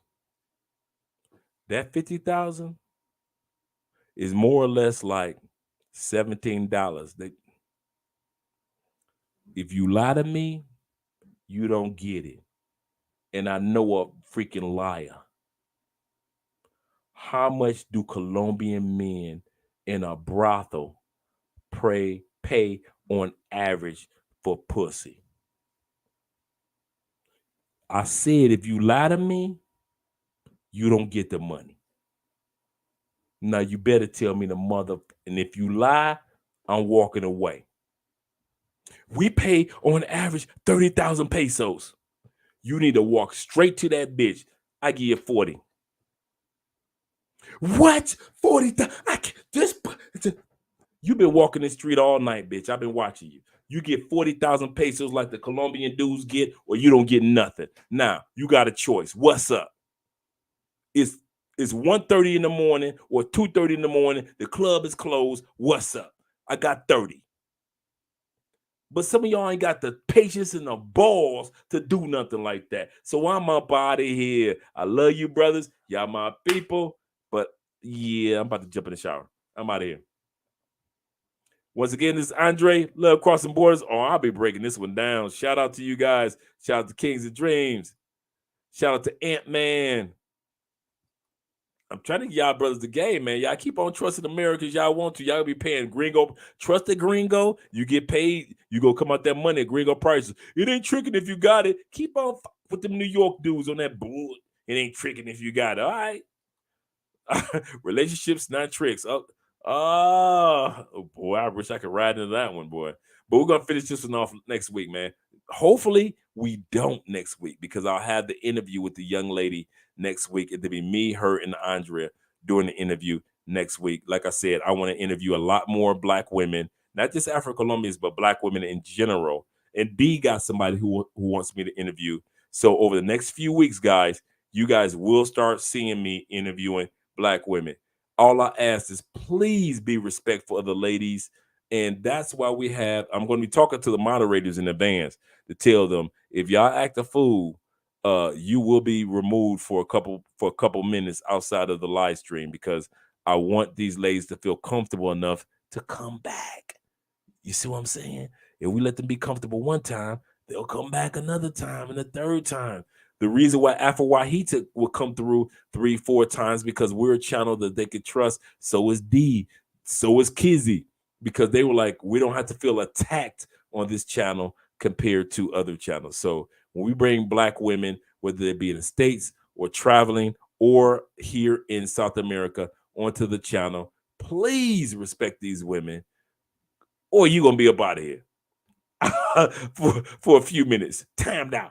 Appreciate you guys. I got nothing but love for you. Will, I know Will gone. Got to get his email. Kings of Dreams, man. I look forward to see you, Jay, in a minute. And Ant, man, listen, you roll from beginning to the end. And I get a chance to get a shout out to my man ENB in the building. 90. Oh yeah, my man. Shout out. Don't laugh. It's true. I'm just saying, man. Just saying. Let me see if I can close this out.